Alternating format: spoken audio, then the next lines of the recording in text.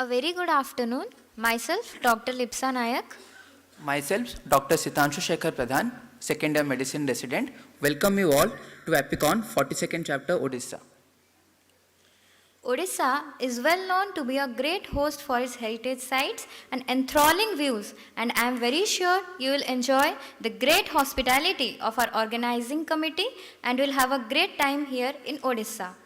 The world has witnessed tough times because of this COVID-19 pandemic. As this COVID fades away, it has given us this opportunity to conduct the Apicon in full physical format. The theme for this year is Physicians Post-Pandemic. The scientific program has been well designated with this theme and will include workshops, orations, symposiums, CPCs, poster presentation, paper presentations, and prizes will be given in different academic competitions. Overall, we are here for a great scientific fiesta, and I hope this Apicon will be a memorable one for years to come. For this, now I would like to invite Dr. Jayant Panda sir, Chairman, Organizing Committee API Odisha, to please come on dais. Dr. K.N. Padihari sir, Chairman, Scientific Committee API, please come on dais. Dr. Dean ICP, Dr. Alka Deshpande ma'am, please come on dais. Dr. M.R. Behra sir, Convener of Scientific Committee, to please come on the dais, and Dr. Nihar Ranjan Mahanti sir, Secretary API Odisha, to please come on the dais for the lamp lighting ceremony.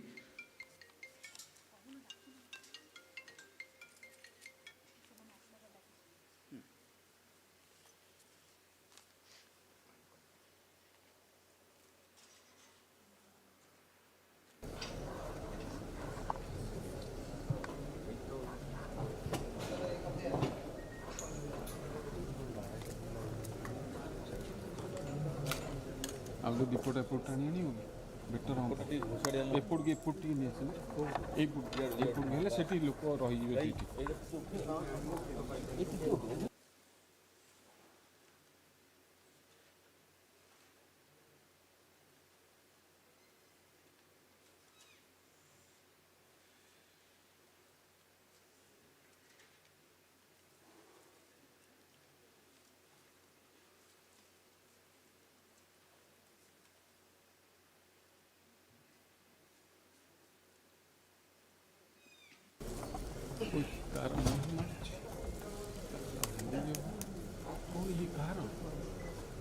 White वाला चाहिए white वाला चाहिए तो नाली नाली देखा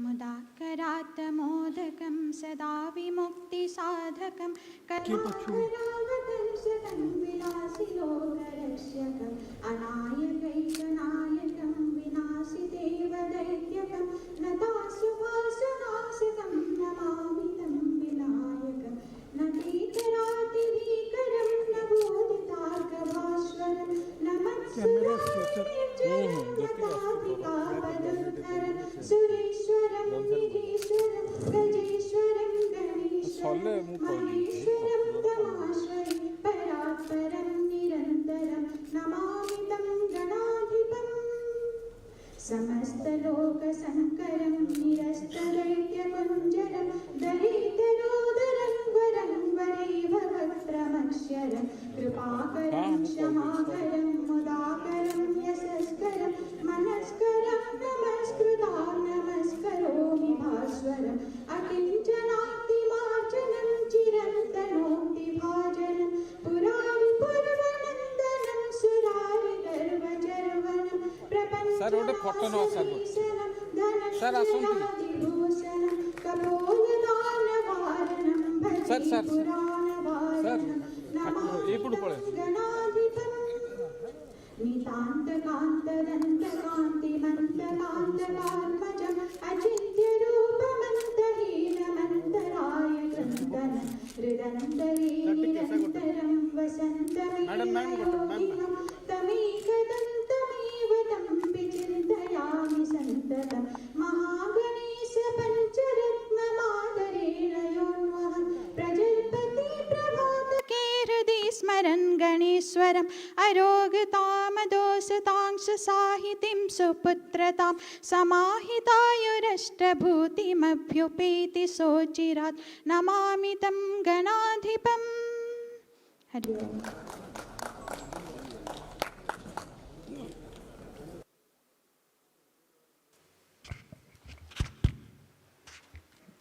Good afternoon, everybody.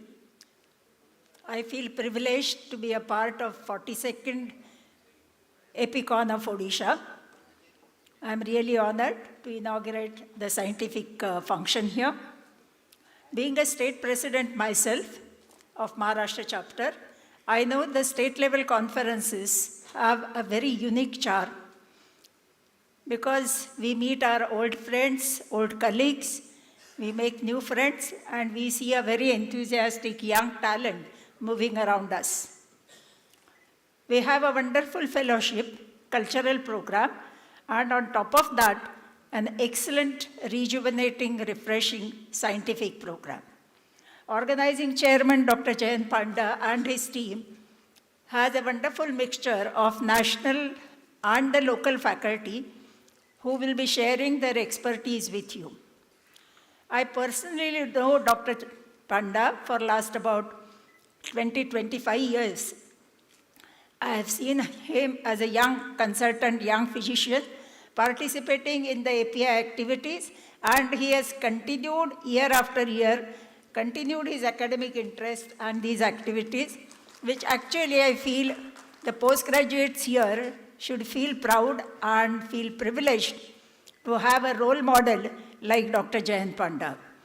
I wish a grand success for this conference. Of course it will be.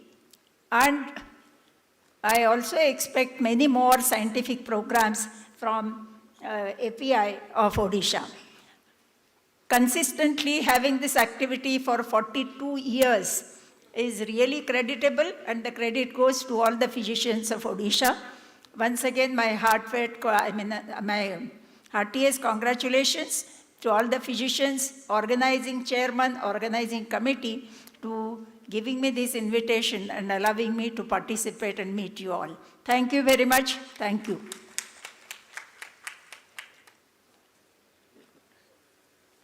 Just 1 minute.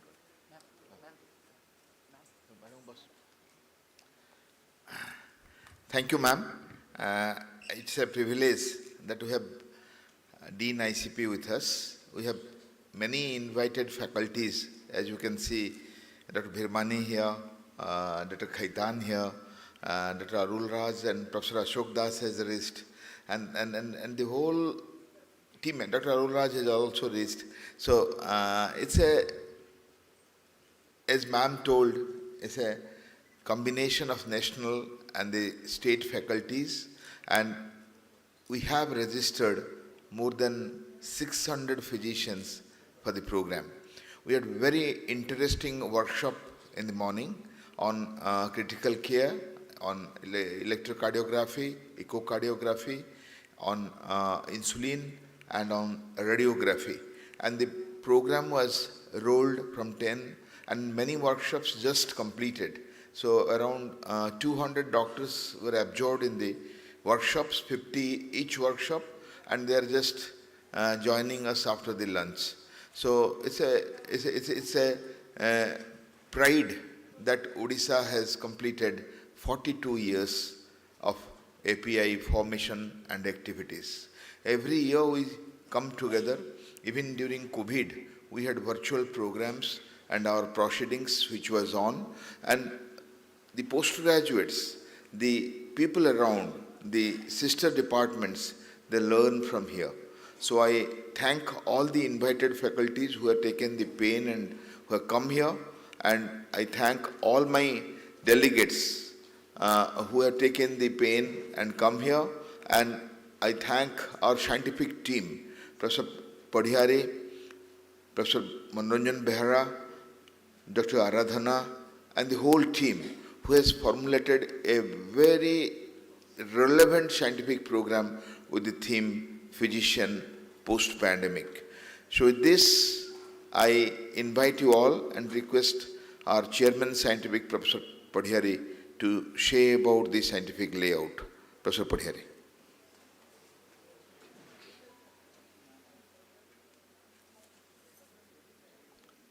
all the senior faculties who have come from outside, Dr. Jayant, and our local stalwarts. Now, my work was to produce a scientific program, and how we proceeded, just I am narrating. The 42nd Apicon 2022 of Odisha is being organized at SC Medical College, Kotak. Months back, a meeting was held in Kotak IMA House involving many members of API from Kotak and Bhubaneswar. Dr. Jayant Panda, being elected last year as chairman Odisha API branch, told his vision before everybody. He suggested that we should try to host national Apicon in Odisha, which has not been possible for last 42 years. With this objective, this year's scientific program was made. We tried to involve many national level speakers, either physically or virtually, as they participated in large number. So there were not many slots level to accommodate the state level speakers. We tried to increase the total duration of the conference time, and at the same time, we made a separate hall for virtual conference. We have introduced 2 orations this year. As you know, Odisha had no orations. 2 orations this year. One is in the name of Professor R.K. Parira, who was the mastermind behind the formation of Odisha API. The other oration is being given by the API state branch. The NMC, that is our National Mission, Medical Commission, has made compulsory for PG students to present papers in conferences. And the number of PG students in the state have increased as the medical colleges have also increased. So there are more than 100 free papers. So to accommodate all these free papers, we had to prepare a 3rd hall. So conducting this year's scientific program became a Herculean task. Thanks that major work was done by Dr. Jayanta. However, my assistant, all are inexperienced. What the names of the Dr. Jayanta has told, did their best to complete the event. We have chosen topics for everybody's interest, though the topics are little bit tilted towards diabetic care, but this is for obvious reason, mostly finance. Barring that, other topics discussed are very useful and some are rarely discussed,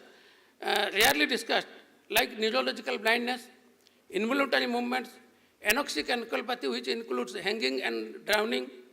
I hope the delegates will release the scientific speech. There might have been some lapses in planning or executing the program.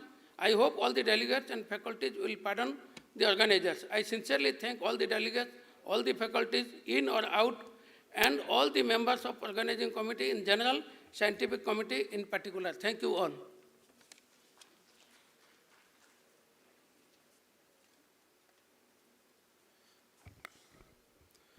I welcome all on behalf of API Odisha to this scientific extravaganza. I hope everyone enjoys it. It's spanned over 2.5 days. So I welcome you all. And I also thank the all national faculties, also state faculties, who have been invited to the scientific extravaganza. I wish this conference a very great success. Thank you.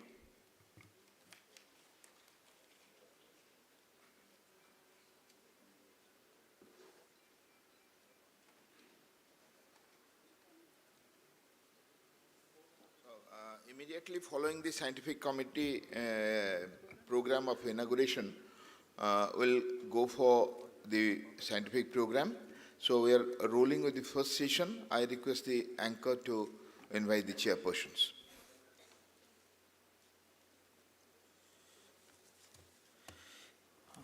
Thank you, dignitaries, for providing us an insight about the whole program. Without further ado, let's dive into this rich, fulfilling learning experience.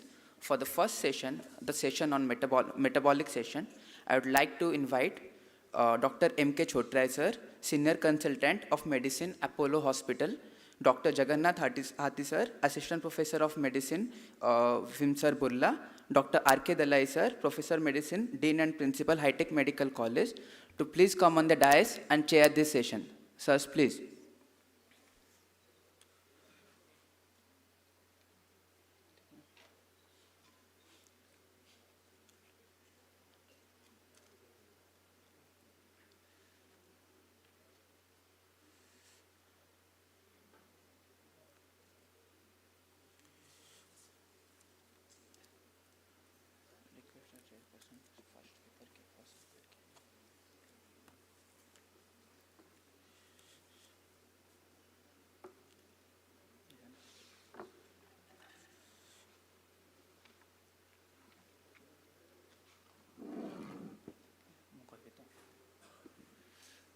Now I would request our chairpersons to invite our speaker and dais. So please. To start with, I would like to invite Professor S. Alul Raj, the Head and Acute Medicine at Alur Institute of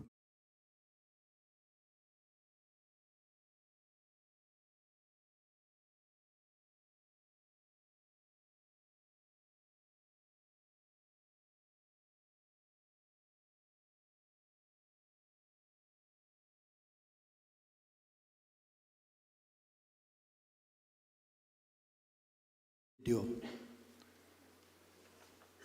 Dr. Alur Raj, introduce kariye. Okay, you can start. Thank you very much, chairpersons. Good afternoon to all of you after a very heavy lunch. At the outset, I would like to appreciate and congratulate Dr. Jayant Panta and team for continuously doing this academic activity in Odisha for the past 4 decades. I should really appreciate for him to do that continuously, persuasively. Sure, this will end up with an Apicon in Odisha. Probably the question is only time. Today, without wasting my time, I have been allotted a topic, the hypertension and diabetes.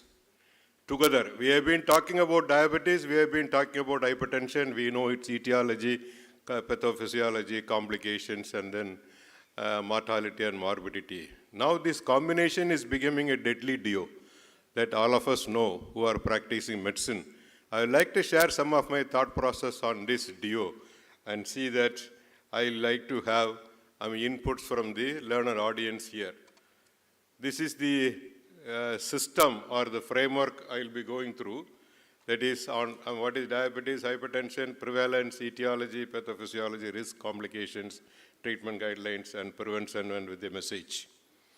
See, diabetes, all of us know, India is trying to become the capital. The number has been proposed in 2030 is 123 million. Sure, we may cross this. Hypertension also not less than that.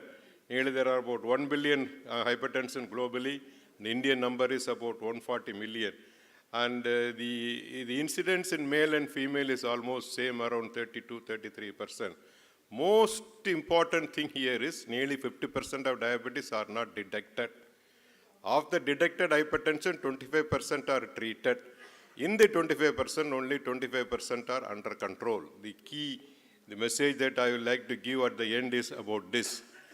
Both of them have same problems and they are pandemics.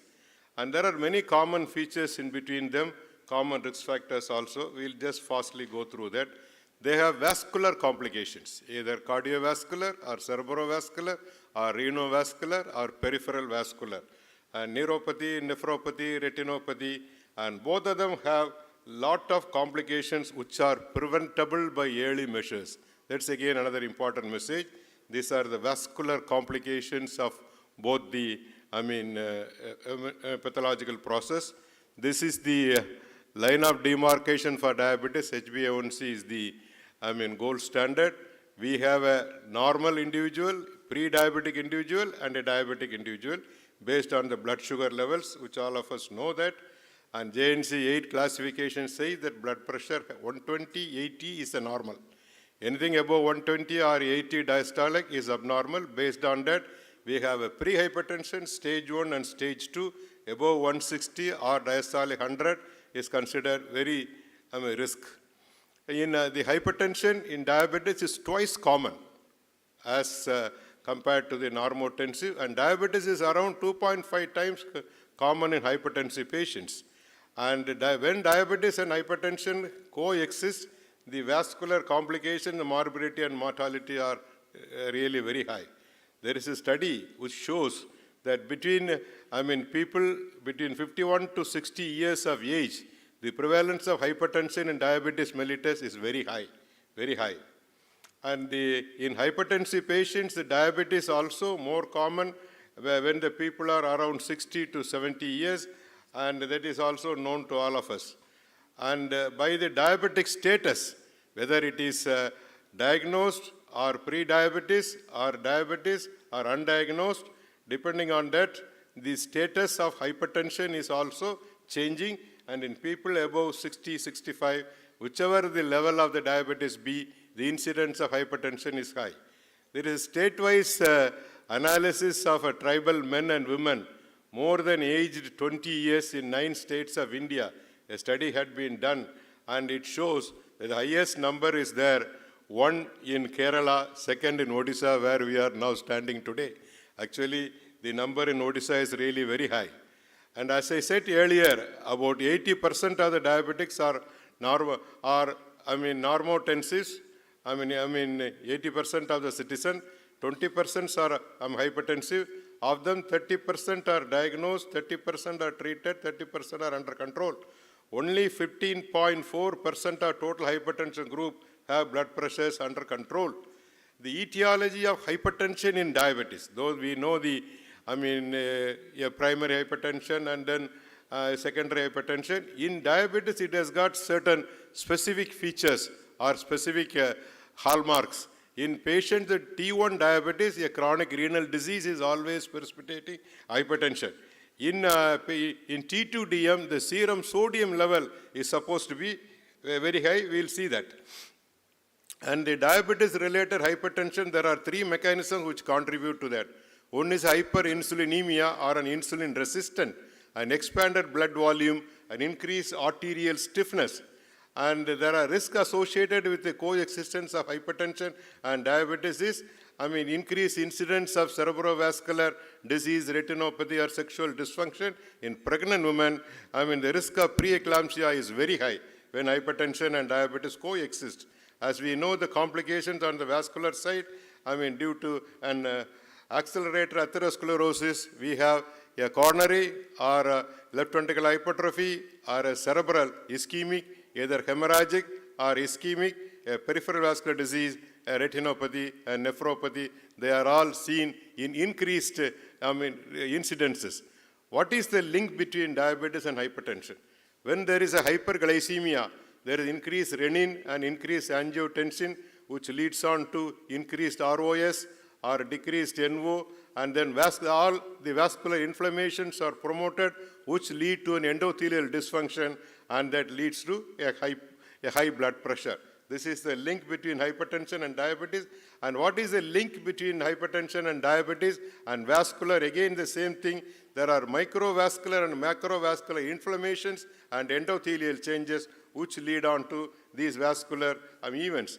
In acute coronary syndrome, there are a lot of genetic risk factors, and then hypertension, this side insulin resistance and hyperglycemia, which goes again for endothelial dysfunction and then goes for a vascular spasm or a plaque rupture and a sympathetic overactivity, which leads on to acute coronary syndrome.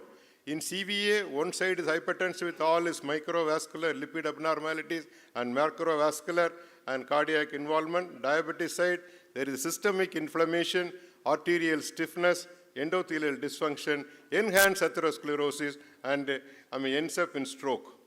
And in a renal disease, there is a glomerular, intraglomerular hypertension is there that leads on to proteinuria and glomerular as well as interstitial fibrosis, and filtration rate is reduced, and that leads on to an acute and chronic renal failure. In peripheral vascular disease also the same endothelial dysfunction acts, and that leads on to this peripheral vascular disease in the limbs. In the clinical effects of an acute coronary syndrome, when there is an acute coronary syndrome in a diabetic patient, the lesions are usually multiple. Usually it is not a single vessel disease, a multi-vessel disease, often a triple vessel disease. And there are long lesions. Not possible to even do an angioplasty, put in a stent, or even do a CABG because of the poor collaterals. And there are difficult to, sorry, the PowerPoint is gone, kindly check it. And it is difficult to negotiate lesions, and also the morbidity is high. There can be a left main disease lesion, there can be a coronary osteal lesion, which can be very difficult to negotiate either in a PCI or in or a CABG and leads on to, site. Hello? Excuse me, the PowerPoint is not coming up. Kindly check it out. Yeah, it has come. That will be, very difficult, and the morbidity and mortality is really high. The mortality is really high. When there is a hypertension, always there is a, cardiovascular risk is, increased. Even in diabetics, it is so much. In diabetes, when hypertension is associated, another 30% risk is there.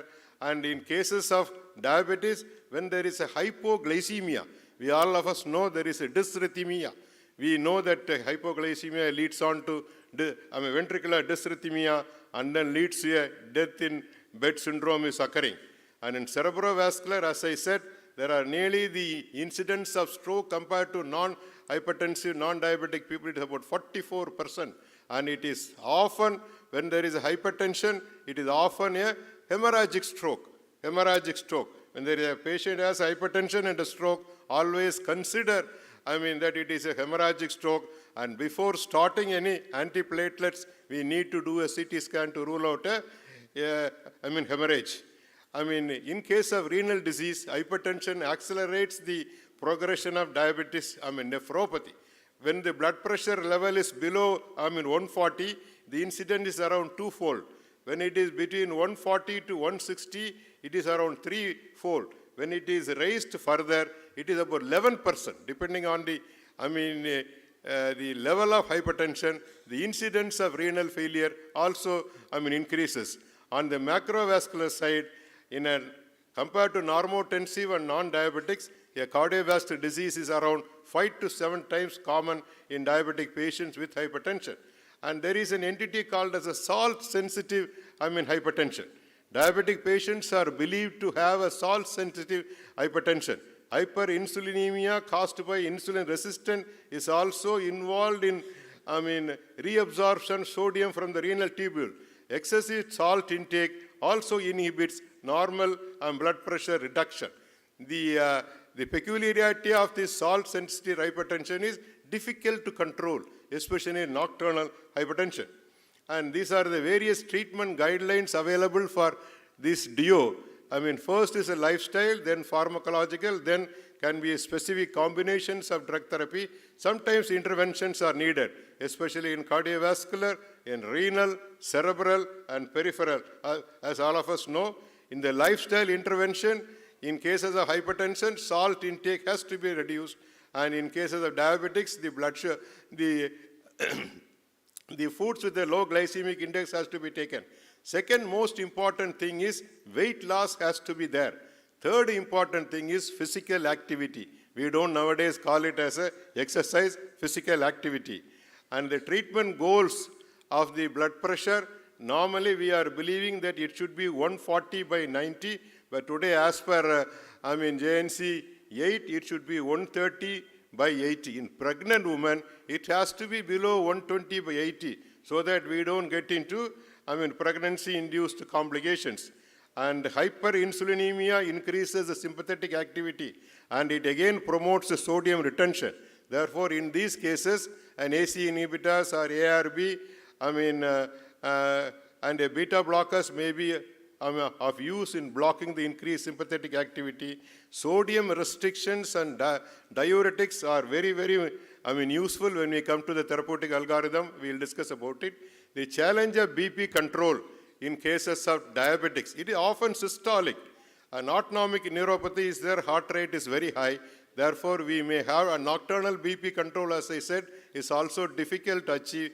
We may have to be very, very careful. And orthostatic hypertension is an entity which we need to evaluate and may be tough to treat, but has to be treated. It is possible. In BP control recommendation, the drugs of choice are AC inhibitors and ARB. And if when they are used, periodic checking of the renal function is necessary. And when renal functions are abnormal, we will have to go for a calcium channel blocker. This is the BP control guidelines. When it is normal, normal lifestyles are there. Normal means 120 by 80. When it is elevated or pre-hypertension, you will have to go for a non-pharmacological therapy.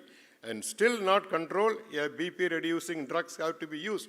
When there is an atherosclerotic cardiovascular disease, blood pressure has to be kept under control. When in stage 2, blood pressure reducing drugs have to be, exhibited. The benefits of, why we should reduce the blood pressure. Patient is asymptomatic, why should we reduce it? The benefits of BP reduction in diabetes, there is a 36% reduction in the incidence of stroke, 27% reduction in the incidence of total mortality, around 25% reduction in the incidence of cardiovascular events. The pharmacological event that pharmacological interventions, as we discussed, the single pill can be of use. When it is not there, multiple pills have to be used. When we combine it, we will have to always position it such a way that it is renal safety as well as cardiovascular safety has to be kept in mind. As I said, an AC inhibitors or ARBs or thiazide-like diuretics, calcium channel blocker. These are the 4 key, anchors of hypertension management in diabetes. Sometimes there can be multiple drugs, but it is always not wise to combine ACE and ARB, and direct renin inhibitors should never be combined with this ACE and ARB. There are any number of trials available. And the summary of that is, when blood pressure is controlled in diabetes, when systolic blood pressure is around 120 or 110, diastolic is around 80, the outcomes, cardiovascular outcomes are very good. And all these studies, heart study, UKPDS, ABCD, and advanced SANS, ACCORD, HOPE, and accordion, all of them suggest that it has to be kept under control. These are the hypoglycemic drugs available. These are the systems. Usually the drug of choice in the combination is, of course, all of us know, metformin. When monotherapy is not able to achieve it, we will have to combine with newer agents. When that is also not settling, insulin has to be used. But when there is a diabetes and hypertension, as we said earlier in the opening itself, hypoglycemia has to be kept in mind. See that the blood sugar is not brought down too much. And there is a, extensive potential for the SGL2 inhibitors in patients with diabetes and hypertension with early EGFR reductions. They can be very well used, and all clinicians should be much familiar with its use. With a few complications, we should be able to do our best and contribute. This is a decision cycle for a patient-centered, person-centric. Today, every medicine is precision medicine. What is working for one may not work for two. Therefore, has to be a person-centric, glycemic, management, and then lifestyles. I would like to stress the SMART goals, SMART. It should be specific, measurable, achievable, and it should be, realistic. That way, if we, position it, good control will be there. As we said earlier, the metformin is the drug of choice. When there is atherosclerotic cardiovascular disease or heart failure, and SGL2 inhibitors have to be kept in mind, and place of insulin is undisputed. Has to be the choice when there are complications, especially vascular complications, but we should keep it in mind. It can be a bolus basal regime.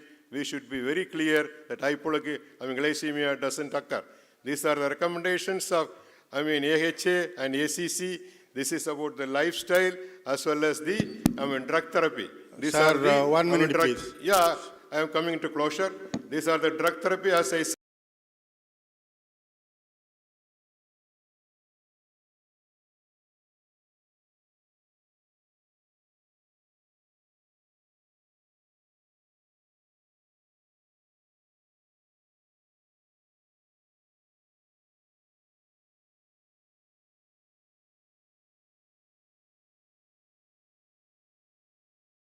Secondary prevention, tertiary prevention. Now the message I would like to pass on is, there are large number of populations with diabetes and hypertension. Large population are waiting to acquire this combination, and keep looking for hypertension in diabetes and diabetes in hypertension. Once detected, they will have to be kept under control. The agents of choice for hypertension are ACE inhibitor, ARB, calcium channel blockers, and thiazides, OHA, and insulin. Always the message is, detect early. Pre-diabetes and pre-hypertension, pick them up.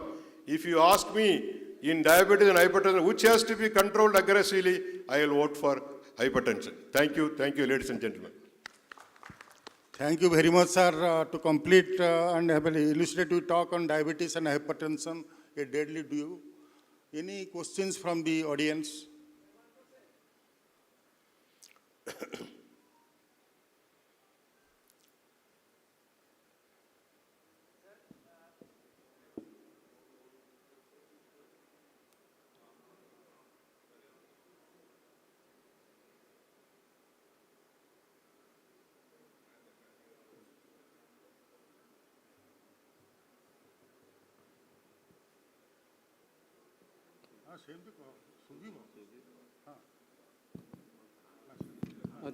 Sir, to prevent early surge at early morning, hypertensive surge in early morning, we usually use hypertensive drugs, at least one hypertensive drug at the evening.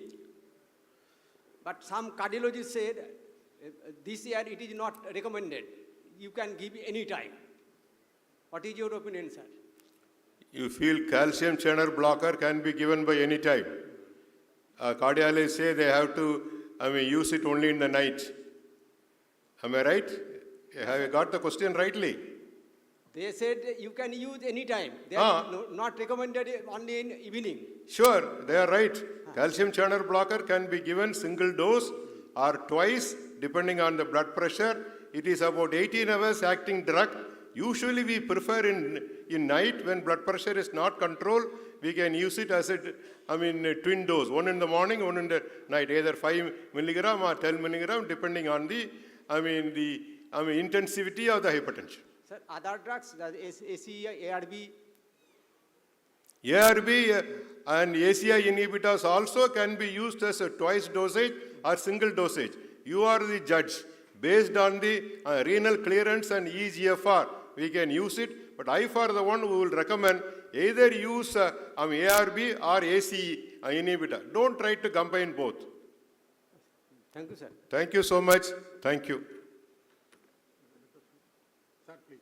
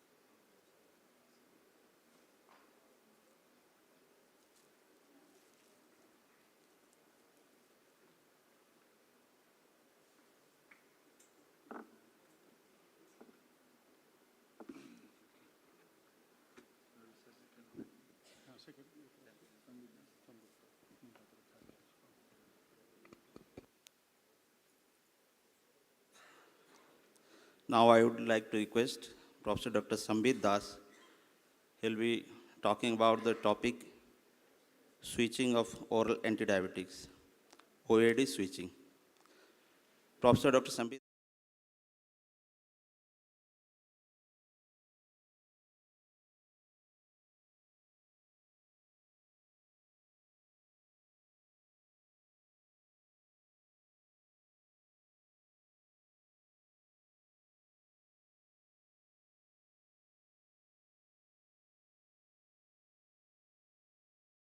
Phase 3 clinical trials, National Executive Committee member of Endocrine Society of India.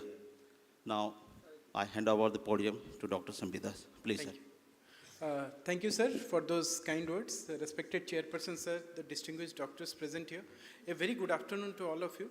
At the outset, I must thank Jayant Panda, sir, and my revered teacher, Professor Padhiyari, sir, for giving this opportunity. And when I first got this topic, I was a little bit perplexed and confused because the topic was art of OAD switching. So the two questions that came to my mind, and I'll be discussing on that agenda only, that is, why do we need a switching of an OAD? So if someone is on OAD and its glycemic control is good, why do we want to switch an OAD? Then the second part is that what is the art about it? So how beautifully we can change one OAD to the other, that has to be seen. So coming to the first agenda, that is why do we need switching? I think we need switching for certain occasions or when there are certain important issues with the patient. For example, if there are comorbidities or important clinical considerations, hypos and weight gain are definitely a cause of switching of one OAD to the other. Third is any adverse event. Suppose a drug is producing any adverse event, then that's a very important compelling indication to switch to another OAD. Cost, we live in India and most of the therapy is out of the pocket, so the cost is an important issue and many times we change the OAD because of the cost issues. Type of consultation and follow-up. So what do we mean by type of consultation and follow-up? Sometimes we give consultation to people whom we know that the follow-up may not be very good. It might be delayed or the patient may come very late. Sometimes we give consultation in different setup. For example, we give consultation inpatient. Sometimes we give consultation outpatient. So what should be the OAD that has to be switched? So that is the first component which I will be addressing. Why should we need switching? The second is the art of switching, what Padhir sir has given me about telling about the art. So we must stress on the smooth switching of one OAD to the other, and probably one of the important consideration of switching is glycemic variability. The second is there should be a holistic approach and the patient should be happy. We call it as the glycemic happiness, which I'll be discussing in the due course of time. So these are the two agendas which I'll be speaking on. So coming to the first agenda, why do we need switching? I think comorbidities and the clinical consideration are the four most important thing why we switch one OAD to the other. And the comorbidities as per the latest guidelines is that we have to see for cardiovascular disease, we have to see for renal condition, we have to see for the heart failure, we have to see for atherosclerotic cardiovascular disease and the risk factor. So suppose a person is having coronary artery disease or in people with established cardiovascular disease, then what we should do? This is a clear-cut recommendation that if there is an ACVD or an indication for high risk, we must choose a GLP-1 receptor agonist with CVD benefit, or we can choose an SGLT2 inhibitor with CVD benefit. And if HbA1c is above the target, then we can add either a GLP or an SGLT2, vice versa if someone already on SGLT2 and GLP-1 receptor agonist. And that's how if a person is very well controlled with a metformin and sulfonylurea but has got a CVD, then definitely we need to switch over to this classes of drug for the CV benefit. So this is the consensus recommendation for the recent 2023 ADA recommendation. In people with established CVD, a GLP-1 receptor with proven benefit should be used to reduce the MACE, and SGLT2 should be used to reduce the major adverse cardiovascular event and also for heart failure improvement and kidney outcomes.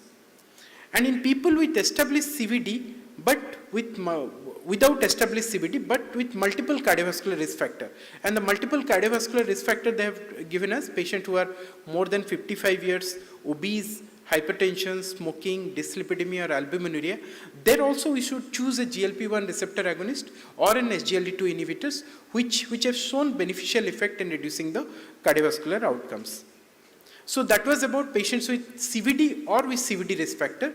Now let us see if the person is having heart failure, and heart failure is quite dominant. I am not going into details of heart failure in diabetes, but if heart failure is dominant, then definitely our first prescription should be an SGLT2 inhibitor if we are writing any anti-diabetic medication with proven heart failure benefits in this population. And there are n number of studies, or I won't tell it as n number, but there are large number of randomized controlled trials which has clearly shown that SGLT2 inhibitor have definitely improved the heart failure, hospitalization of the heart failure, and some of the examples are DAPA heart failure, which are dedicated heart failure studies, then Emperor reduced, Emperor preserved, where SGLT2 inhibitor have clearly shown its beneficial effect in patients with diabetes or without diabetes with heart failure. So whenever a patient with diabetes with heart failure comes, our first prescription, or we should change our medication to an SGLT2 inhibitor. Choosing glucose lowering medication in people with chronic kidney disease, again the newer recommendation is that preferably an SGLT2 with primary evidence of reducing CKD progression, and the new 2023 ADA guidelines tell that use SGLT2 in people with when the eGFR is more than 20. Once initiated should be continued until initiation of dialysis or transplantation. So we can continue even if the GFR is more than 20.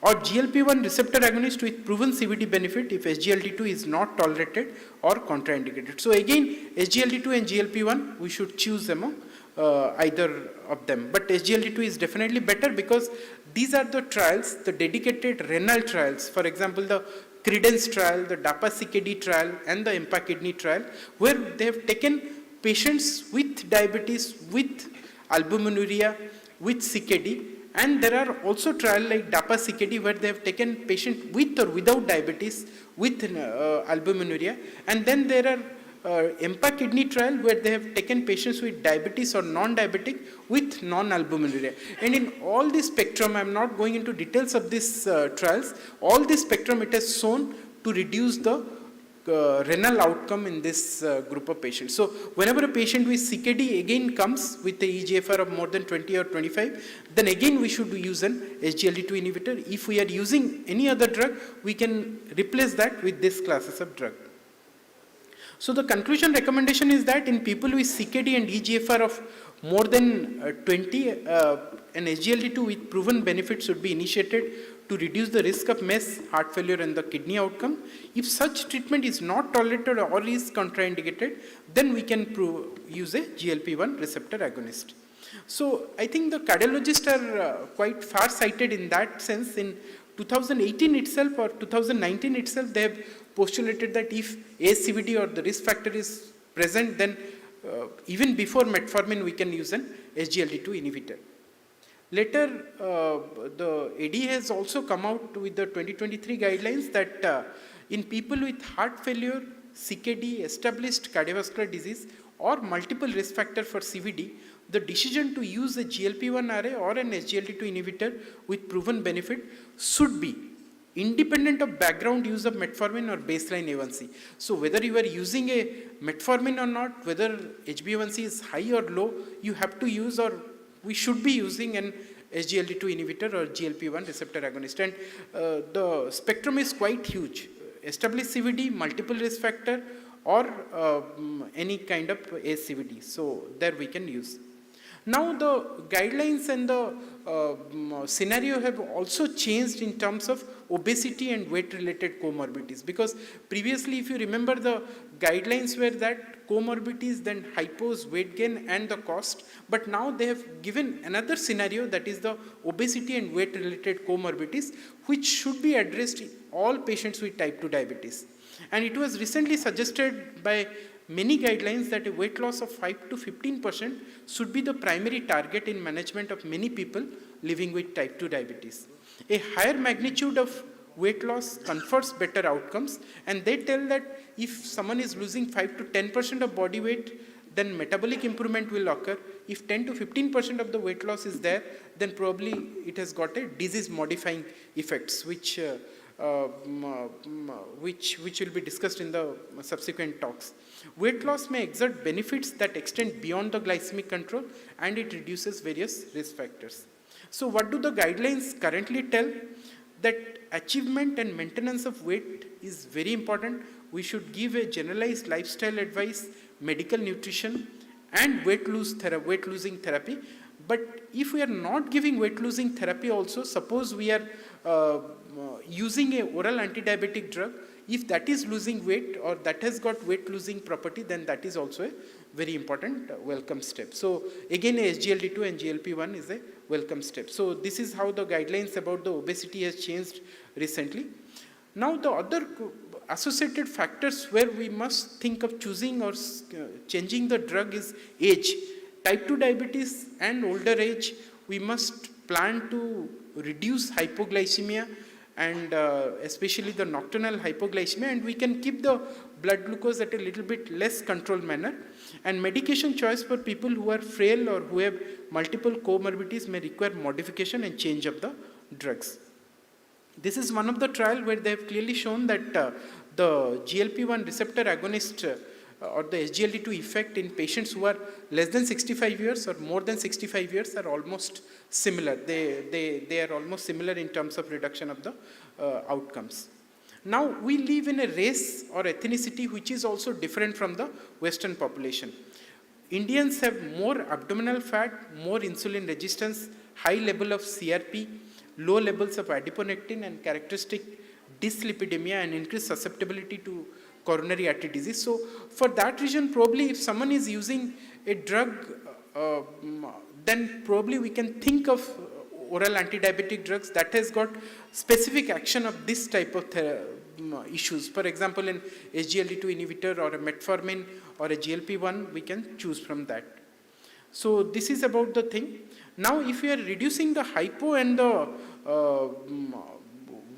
if hypoglycemia is a concern, then we can choose between a DPP4, SGLT2 inhibitor, thiazolidinedione, and GLP-1 receptor if hypo is a major concern. And many times we change one drug to the other depending on the adverse event. So metformin, we know about the GI toxicity, so sometimes it is quite intolerant, so sometimes we need to change the drug. Sulfonylurea is about hypoglycemia and weight gain. Thiazolidinedione, we know about weight gain, fluid retention, heart failure, osteoporosis and anemia. Alpha glucosidase inhibitor is notorious for gastric problems. DPP4 inhibitor is quite a safe drug in that sense. Many times we have used in COVID over the phone, so we call it as a over the phone drug also. SGLT2 inhibitor has got a problem with genital mycotic infection and urinary tract infection to some extent. And oral GLP-1 receptor agonist has got effect on the nausea, vomiting, diarrhea, and sometimes retinopathy and pancreatitis with oral semaglutide. So those things are the contraindication which we must be knowing, and we can switch the drug if that comes up. Now the important thing is about the cost of therapy, and in India the per capita spending of a drug or per capita spending of the government is quite low. So most of the time, 70% of the time, it is from the out of the pocket spending. So we must choose a drug that is cheaper, and the cost depends on direct and indirect cost also. It's not about only the direct cost, but also the quality of life, and the indirect cost also matters. And the Western guidelines have clearly shown that if cost is an issue, then you can choose between a sulfonylurea or a pioglitazone. And this is one of the study which has been done in Delhi. Sambit, please. Sir, another 2-3 minutes, sir, another 5, okay. So, drug prescription was mostly lower with SGLT2 and DPP4 inhibitor, but with the generic drugs, the use of SGLT2 has definitely gone up. Sulfonylurea is also a very cost-effective drug. Now, there are some older versus newer drugs. We know that compared to the older drug like glibenclamide, glimepiride is quite safer, and the hypoglycemia is low. Now, art of switching is smooth transition like glycemic variability and a holistic approach. Glycemic variability leads to fluctuation of the blood glucose that can lead to long-term and short-term microvascular and macrovascular complication, and also reduction in the quality of life. These are some of the studies where they have compared the glycemic variability of one drug over the other, where you can find that probably the DPP4 inhibitor, SGLT2 inhibitor has got very lower glycemic variability and metformin compared to the other drugs. So coming to my last slide, that is the glycemic happiness. So we must treat the patient holistically, and the patient should be happy. And one of the article was written by glycemic happiness by Dr. Sanjay Kalra and Ashok Das sir. So that's very important, and we must know that the drug should be effective, the drug should be avoid complication, and it should optimize the therapy and the cost. So aim of type 2 diabetes is multifactorial, and putting the patient at the center is the primary thing. So summarizing, what we learned today is why do we need switching. I have discussed why we should switch one drug over the other, and the art of switching lies on the smooth and holistic approach, keeping the patient at the center and taking care of the glycemic happiness. With that, I'll end. Thank you for the patient hearing. Thank you, Dr. Sambit, for giving a clear concept of oral anti-diabetic drugs, when, how, and where to use, and where to switch over. That's the most important thing. And this is an art, and must be mastered by the physicians and diabetologists. So I request the audience to have any questions to Dr. Sambit. Yes.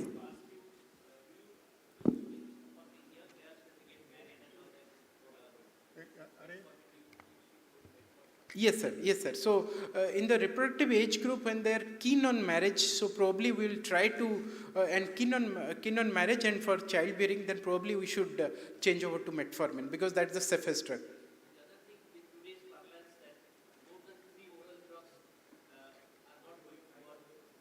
Yes, sir. Right.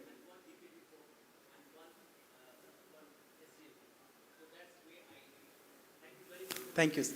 Thank you, sir. Thank you. Thank you, sir.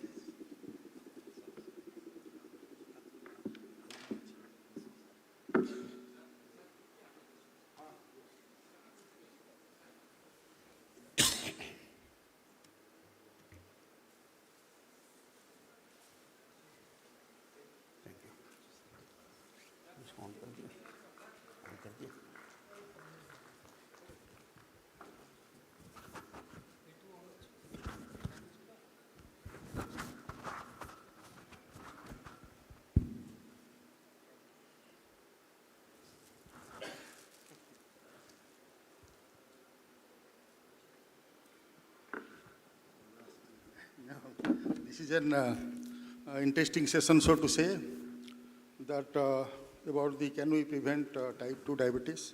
Now, as you all know, that it is needless to emphasize that the incidence and prevalence of type 2 diabetes mellitus and specifically pre-diabetes are increasing alarmingly. But so much of cohort studies and randomized trials have shown clear-cut that type 2 diabetes mellitus can be delayed or prevented by lifestyle modification or pharmaco intervention. There are a lot of pharmaceutical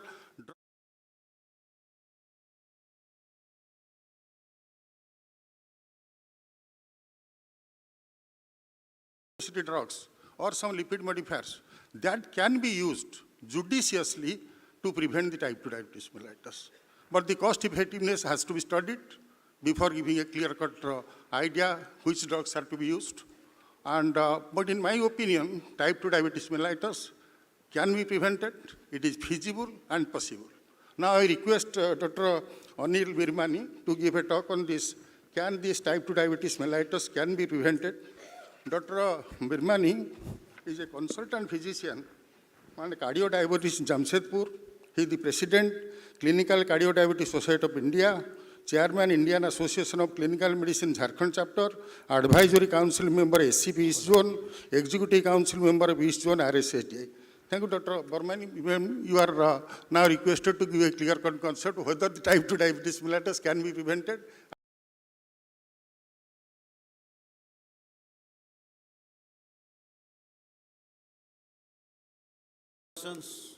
Respected seniors and dear friends, the topic today, can we prevent or delay type 2 diabetes? Now this is a multi-million-dollar question today. As the chairperson said, the diabetes is increasing in prevalence. Now, before we talk about the prevention, actually, we must know what is primordial prevention, because that is the most important. Defined as existing at or from the beginning, that means efforts in early life. The most prominent window for epigenetic programming of diabetes is the periconceptional period, and this covers pregnancy, lactation, and the first 1,000 days of infancy. Improving maternal health before, during, and after pregnancy has the potential to curtail the escalating epidemic of diabetes in future generations. So if you want to prevent diabetes in future generations, the slogan given by none other than Professor Sashaya, the father of GDM in India, is focus on the fetus for the future. Once we have looked at primordial prevention, we all know what is primary prevention, that is onset of the disease, secondary prevention, early diagnosis and treatment, and tertiary prevention, limiting physical disability. The critical issues are that we know diabetes has 3 stages: a normal state, a pre-disease state or a critical transition state, and a disease state. The questions that come to mind is that do all patients with pre-diabetes behave the same way? Can we identify the pre-disease state, stratify the risk and of progression to diabetes or complications? What drives the change from pre-diabetes to diabetes? Can we prevent this change by pharmacological or any other intervention, and whom to treat? What are the role of biomarkers like low adenopectin and other pro-inflammatory markers like higher levels of fetuin and visfatin? What is the role of liver, pancreas, and renal sinus fat? Irrespective of some of the questions that have not been answered, we must remember that all patients with prediabetes should undergo intensive lifestyle intervention. Now, prediabetes is a high-risk metabolic state for diabetes. Unfortunately, it neither reflects the subphenotypes of pathophysiology of type 2 diabetes, nor is it predictive of the future metabolic trajectories. The A1C criteria of 5.7 to 6.4% was derived from data from the NANIS way back in 2005-2006. We know now that the risk starts to increase beginning at a fasting blood glucose of 82 to 87 and progresses in a curvilinear fashion. If you look at the gold standard of PP 2 hours 140 to 199, the fasting glucose of 100 to 125 lacks specificity and results in many false positive diagnoses. And A1C of 5.7 to 6.4% lacks sensitivity and results in many false negative diagnoses. We must also remember that the glycemia of diabetes is not independently associated with CVD. In fact, the twofold higher unadjusted risk for CVD in people with prediabetes is driven by the abnormal levels of conventional cardiovascular risk factors. So it is very important to realize whatever the A1C, we must manage the conventional cardiovascular risk factors. In fact, the 2023 ADA standards of care just published about 2 to 3 days back, they have added a recommendation 3.9 to address those patients of type 2 diabetes who are put on statins, that we should at least monitor this glucose status regularly and enforce diabetes prevention. Now, why screen for diabetes? If you look epidemiologically, we know the prevalence of diabetes is high and screening is possible. We have a very good high healthcare system, and the cost is the early detection and screening of diabetes is not only simple, but cost effective.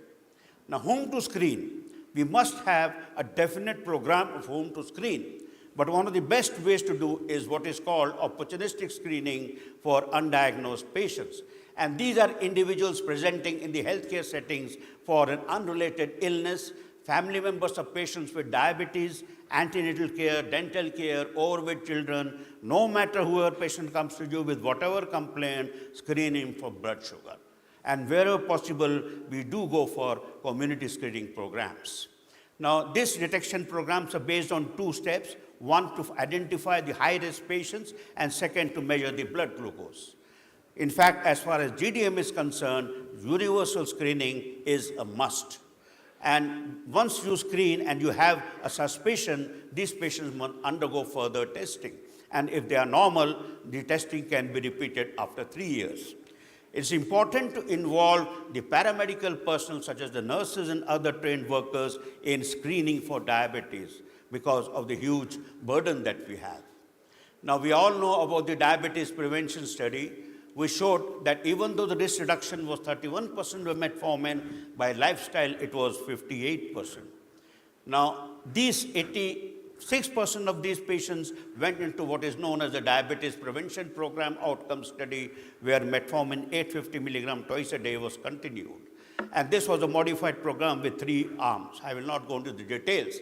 But the 15-year follow-up study showed that the metformin-treated group significantly reduced the progress to diabetes in a certain group of patients. Those who had a higher border baseline fasting, like 110 to 125 as compared to 100 to 109, those whose A1C levels were between 6 to 6.4 instead of less than 6, and of course, history of gestational diabetes. Now, some of the organizations combined together to find out, we are preventing diabetes, can we prevent the complications? Unfortunately, this study was prematurely terminated. And what was the study that showed that neither metformin nor lifestyle intervention reduce the primary outcome, that is of complications. That is important. Why? The question was big, why? Possibly modest progression of hyperglycemia, and we had improved our standard of care. Majority of the patients were on RAS blockers and statins, and possibly the metformin also. So there are various reasons that it failed to show in this. So the conclusion was the metformin and lifestyle intervention, though they reduce the risk of type 2 diabetes, but will not provide any additional protection against CVD if you control glycemia, lipids, and blood pressure.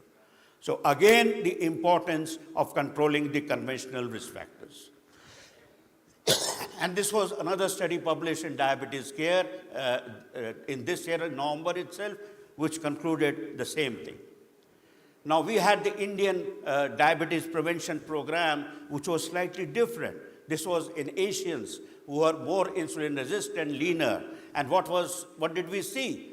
The control was 55% with metformin, 40 lifestyle, 39 lifestyle, 39 with metformin, and 39. So no difference between metformin, lifestyle, or lifestyle plus metformin. It doesn't matter what you use as long as you use something.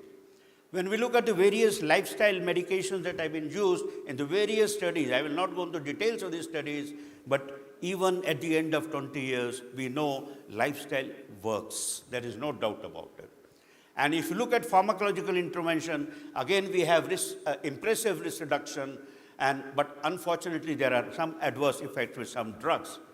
But what is interesting to note in this here risk reduction, if you look, pioglitazone showed 81% reduction in the ACT NOW trial, an impressive 81% reduction. Now, treatment with pio reduced the risk of diabetes, although there was significant weight gain and edema, and the number needed to treat was 18 participants. And a lot of various cardiometabolic parameters improved, including liver enzymes. In the IRIS study, there was 52% reduction in progression from impaired glucose tolerance to type 2 diabetes. Based on this data, again, 2023 standards of care have added recommendation 310 that you think using pioglitazone in those patients where the risk of stroke or MI is high. Now, why metformin has been the #1 drug? Potentially provides an 8% absolute risk reduction in the development of diabetes over 30 years, and it is cost effective, improves the health related quality of life, both the cost and improves the quality of life, and it reduces pro-inflammatory biomarkers and increases adiponectin, as has been shown by Ramchandran. It is reasonable to accept that if you are using metformin in the selective group of patients, the benefit is going to be larger. And we know the DCGI approved it in India recently. Now, a lot of people are using cinnamon and whatnot, alpha lipoic acid and all that nonsense. So why use this? Why not metformin to prevent diabetes? Now, who will benefit with metformin? It is clear-cut, those who are less than 60 years of age, BMI more than 35, greater degrees of fasting hyperglycemia, and women with history of GDM. And this is known as benefit-based tailored treatment, where the benefit between the individual's risk without treatment and with treatment, the benefit is more. The ADA says use it when the BMI is more than 35. The European Society of Cardiology in ASD says they do not recommend pharmacological intervention. The NICE plays it very safe and says is use your own discretion. Now, so these are the risk strategy between the varying upon the A1C from 5.7 to 6.5, and you look at that, but what is important is at the higher level, it is the pharmacological therapy like metformin and perhaps bariatric or metabolic surgeon that is going to work. And again, it has, the 2023 ADA has suggested that we need to be more intensive in our approach in those who are at high risk of progression. So the strategies for diabetes prevention are clear-cut: mass awareness and education program, screening of high-risk persons, identification and risk stratification, and then lifestyle intervention, both non-pharmacological and pharmacological. Now, if you look at the 2022 ADA guidelines, that's the first time they talked about pre-diabetes, that you need to assess it with a validated risk calculator. Which calculator? I'll talk. And they talked about in those adults with more than 25 BMI, you need to do it, screening at the age of 35 years. And they had a huge number of criteria. But this does not apply to us because we Asian Indians are more susceptible. So for us, we should screen each and every one if possible. And the age group should not be 35, but it should be at least 20, because we are seeing diabetes at the age of 20. And if you look at it, there's screening, repeat screening recommended at 3 years. If there is, if everything is normal, you can screen by fasting, postprandial, OGTT, whatever you want. The proper protocol has to be followed. But remember, identify and treat cardiovascular disease risk factors, and this is very, very important.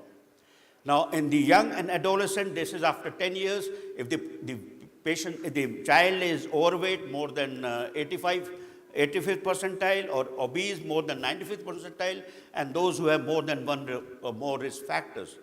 Those patients of HIV, before starting antiretroviral therapy, at the time of switching antiretroviral therapy, and 36 months after starting or switching antiretroviral therapy. Now, why screen at a younger age in Indians? Because we know the risk of complications. If you look at the risk of various complications, both micro and macro, especially micro, they steadily increase over time and affect the young at a young age. And unfortunately, it is more common in our ethnic minority. Now, risk calculator, I talked about a validated risk calculator. This is the one ADA says, but I think this is a bit too complicated. We have a simple one known as the Indian Diabetes Score, developed by Mohan et al. And it is basically 3 questions. What is the age? What is the family history of diabetes? What is the physical activity? And one measurement, the waist circumference. And you calculate, and anything more than 30 is a mild to moderate risk and needs to be screened. Again, for the first time, they introduced prevention or delay of type 2 diabetes and associated comorbidities, monitor annually, lifestyle to see that at least 7% weight loss is there. Now that has gone up to 15%. You can look at diet, and you must have a specific diabetes prevention program for these patients, and you must use certified technology-assisted diabetes prevention programs. Metformin, how to use, I've already told you. It's basically the same thing, but remember, if you use metformin for more than 5 years, please measure the vitamin B12, because these patients are likely to be vitamin B12 deficiency. Modifiable cardiovascular risk factors must be treated. The care goals are weight loss or prevention of weight gain, minimize progression of hyperglycemia, and cardiovascular risk and associated comorbidities should be taken care of. No smoking, whether it's tobacco or electronic cigarettes. Role of vitamin D is dubious. A randomized trial has shown that the role of risk of new onset diabetes is not lowered with vitamin D, so don't use it blindly and blatantly. Now, this is a very interesting new concept that has come up. 6 different types of clusters of prediabetes have been identified in an intensive 25-year longitudinal study by Wagner et al., and this has been validated in the Whitehall. And these are basically, if you look at that, this was based on OGTT, MRI, body fat distribution, liver fat content, etc. Now, the clusters are 1, 2, and 4 are low risk. 4 is a bit obese but metabolically healthy. 3, 5, and 6 are high risk. 3 and 5, 3, insulin secretion is high, and there is genetic risk. 5, there is a high liver fat and insulin resistance. Both have high cardiovascular nephropathy risk. Now, 6th is interesting. It is got high visceral fat, high renal sinus fat, high rate of complications, but progression to diabetes is very, very low. That is the problem. Now, this means there are 2 type subsets. One that progress to diabetes and complication, one that do not progress to diabetes and have complications. So there is a lot of metabolic heterogeneity, and this leads to certain potential therapeutic implications. The limitations of these studies are it has not been validated in Asians. Now, if you look at the therapeutic implications, both 1, 2, 3, 4, they need intensive lifestyle modification.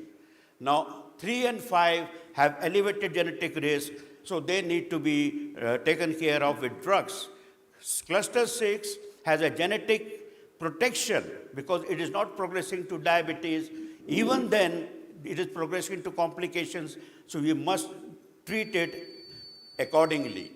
Now, the drugs, FDA-approved drug, metformin in cluster 3 and 5, role in cluster 6 doubtful as the progression to diabetes is low. Off-label PIO now recommended in ADA 2023, and saroglitazole emerging evidence, off-label SGLT2 inhibitors in cluster 3, 5, and 6. But before you use any off-label drug, please remember there is judicious selection of patient. There should not be any contraindication, shared decision-making, education of patient, and pharmacological vigilance. To wrap up, friends, awareness and education of all right from schools is very important. We must have strategies to screen for prediabetes and then risk stratify them. Not all patients of prediabetes are going to behave similarly.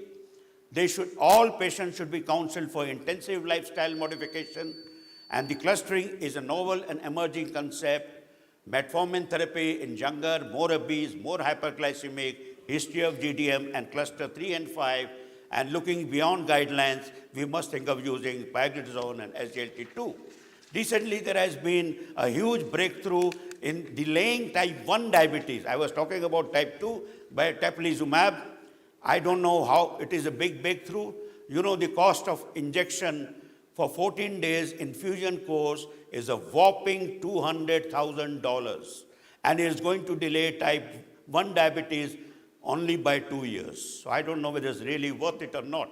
So I think invest in yourself, and the best investment we'll ever make is in ourselves. Exercise daily, sleep well, reduce salt intake, and maintain a healthy eating habit. Thank you. Thank you, Dr. Birmani, for such a nice and illustrative talk. I think that the audience must be feeling here that at least this pre-diabetes state can be prevented. What Dr. Birmani has emphasized, that the current criteria of pre-diabetes is simplified. It is not very thoroughly written whether the criteria that we take. There are a lot of subsets of pre-diabetes which are taken into considerations. Lifestyle modification, we know that diet modification or this exercise probably is not effective. Therapeutic intervention by metformin, saroglitazole, or other things has not been yet guideline when to use, where to use, and how many days to use, taking the cost effectiveness and the side effects into account. So shall we go for a guideline, which patients are to be screened, which patients are not to be screened, from the school level, from the university level, from the so that we can diagnose the pre-diabetes state, we can take some steps that these patients will not be converted to type 2 diabetes mellitus. So now the audience, so if you have doubts, your Dr. Birmani will be happy to clear your doubts. Thank you. Now, we had a meeting with Dr. David Nathan, who is supposed to be an authority on the diabetes prevention. He said that many drugs are used in diabetes prevention, like GLP-1 RA, acarbose, so many stop-and in trial. He said why metformin has scored over others is that metformin is cheap, easily available, and it has effect on the cardiovascular. As you rightly said, not everything, but it has some impact on the cardiovascular thing. That's why metformin is absolutely preferred. And the second issue is that there is lot of hype in the market, I mean, social media about diabetes prevention, reversal of diabetes. But what is easily achievable is diabetes remission. Not easily. What is achievable is remission. So it has been decided in the court of law that we cannot say we can reverse diabetes. We are never saying. It is other people who say. It can't be reversed, but remission is possible, prevention is possible. Absolutely right. May all pre-diabetes patients have to be treated by metformin, sir? But if at all, how many days we will use and where to stop it? I think Chairman Saab's question is very valid.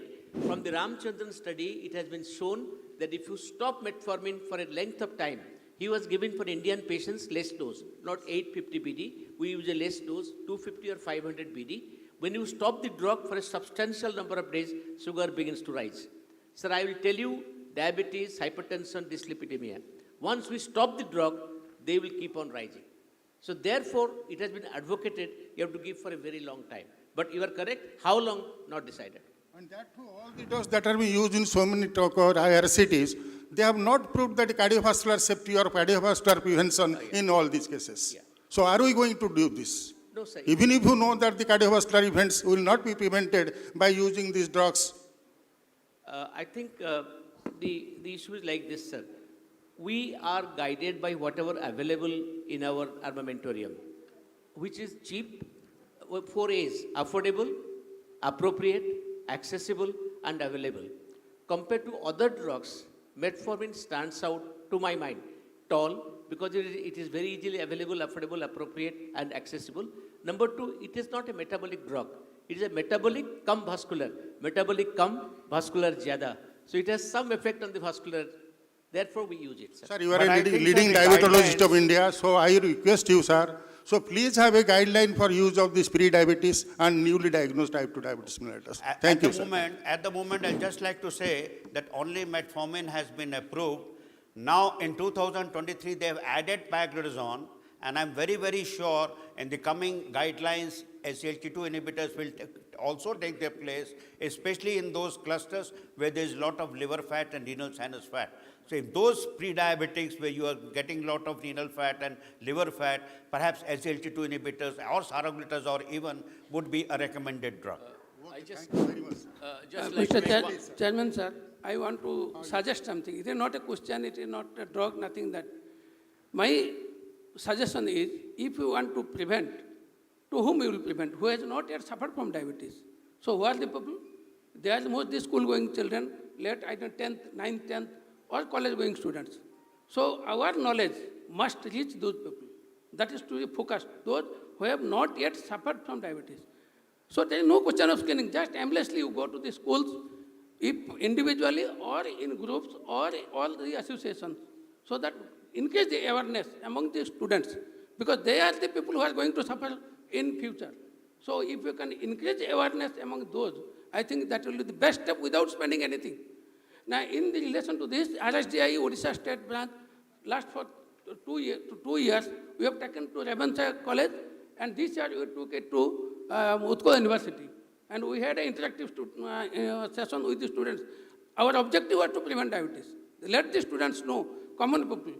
And at national level, I can say that awareness among every people can be increased if simply we give a scroll in the IPL matches that don't eat too much, don't become obese, work and work a lot. I think this will increase a lot of awareness among the people in general. I think that will be a great step without spending much. So you are talking about primary prevention in the present generation, where we have to attack the school children and modify them. I am also talking about, in fact, Professor Seshayas, what he's saying, let's prevent it in future generations by focusing on the fetus, maternal health, fetal health. So even that is important. Yeah. Yes. How do you go?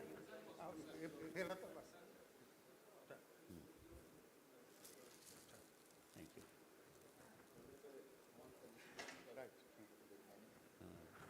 Oh.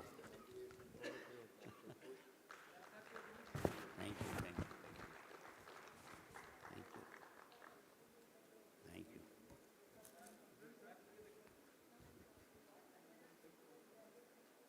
Thank you. Yeah. Yeah, I like it. Oh. Wow, wonderful, wonderful. Thank you. You can have a photograph.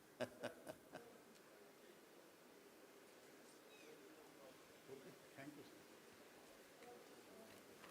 Thank you, thank you also. Absolutely. Yeah, yeah, that's it. Thank you.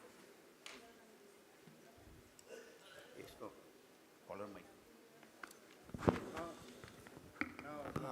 Thank you all esteemed speakers and esteemed chairpersons for this enlightening session. Proceeding, I would like to request all our esteemed chairpersons to proceed to the memento podium for felicitation. Proceeding to our next session is API Odisha Gold Medal Oration. And to chair this event, I would like to invite on dais Dr. Brahmanand Das Sir, ex-professor, Department of Medicine, SCV Medical.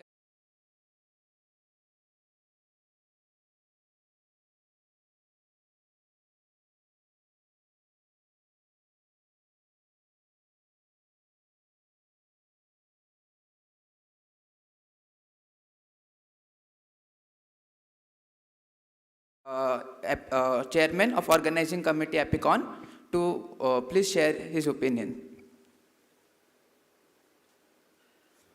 Welcome all. I request chairpersons to please take their seat.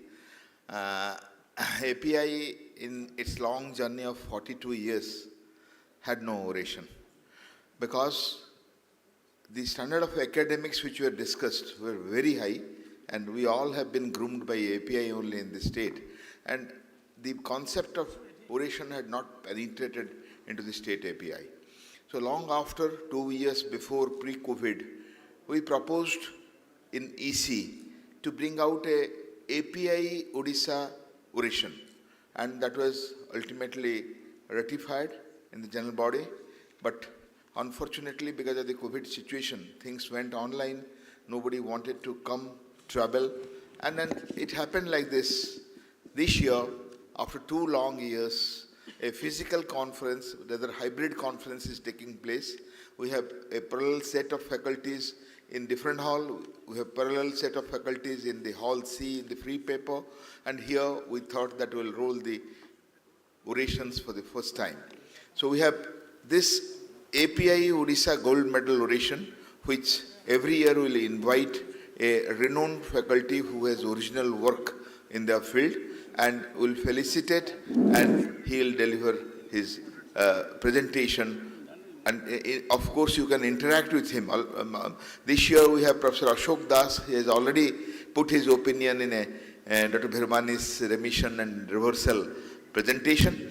And it's a pleasure to invite Professor Ashok Das, and I hand over chairpersons to invite him and felicitate him on stage.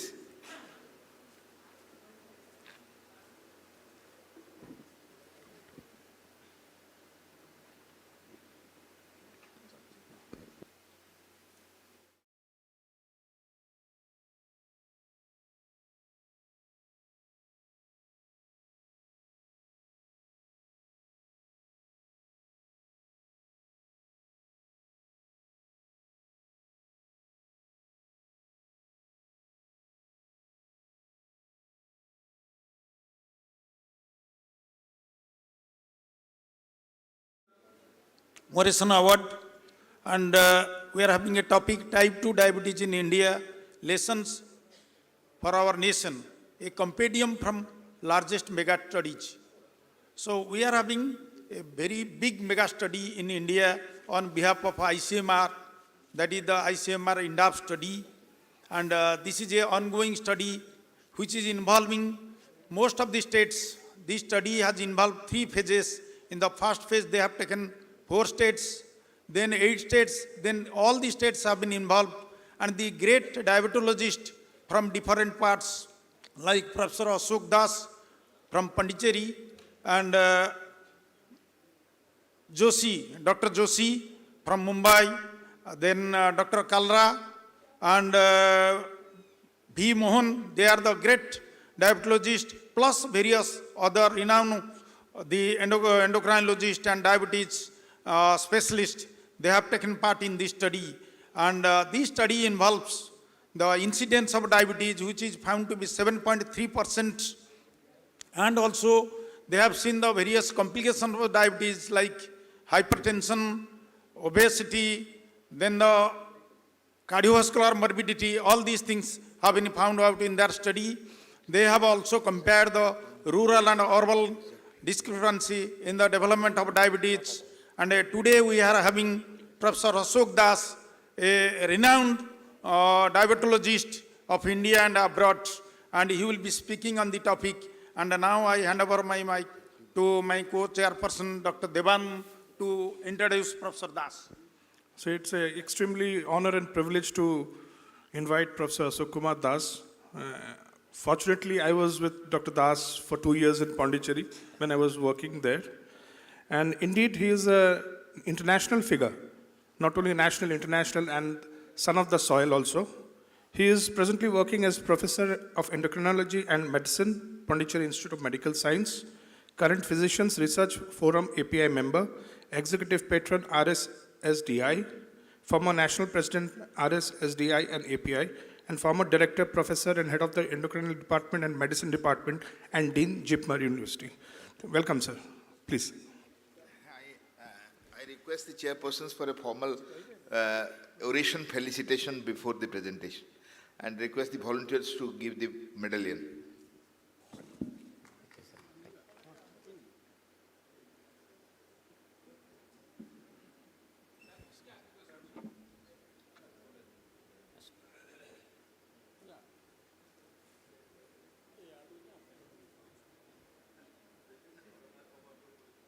Thank you. Thank you.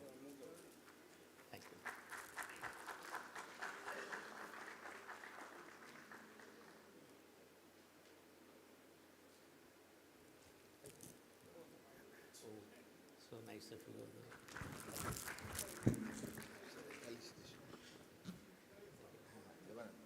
Oh my God. Thank you.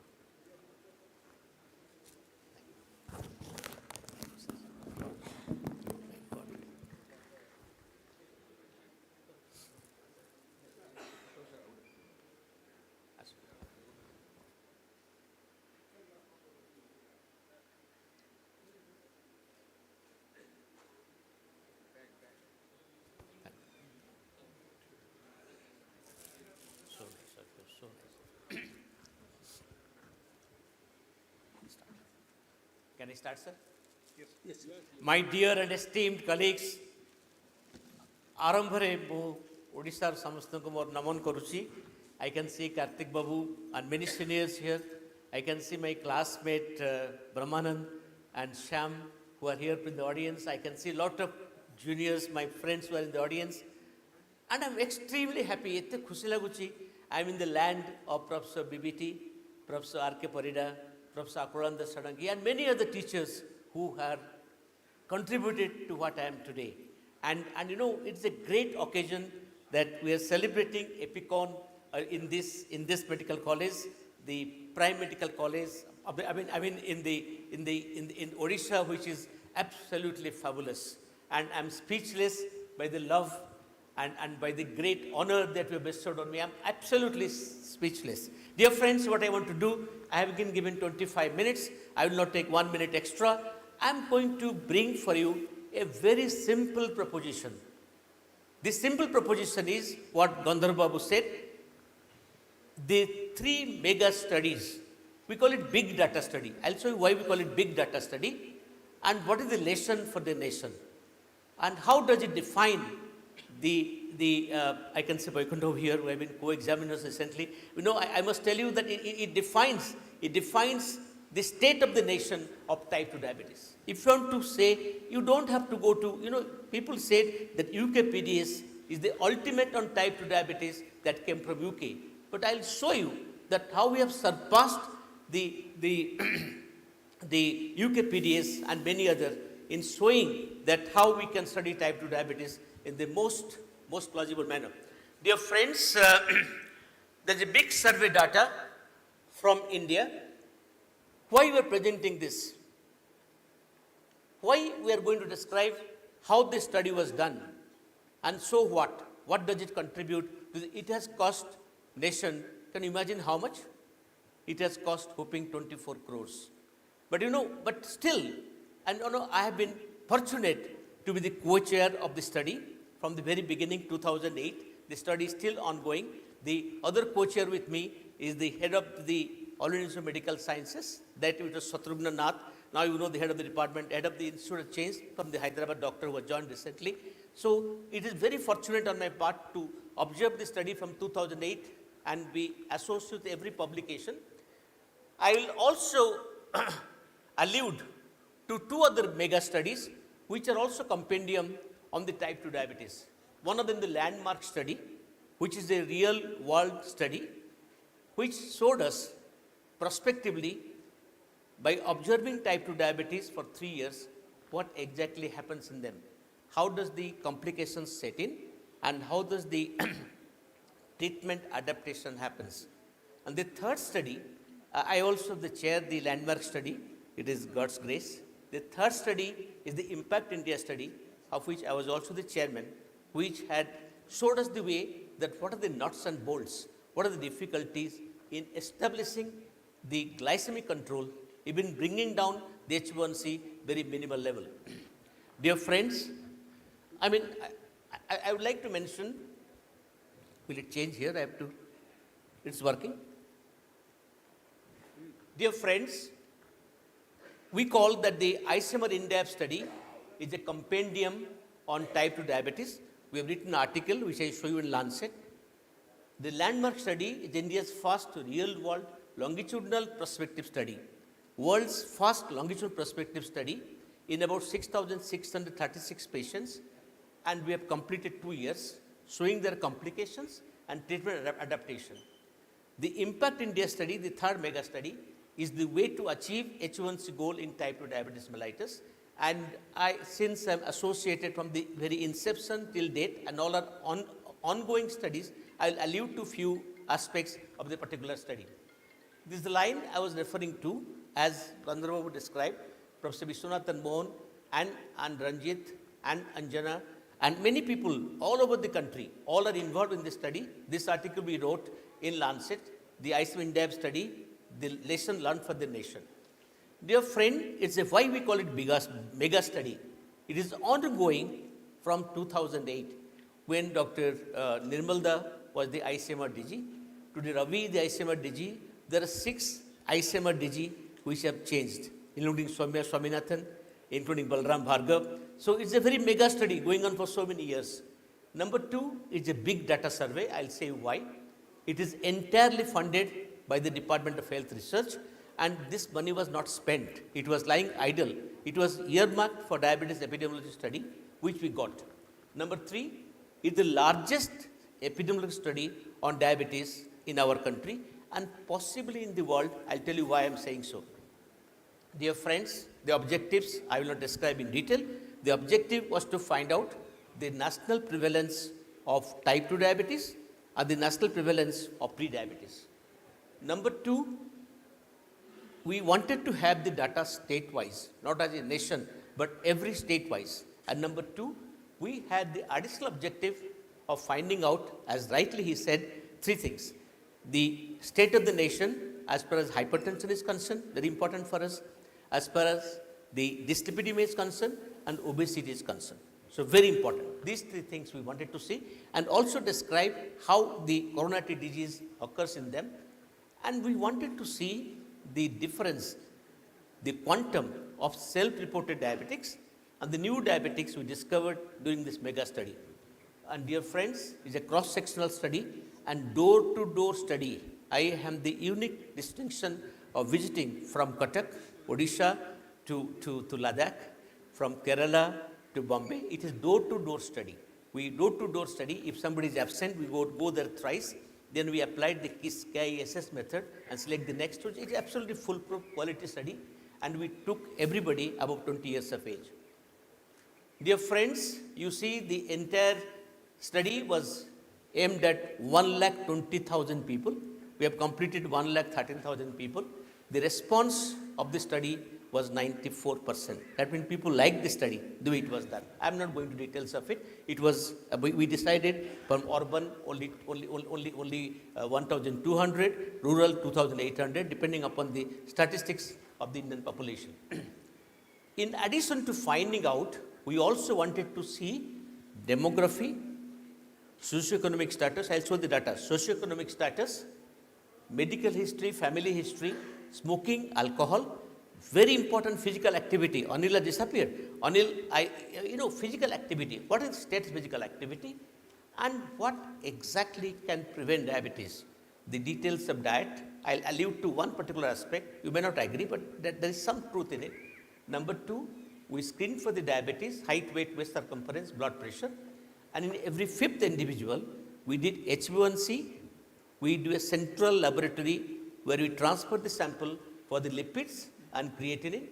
We had a FFQ, food frequency questionnaire, and we had the ECG every fifth. And for any newly diagnosed diabetes, we had the H1C, lipid, creatinine, and any known diabetic, finding out what has happened to him by questionnaire method. See the number of data. There was about 1,000 variables per participant, 1,000 variables. And we have data of about 113 million data points available with us. This is a repository, and the blood also is available in a blood repository for future studies. It's a mega study. We had urban 34,000, rural 80,000, male, female, and the age range is shown here. To make a long story short, by a very conservative way, the prevalence we have found out, national prevalence, it is quite revealing to know the national prevalence in urban area was about 11.2%, 11.2 for 100 people. Rural, about 5.2, overall 7.3, and the urban was much higher compared to rural. But mind you, and I want to confide in you, the rural and urban division is going away gradually. In Kerala, there is nothing called urban, nothing rural. Everything merges into one another. But there is a difference in the study that we find out. If you look at this particular age and gender specific weighted prevalence, you find that the age on which the diabetic prevalence went higher lied very early on. That means the diabetes occurred quite early in our country. It was around 30 years, 29 to 30 years, and even at the 25, 26, the type 2 diabetes took off. So there was an early occurrence both in the rural male, urban male, and everywhere. This, I'm sorry if you can't see the slides. If you look at the self-reported diabetes and newly diagnosed diabetes, you will find, if you can read it for you, in certain areas like Arunachal Pradesh, it was 1:1.3. In certain areas like Tamil Nadu, it was 2:1. That means where the good public health program exists, there were already known diabetic, unknown were detected only half of them. But many parts of the India, it was many more new diabetics were discovered. That means we have not yet succeeded in diagnosing all the diabetics. This is a very important slide to show you. If you look through 1991 to 2017, when the collaborative group published this paper, you find the diabetes increased in the urban areas by 180%. This slide in front of you. In the rural areas, it increased by 260%. That means diabetes is ever increasing phenomenon. And if you look at the glycemic control, it was a very sad story to say.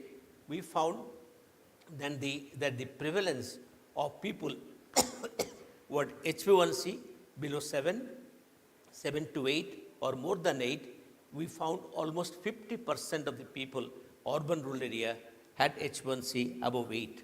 It went up to 16, some cases 19 and 21 HbA1c. Average was 9.4, quite high. And if you look at the people who are controlled with less than 7, between 7 and 8, we found that there were some people controlled in the urban areas, about 30%, but rural areas, the control was very bad. So this is a revealing data that we do not control diabetes very well. It is very high. Dear friends, if you look at this self-monitoring blood glucose, how many people do SMPG? We have found that only about 15% in urban area and about 9% rural area do the SMPG. Otherwise, this self-monitoring blood glucose by the glucometer is not normally done. And you know how is the diabetes managed? Both in the urban and rural area, you will find that it was maximal people, so-called diet alone, about 7 to 10.7%. OHA plus insulin in another 10%, and oral hypoglycemics in few other percentages. And if you look at the insulin use in our country is abysmally low. We knew that. We wanted to find out how much is that. Now, that about the diabetes. I'll come to pre-diabetes. Just now, Anil discussed about it. Now, pre-diabetes in our country, in the urban areas, was about 11%, same as diabetes. And the pre-diabetes in the rural areas was not 5. You saw that number, 5.2 diabetes. But the pre-diabetes was much higher. We believe that this pre-diabetics in the rural areas are going to become diabetic tomorrow. So there is going to be a great explosion and the epidemic is not going to end. Am I clear, sir? It was 5.2 as diabetic. As a pre-diabetic, it is almost 9.9. Therefore, the epidemic is going to continue. Now, I have decided the take-home messages which I thought important for us. I told you a very simple study. The greatest truths are the simplest. So I have brought some simple take-home messages for the postgraduates to remember. Large number of undiagnosed diabetes in our country. Prevalence of pre-diabetes in India varies widely in various countries. From 6% Mizoram. Mizoram people live in 3-storied house. They take food and the kitchen in the ground floor. They have a sitting room in the first floor and they sleep in the second floor. So they do up and down business for many, many times a day.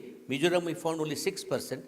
In Chandigarh, Punjabis, my best friends are Punjabis who are here today, there is about 15%. It was 15% in Chandigarh. There is a shift in the diabetes epidemic from urban to rural areas. That is a great concern. And from the older people to younger people. It is now occurring in the young people. And I must mention here that you know that we are going to have very high prevalence of diabetes in the young people. Now, the highest HbA1c was not seen in elderly people. It was seen in the people between 20 and 25 years. That's a great concern. Their blood will be bathing in a high blood glucose for a long time and they prolonged periods of hyperglycemia. Number two, as the age advanced, the HbA1c came down. In the elderly people, a little better. There is, of course, our friend just now said about awareness and congrats for all that you're doing in the country through RSSDI. And no, the treatment escalation does not happen. We decided 2 terms to popularize that we start treatment late and escalate still late. So the treatment starting and escalation are both late. Now, prevalence of prediabetes is more than the diabetes in all the states except Tamil Nadu because of the quicker progression to type 2 diabetes. You know, I have brought for you showing the areas where the prevalence is 12% above. I'll just read the state names. Tamil Nadu 13.7, Pondicherry 25.6.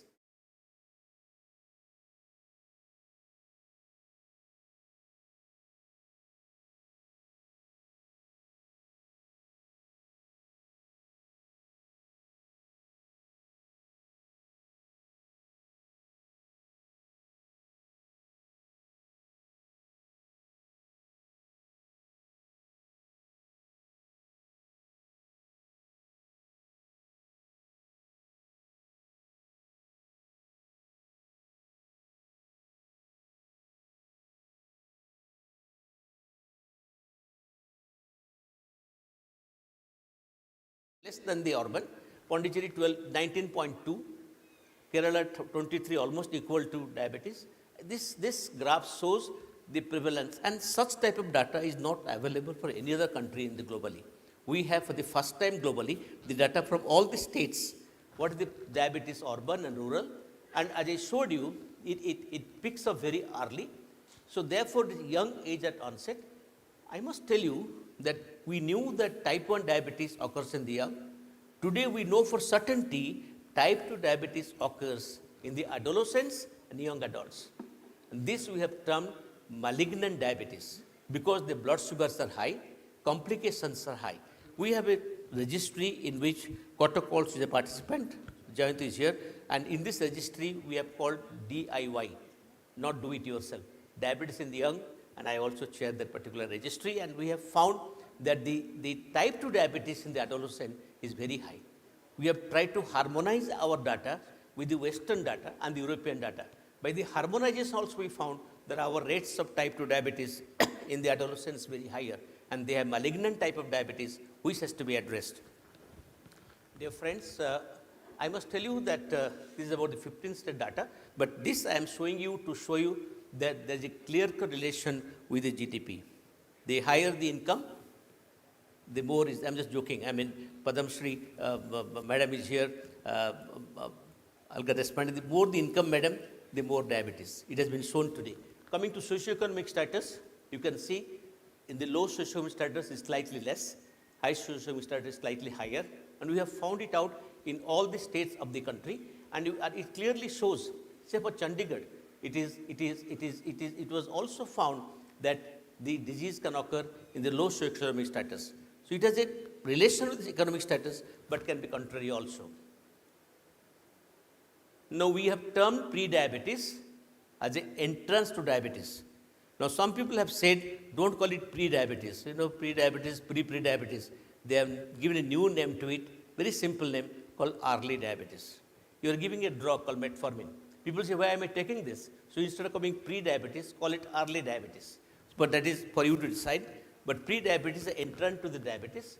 And you see the amount of pre-diabetics existing. Kerala 16.1, Karnataka 15, Goa 20% pre-diabetics, Pondicherry 25.1, Tamil Nadu little less. No, I've given the whole data here to show you that the pre-diabetics are quite a huge concern for us. And today, as you saw in the previous lecture, I'm very happy that the lectures given that I was seeing for last 4 lectures, Jayant, it is absolutely fabulous and mind-boggling and most contemporary topics we have taken. Now, this pre-metformin being approved by the Government of India is a great blessing to use this drug. The rural areas, you find in the rural areas, the pre-diabetes is more than the urban areas. That's a great concern for us. Dear friends, now there's a ratio between the diabetes and pre-diabetes. You see the pre-diabetes ratio is always more than 1. Therefore, the pre-diabetes is more than the diabetes. Now, we come to few components, obesity and hypertension component. This is published data from the ICMR in Diabetes Collaborative Study Group 2017. You found that the general obesity in the urban is 32.3%, rural 17.5%, overall 22%. That's what Sambit was referring to, that we have treatment glucocentric or adipocentric. We have to be adipocentric because obesity is increasing by leaps and bounds. Dear friends, if you look at the age and gender specific prevalence of the obesity, we found that in the middle age, the middle portion comes out. The obesity is maximum, if you believe in the middle age, 33 to 40, 50 is the highest. And you find that look at the, I saw general obesity, look at the abdominal obesity, urban areas 42%, rural areas about 1 in 4, 25%, overall 1 in 3. So abdomen being big is, so it is almost 30%. So it's a great. And also you find in the middle age between 30 to 45, 54, the middle age obesity increases. How well are we doing for the blood glucose control, blood pressure control, lipid control? This is a good story. This is a very success story. I'll show you that A1C achievement. We found good achievement, which is about 7 to 9%. We had less than 7% good, 7 to 9 fair, more than 9 poor. And this is shown here that in about 30% we do well, but that is not enough. Having known that the diabetic complications are more with the H1C being more, only 30% were able to do well. Now blood pressure, how good are we doing? The blood pressure, just now my friend Professor Arulra showed the data. Now the blood pressure, if you take 140 by 90, we didn't take 130 by 80, sir, we took 140 by 90, and we found that it was about, in the urban areas, it was about 46.4%. You said that, similar data.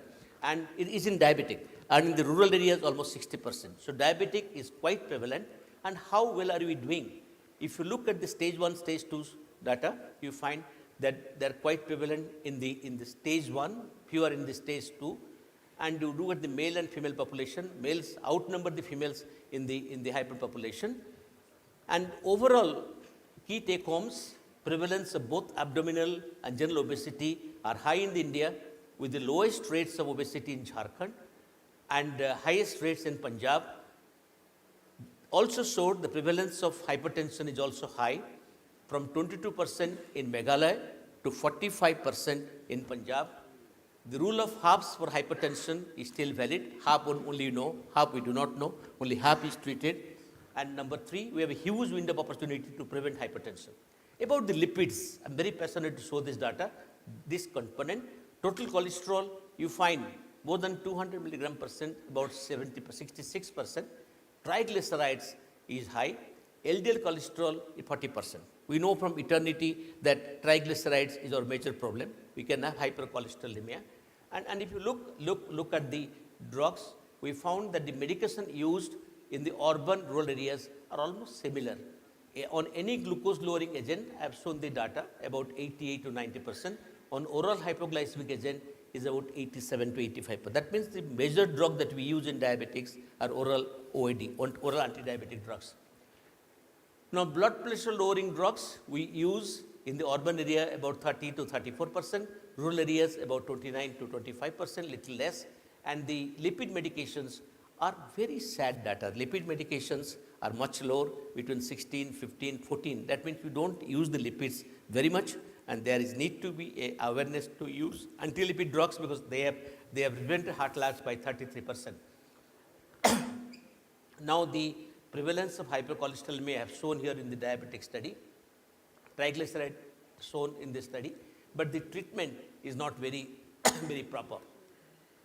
Therefore, the ISM INDEP study showed that the prevalence of dyslipidemia is high in India, almost 80%. We are fat people, we are dyslipidemic people. This driven by the low HDL cholesterol and found in all the states. Prevalence of hypercholesterolemia, LDL, and more so triglycerides is widely prevalent. Therefore, it calls for not only drugs but wide scale lifestyle changes. Now, the physical activity. Now, physical activity, we have published this paper in the Lancet, and I'll show you that, I'll just show you, only one slide is there. I'll show you the data that the subjects who do at least 150 minutes of work per week, that means about 20 minutes walking per day, we find about overall 10% male and 3% female, rural 8% and 2%, urban 14 and 4%. This was revealing that we are basically a sedentary nation. We have a friend sitting in front of me, Arul, he said, I do walking every day. He does not see patients sitting in his, he has a 500 crore hospital, sitting in his room. He walks down to Baranda. He has got 3 separate beds. He goes to patients who are lying in 3 beds or sitting in 3 chairs. He sees them walking, standing. No, we are very unconscious about the sedentarism that we have, so we have to address it. Dietary factors, I'll be very brief. This is a very complicated data done by the Sudha Ramachandran, but I'll just tell you very important data to say that our data, mainly our food mainly comes from the carbohydrate. Our fat intake is quite high, but protein intake is much lower. And fruits and vegetables by the WHO data is that we have taking about mean serving of about 3 to 4 servings of fruit and vegetables are very, very low. We don't take fruits and vegetables. And this shows the food and the cardiometabolic risk factor. I will not go in details of it. This is important slide.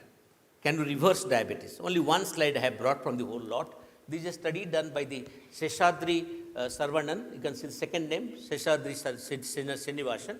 It has been shown that if we change over from the carbohydrate to high plant protein diet, we can reverse diabetes. Sir, it has to be again proven in larger population, but a study has shown if you change over from high carbohydrate to high plant protein diet, it will be helpful. So it says that the carbohydrate, how it helped in changing over from there. The prevalence of diabetes is high in both urban and rural areas. Explosion of diabetes is inevitable with increased prevalence of pre-diabetes. Only a third have H1C control. 16.7% do self-monitor blood glucose. Fewer than half diabetic have a good control, and physical activity is abnormally low. Refined grade consumption is high, and reduction in carbohydrate, increase in protein recommended for both type 2 remission and cure. I have given what are the implications for the policy and patient care, like screening, like avoiding patient provider, good rapport, annual comprehensive checkup, etc., etc. And this has called for a policy change. Dear friends, before I finish, I have two other quick things to show. This is the Impact India study, a 1,000-day challenge. Now this, I also had the chance to chair this session, plan this session. I'll just come to two important points. Now, what are the Indian realities? Why in India we are not able to make diabetes control optimal? Because majority of the people type 2 diabetes in India are only treated with OADs, and only 35% of the people were treated with insulin, and there is no timely optimization or intensification. We wanted on the 100th year of insulin discovery, in over 1 year, to control H1C, to bring it down by 1%, from 8.56 to 7.56. I'll show you what we did. This is very important lesson for us.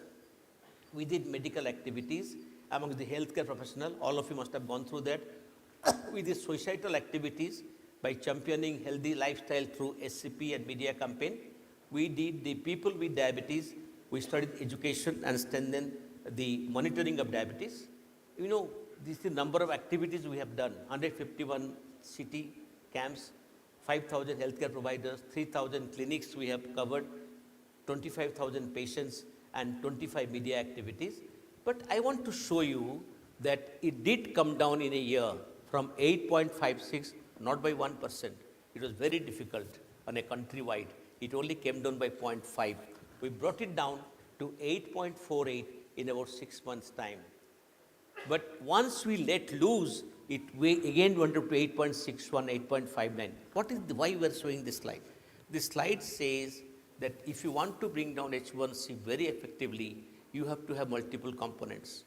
Doctors, sisters, most important sisters, paramedical workers, the family members. It's a combined effort. It must be social work, it must be treatment facilities, it must be media. So many things. That is important for this control. And the other thing we found, that the doctors have very limited consultation time.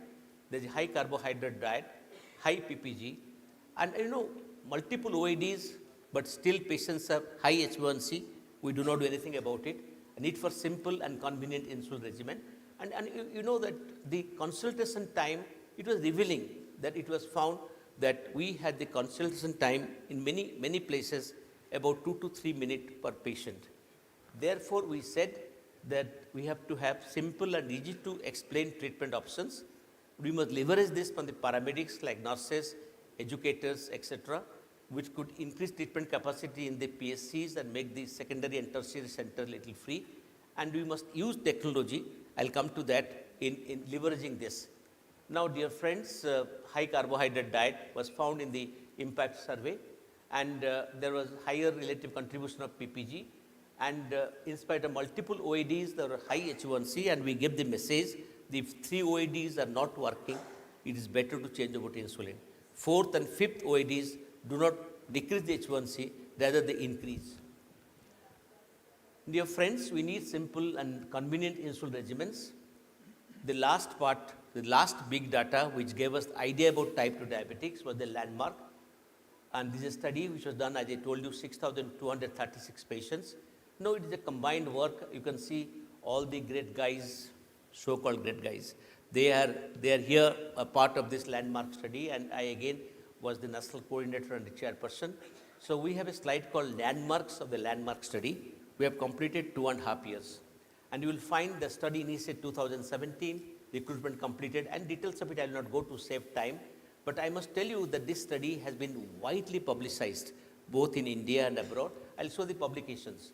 The first study which we wrote in the diabetic medicine about why we are doing this study, because there is no study available in prospectively finding out how many type 2 diabetics do develop micro or macrovascular complications, how the treatment adaptation takes place. So we wrote about this. EDM, endocrine metabolic diabetes, we wrote the baseline characteristics, and in last year we published 1 year trends. There are 4 category of data from the type 2 diabetes: the glycemic trends, the therapy trends, the complication trends, and the difference between the metro and non-metro. Dear friends, I will not take you through all the data, but to make a long story short, I must tell you that we have found that overall, about 3/4 of the evaluable population was insulin naive, and about 75% participant received only OHA. It was a real world study, real world evidence. So we are not allowed to change over to insulin, to see as is, where is, as they are. So we did that real world study, and it was found there was significant improvement in all the 3 glycemic parameters from baseline to 2 years only by oral anti-diabetic drugs. I want to point that out. We could bring down the 3 parameters, fasting, PP and H1C, in 2 years by giving them once you recruit to a study, there is Hazel's effect, that you get some benefit by recruited to a study, and we had about 336 investigators across the country. So there was improvement both in the fasting, H1C and PPG, but it was not sufficient. Now it was also found there was improvement in the glycemic parameters, but there are some complications which went higher. I'll just come to that. We had over 2 years in 6,000 patients, 57 new microvascular complications, out of which neuropathy. It was not only symptoms, it was measurable by biostensiometer, by the pain meter. It was about 32 patients developed neuropathy, 19 patients nephropathy, retinopathy 6 patients over 2 years period. And it was very revealing to see that we had in 2.5 years about 30 deaths among 6,260 people, cardiovascular death, meaning thereby that the civic death is actually important in our country. And this is very important. The microvascular complications were more common in participants with H1C more than 7, those who are severe risk factors, or BMI was higher. This also a published data today, we have published this. And if you look at the therapy trends, people start with OADs, about 75%. They add insulin very minimally. They also sometimes add non-insulin injectable drugs. Very rarely, only 0.4, 0.6 go over to insulin only. So therefore, we found that even at the end of second year, the use of insulin in our country is absolutely low.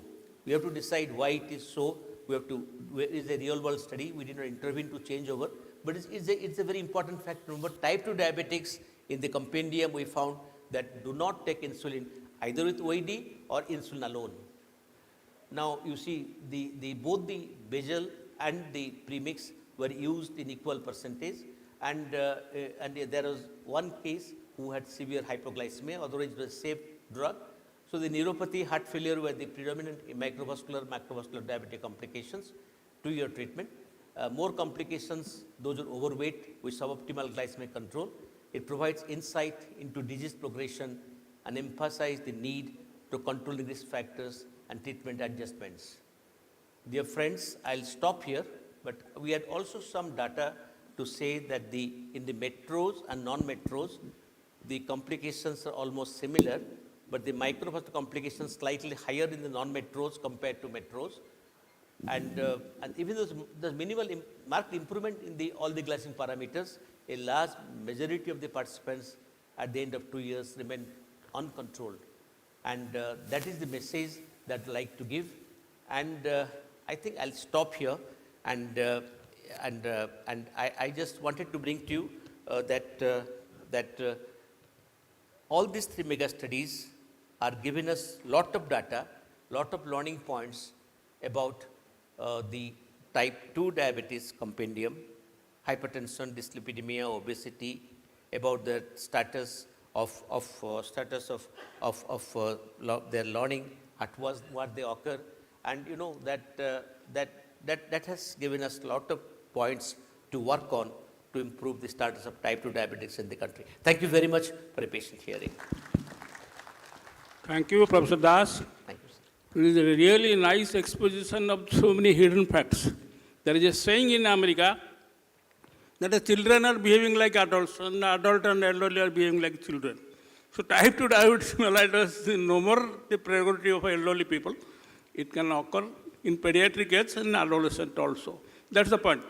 And the rural-urban divide, which was a big gap in diabetes incidence, it is now breached. And nature has given us diabetes, nature has given us metformin. It is primarily a plant product. And the GLP-1 which we are using now, it was found in the saliva of Amazonian lizard. So there is something in the nature for us. If we are born with diabetes, I mean caused with diabetes, there are boon we have to find out. And regarding the youngsters should not become diabetic, either they are pre-diabetic or potential diabetic to become someday diabetic, or their parents, single parent, both parents are diabetic. I have a big message for this. So take out all the alcoholic bars, substitute with milk bars. And take out all the junk food stations in the street or around the college area and provide them fruits and fruit drink. I think I am correct to give them, encourage this way rather than give them junk food. A child reading in school or college takes his food as stipulated by his parents and all that, but he finds pleasure in junk food that is full of this oxidant things and all that. So now, with this brief comment, I will rather ignite the audience to comfort. No interaction. Don't like the interaction. Okay? If there is, the talk was so good, there is no interaction is required. But I will interact with him because he is my classmate. Classmate and roommate. And my roll number was always 20 and he's 21. Okay, we can wind up. You offer vote of thanks, please. Thank you very much. Thank you so much, sir, for a lucid presentation. Thank you. We are honored. Thank you. Thank you, Devaran. Thank you all our esteemed chairpersons and speakers for providing us a broad overview of diabetes in India. We really could gather a lot of take-home messages from it. I would like to request our esteemed chairpersons to proceed to our memento podium for felicitation. Moving forward to our next session, it's our Dean ICP's address. And to chair this event, I would like to invite on dais Dr. P.K. Das, ex-professor, Department of General Medicine, SV Medical College, Cuttack, and former member of DMET, Odisha.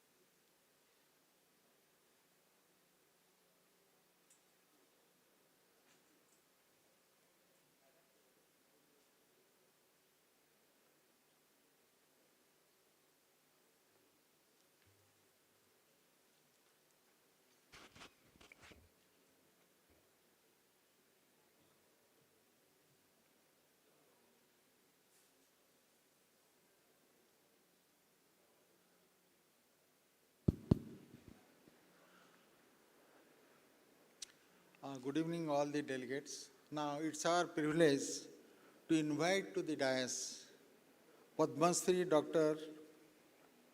Alka Deshpande, whom you have heard just few minutes back when she was inaugurating the scientific session. And if you can imagine, she got her Padma Shri in 2001, 22 years back. So you can imagine what stature of lady, what a physician she was. Now, her topic for talk today is management of infection in pregnancy. As you know, pregnancy is an important part of a woman's life. And to add to that, this is also a immune suppressed state also. Immunity is less in pregnant women, and they are more prone to infection. Now, most important thing that happens, if a mother gets infected during pregnancy, the infection not only harms the mother, but also produces harm in the fetus. And the fetus sometimes gets such injuries, which are very, very sad state of affair for a fetus, or even sometimes loss of the fetus. And the most important infections, possibly she will talk, are the virus infections, some less is fungal infections, and some are bacterial infections. But these virus infections are more harmful. Now I think she will talk much elaborately. I will ask my co-chairperson.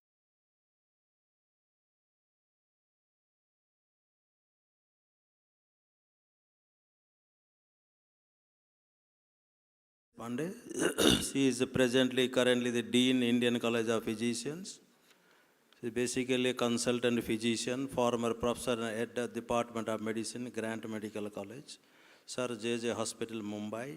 She has to her credit 155 national and international publications and 465 guest lectures. I am very proud to announce that she is the recipient of Professor Padma Shri Award, as our chairman already has declared in 2001.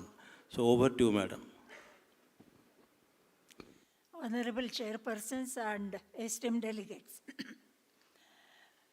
We all know that diabetes has assumed pandemic proportions in India, but still infectious diseases rule supreme in all the developing nations. Now, infections in pregnancy is a very important thing that physicians must know. They are not more serious during pregnancy, but management is challenging. Why? Because the infections during pregnancy increase the mortality and morbidity. Sorry, it is morbidity, not mortality. It increases the morbidity because pregnancy is a state of mild immune suppression.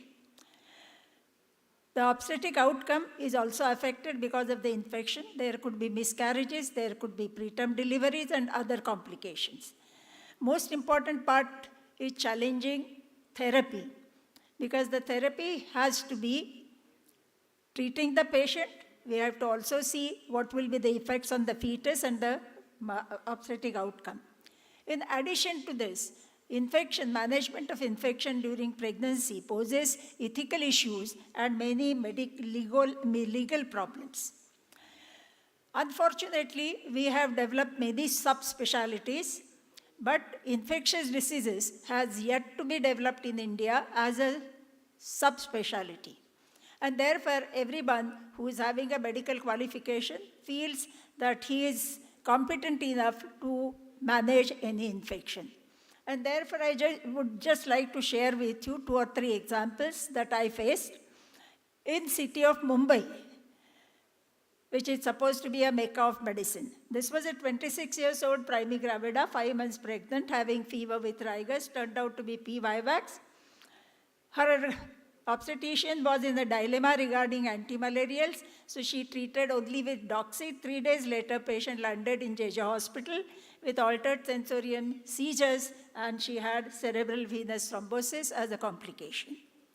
Another woman, this is a very well-educated, both of them were PhDs. She was 32 years female patient, came for opinion. 6 years earlier, she had 3 months pregnancy, was diagnosed with malaria, treated for that with chloroquine, and the obstetrician said MTP has to be done because chloroquine will have deleterious effects on the fetus. 1.5 years later, she again conceived, but unfortunately it was a tubal pregnancy, so the tube was sacrificed. 1 year later, she missed the period. She was pregnant again, and 2 months later, she developed a cervical lymph node tuberculosis. Again, because she was on anti-TB, her MTP was done.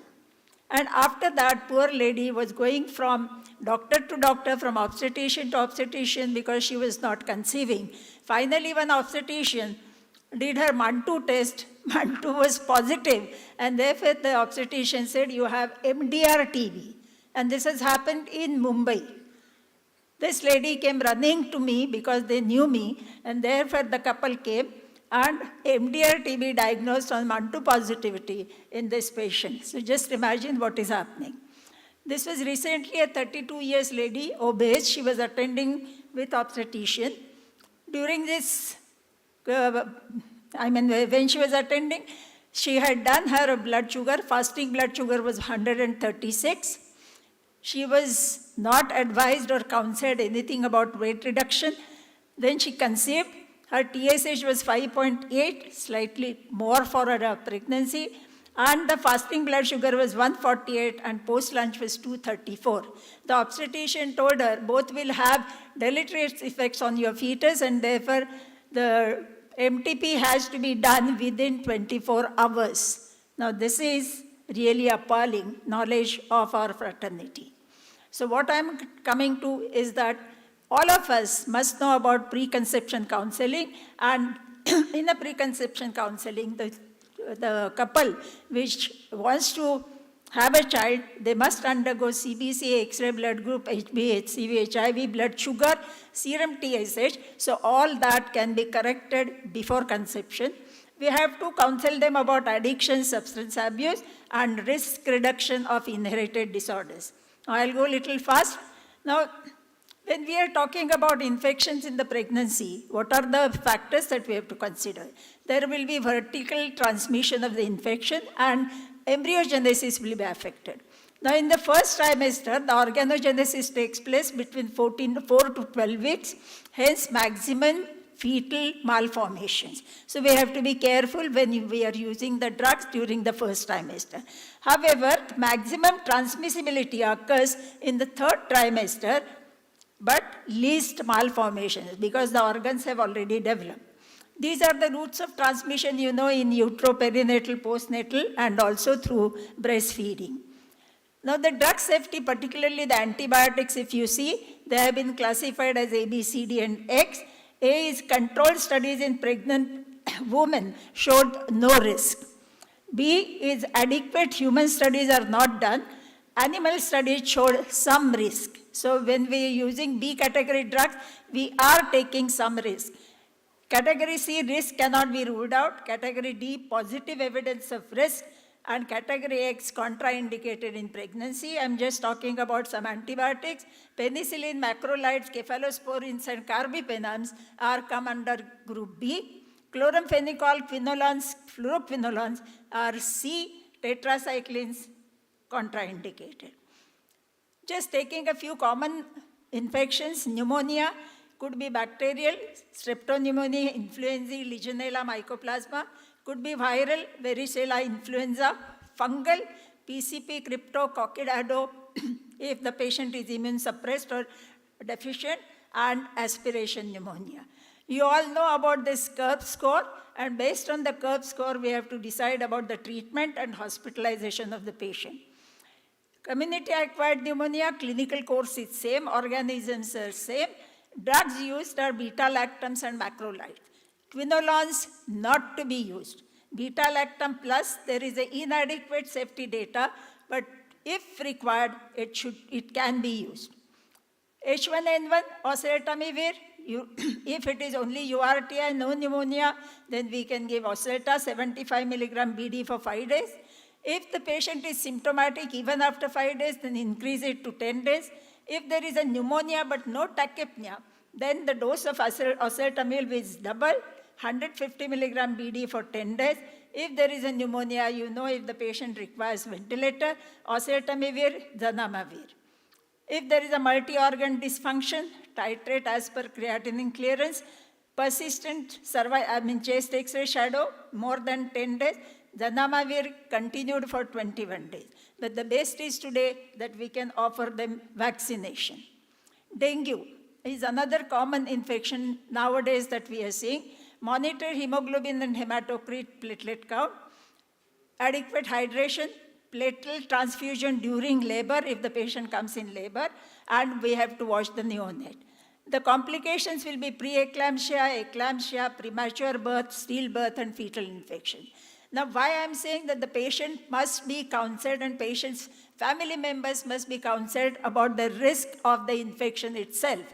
so that it will reduce the ethical and legal complications after the delivery. UTI in pregnancy is more common. Asymptomatic bacteriuria is more common. Same microbes like non-pregnant women, beta-lactams can be used. Quinolones to be avoided, sulfonamides never to be used because they are teratogenic. Again, beta-lactam plus, particularly for diabetic pregnant patients, can be used. Asymptomatic bacteria reported in 2 to 6% of cases. Persistence of actively multiplying bacteria without symptoms. Antimicrobials to be given for 7 days. Nitrofurantoin 100 milligram can be given for 21 days, or it can be 100 milligram QID for 21 days, or you can give nitrofurantoin 100 milligram throughout the pregnancy if there is an asymptomatic bacteriuria. Tuberculosis, of course, sputum for AFB to be done, AFB culture. Nowadays, instead of culture, we can go for gene probe, gene expert. HIV test has to be done in all tuberculous patients, and X-ray chase. In the first trimester, HRE. We are not giving pyrazinamide in the first trimester. From second trimester, we can give 4 drugs, HREZ. Pyridoxine has to be given. Monitor visual acuity and color vision in pregnancy. Streptomycin to be strictly avoided because it will cause deafness in the child. Breastfeeding can be continued. INH prophylaxis to be given to the infant for 3 months. And when the infant is on INH prophylaxis, BCG vaccination has to be postponed.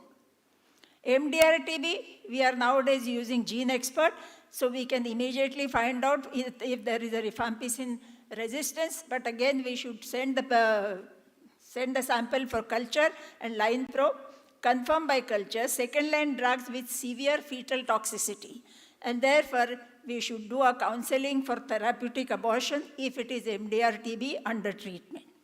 Malaria, more than 45 million women become pregnant per year in malaria endemic area, particularly Africa. More than 30 million in sub-Saharan Africa. It causes maternal anemia, impaired fetal growth, miscarriages, stillbirths, premature birth, IUGR. There is a placental parasitemia. But all these things, why I'm saying it, that we have to inform the patient and patient's relatives that whether malaria is left alone without treatment, these complications are going to take place. And even if we treat the mother, we cannot guarantee that these complications will not occur. So we have to apprise them about the complications. Management of malaria, quinine is oxytocic. Higher doses cause congenital malformation. So be careful about it. 8-nerve hypoplasia, limb anomalies, they have all been reported. Artesunate to be used, but adequate data on safety is not available. So please make the patient aware about it. Now WHO has recently come out with guidelines and says in the first trimester, uncomplicated malaria and complicated malaria. Uncomplicated malaria, quinine orally 650 milligram thrice a day, plus clindamycin 20 milligram per kg per day in 3 divided dosage. So quinine, clindamycin orally can be given in first trimester, uncomplicated malaria. Complicated malaria, parenteral artemisinin or parenteral quinine has been advocated by WHO. Second and third trimester, uncomplicated or complicated malaria, we have to give combination therapy, that is ACT therapy. Lactating women, tetracycline are contraindicated. Primaquine is not to be given because we do not know G6PD status of the fetus. This combination, of course, you know artemisinin combination therapy, and any one of them that you are experienced with, you can choose and treat the patient. Hepatitis, HIV, HBV, HCV. So preconception counseling about viral hepatitis is very important. Investigate them, and wherever possible, please vaccinate the prospective mother. Hepatitis B, vertical transmission is 10 to 20%. HCV is only 5%. HCV plus HIV, then it is 14 to 40% because the risk behavior is the same. HIV alone is 30%. So antepartum management, avoid hepatotoxic drugs.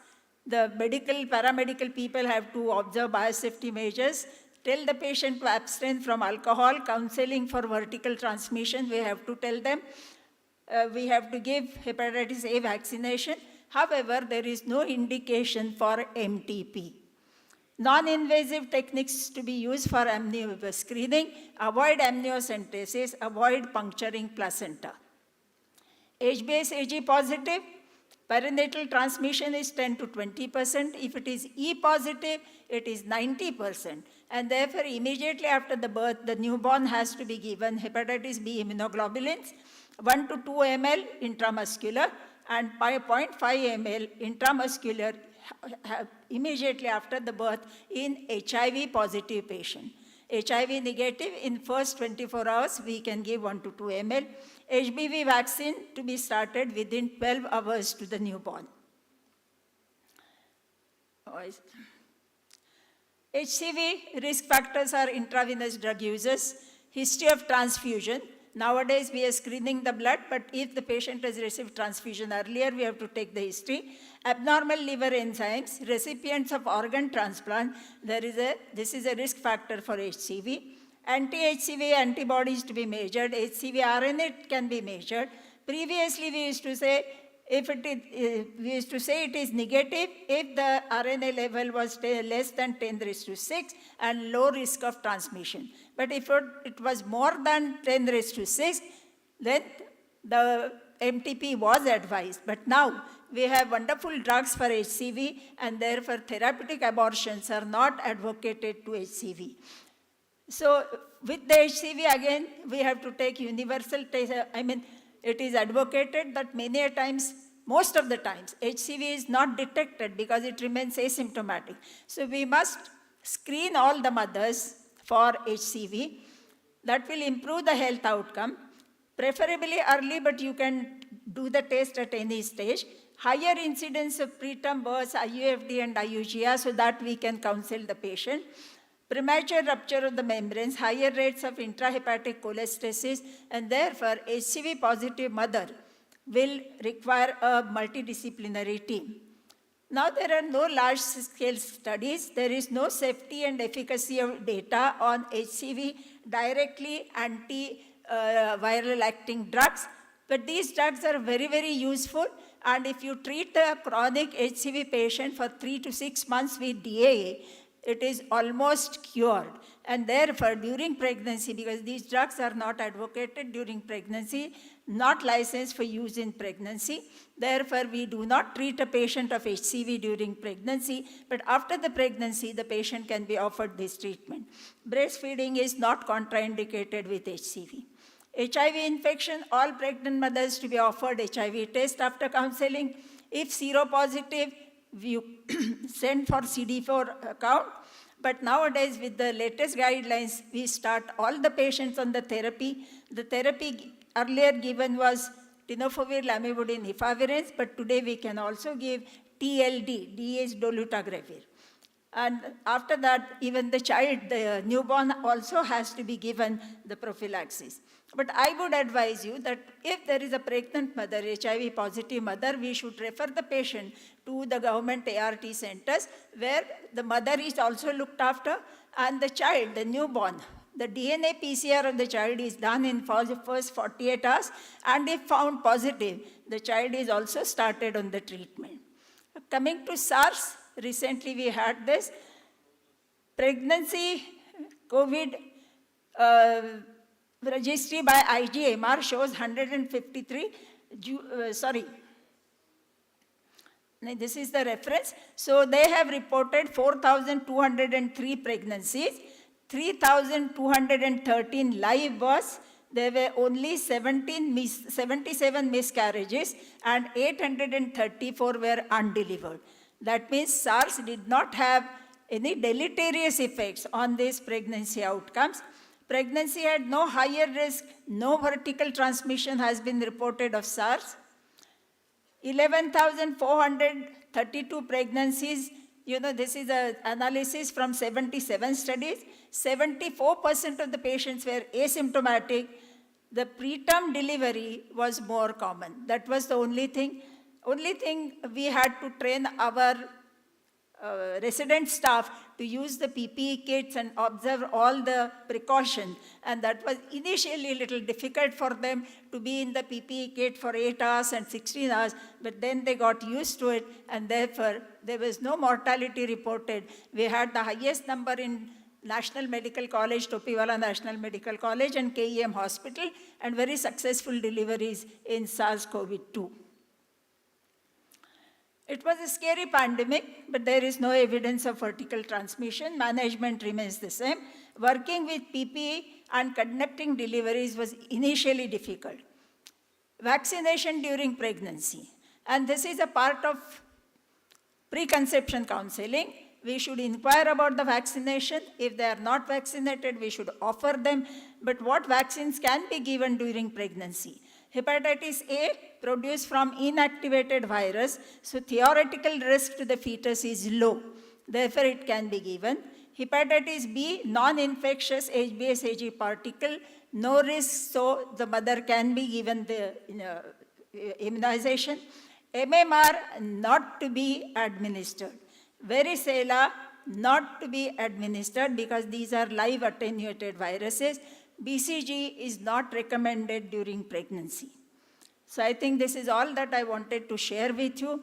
Till the infectious diseases becomes a subspecialty of medicine, and till the other disciplines starts referring the patients to us for management of infection, we are going to face with these complications, either of infection or of the therapy, and we should be prepared to handle these infections. Thank you very much.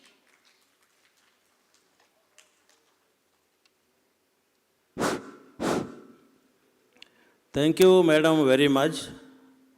This is the greatest challenge for the physicians, because omission of a drug during pregnancy or commission of a drug during pregnancy is a negligence. So obstetricians feel only infection is the domain of the physicians. And when a patient after 2-3 abortions, as you said, comes with the pregnancy, if any infection, she refers the case to a physician. Now we have in certain situations, we get many dilemmas. For example, you said asymptomatic bacteria, but we get asymptomatic urinary tract infection as well. And infection from the upper respiratory up to the toes, we are getting being referred by the obstetrician. Now I have certain clinical issues, doubts. Now a patient with in pregnancy with fever, only TLC is raised. Without going for a culture sensitivity, we should with the common drug that can be prescribed, number one. Number two, in a routine examination of urine, there is infection, possible 10 to 12, but patient is asymptomatic. Should we treat or not? And thirdly, fungal infection, tinea corporis, they come in early pregnancy, second trimester, what to do for that? Yes, I think so, because physicians must educate our other fraternities regarding the management of infections, because their, what shall I say, their management of infection is far from the guidelines and far from the updated knowledge. And therefore, we have to educate them. I don't know how many of them will be prepared to do that. It is better that we establish ourselves as infectious diseases as a subspecialty. So all the infections should be referred to the physicians. So we can investigate, we can see the comorbidities, and we can treat them accordingly. Okay, thank you. Antifungal? What is the best antifungal safe drug during pregnancy, first trimester? Any antifungal for treating tinea corporis or tinea infections? I couldn't get the question. Now, which would be the safest antifungal during pregnancy? Antifungal, madam. Which one? So I give it to chairman for a comment. Antifungal drug in pregnancy depends on which fungus infection has occurred, whether that is life-threatening to the mother, that will be transmitted to the child, will have brain infection in the mother, all that. In such a situation, for tinea corporis, you can delay some time or have local application of some antifungals. That's not the problem.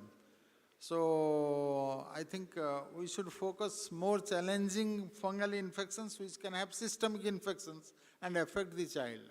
For this small tinea corporis, local application I think will be sufficient and you can do with that. So I can ask our physician friends, they must be getting references from gynecologists, and what is their experience or question to our expert, madam?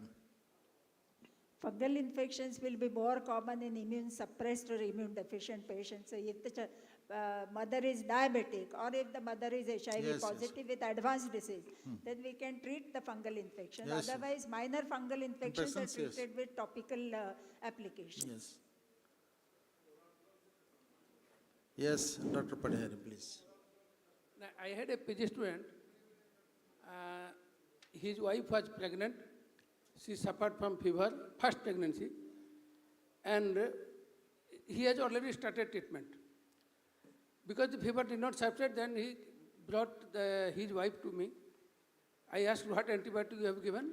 He told that I have given azithromycin. And do you know it is safe or unsafe?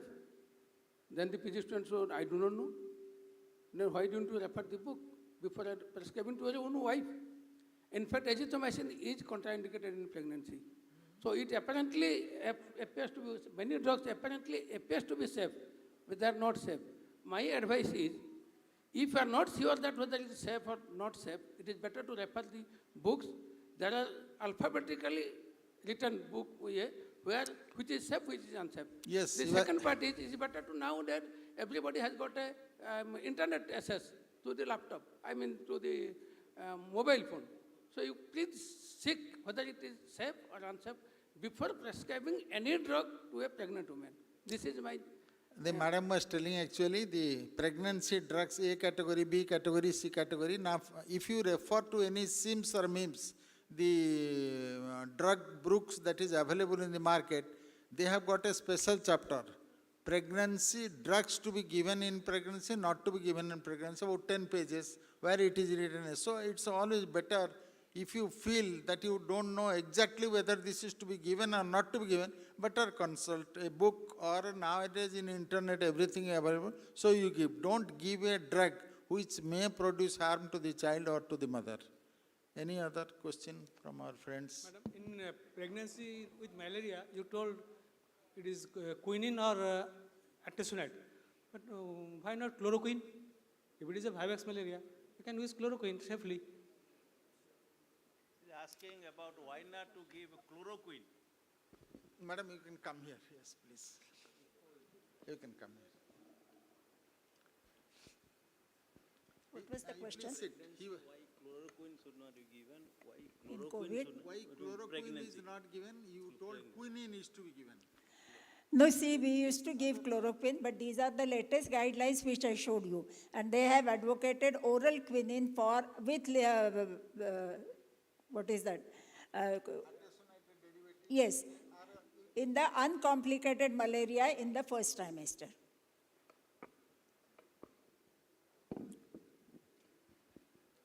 But actually, in our time, sorry, you can stop. Now, please.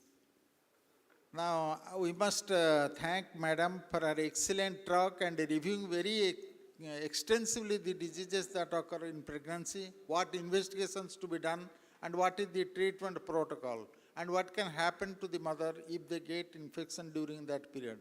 So, I think she has very extensively dealt a very interesting subject, but one thing I must say, fever in a pregnant lady, for all physicians or gynecologists, you should take utmost care to make a quick diagnosis and quick treatment. Don't make delays. So, thank you, madam, very much for your excellent speech. Thank you. Madam, just a minute. Thank you for your insightful words, ma'am. I would like to request esteemed chairpersons to kindly felicitate ma'am.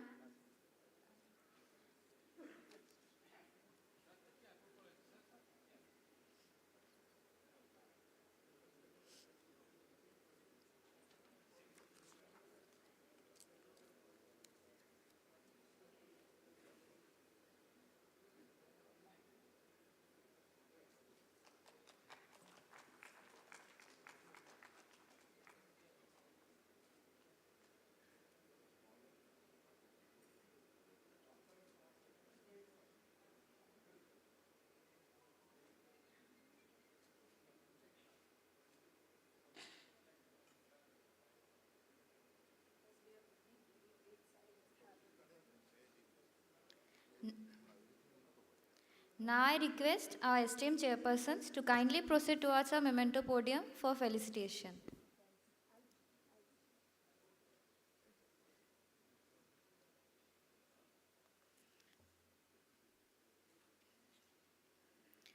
Moving on to our next session, it's a session on infectious diseases.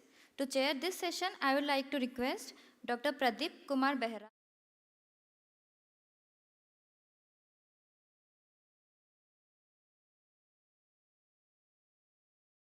Tripathi, Professor of Medicine, KIMS. Sirs, please.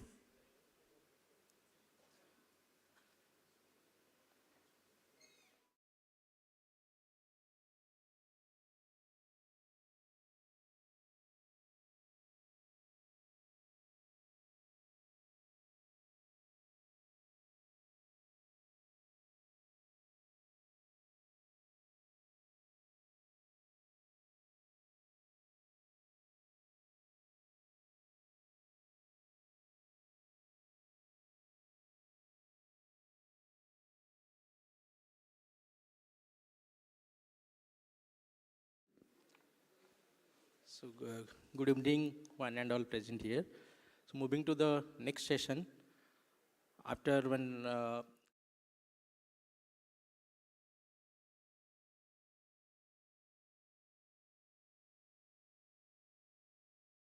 fatty liver disease.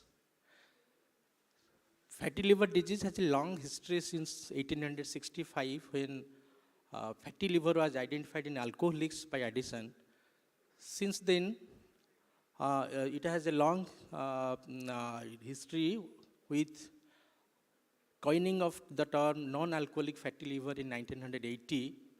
And recently in 2020, another terminology came into, was proposed, that is metabolic dysfunction associated fatty liver disease.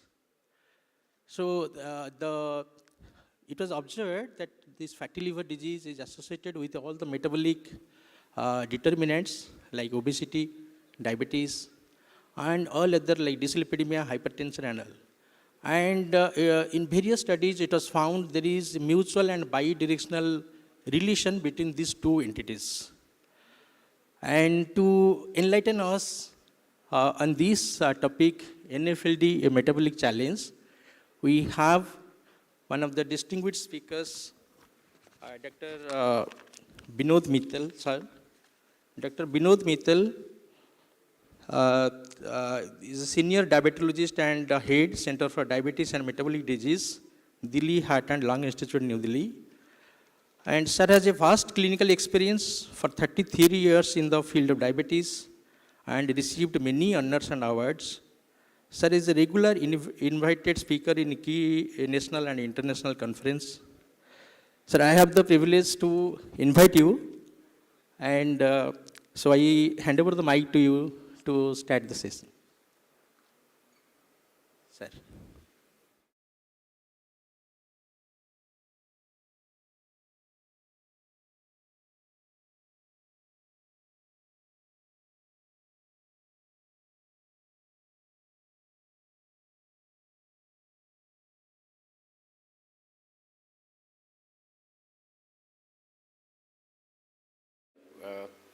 And I convey my thanks to the entire organizing committee of Odisha API 2022, and special thanks to Dr. Jayant Panda, who is a very close friend of mine also. I would be sharing my knowledge on NAFLD, popularly called as non-alcoholic fatty liver disease. But as the chairperson has already mentioned, now the terminology has changed and it is now metabolic associated fatty liver disease. So I'll be talking about that also. Now basically NAFLD is another epidemic. We used to call diabetes, then obesity, hypertension, CVD. Now NAFLD is the new epidemic, and there are many associations. In fact, internationally 2 or 3 days conferences are only for NAFLD, just 3 days for NAFLD discussion.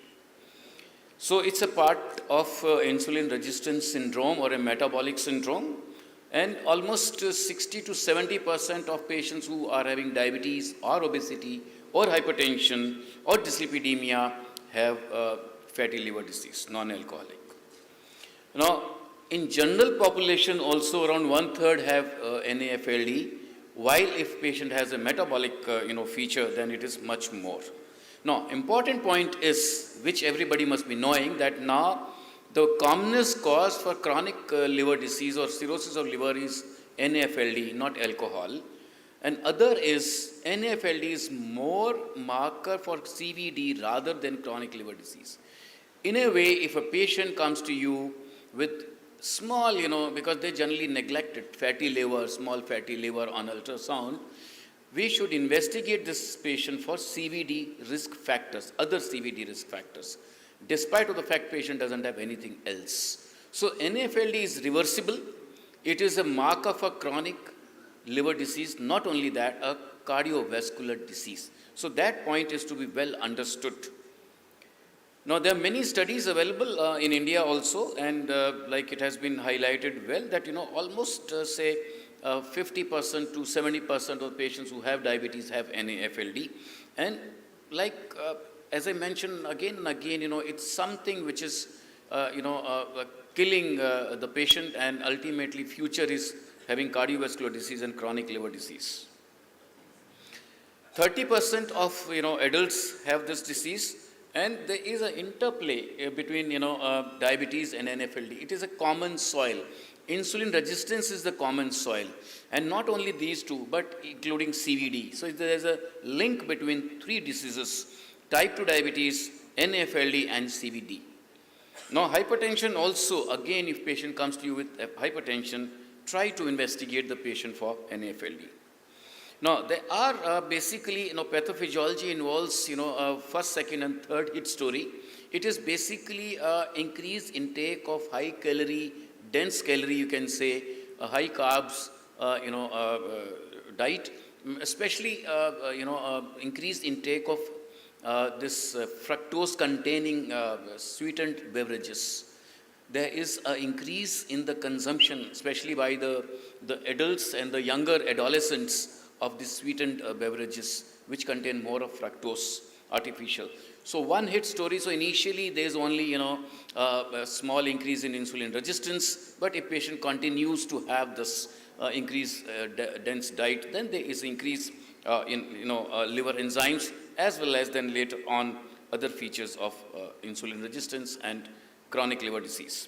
So to start with, initially patient, there's a stage of, only intrahepatic cholestasis or accumulation of triglycerides. Then there's an inflammation, followed by basically ballooning, and then degeneration, and then cirrhosis.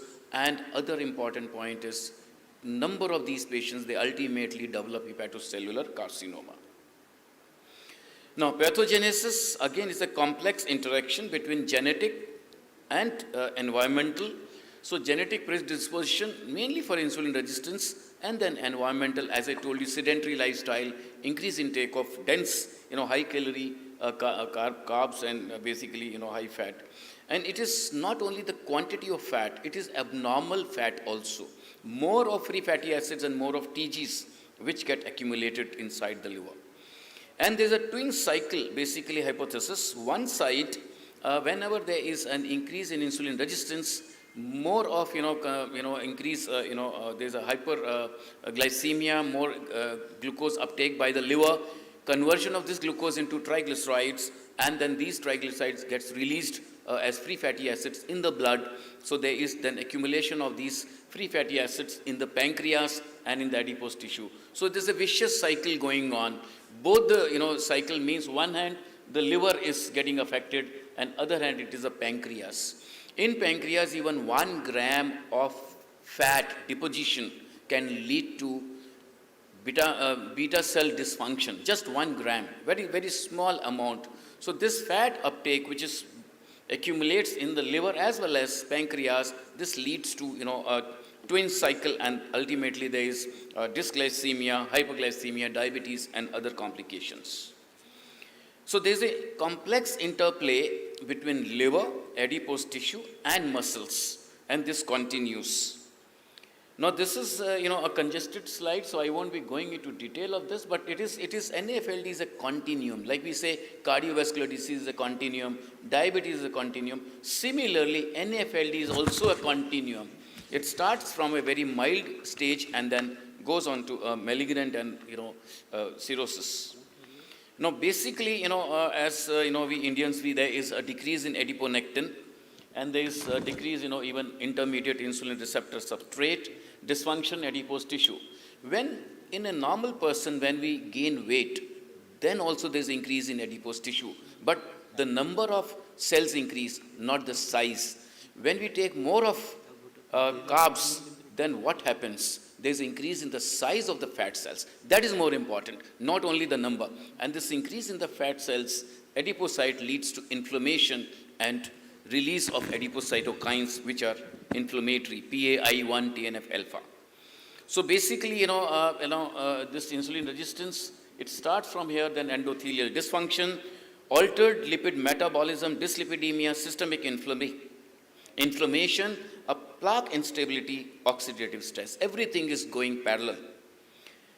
And there are many cardiac complications also. It has been seen very clearly, heart failure, as well as, even atrial fibrillation are quite common in patients who have NAFLD. So millions of liver are suffering in silence. Patient doesn't have any symptoms, but liver is suffering.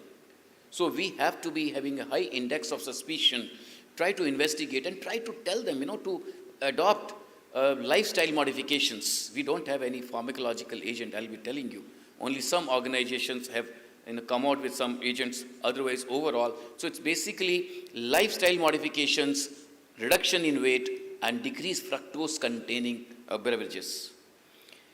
So diagnosis, why this NAFLD is a misnomer basically. Non-alcoholic, it is not non-alcoholic, it is not significant intake of alcohol.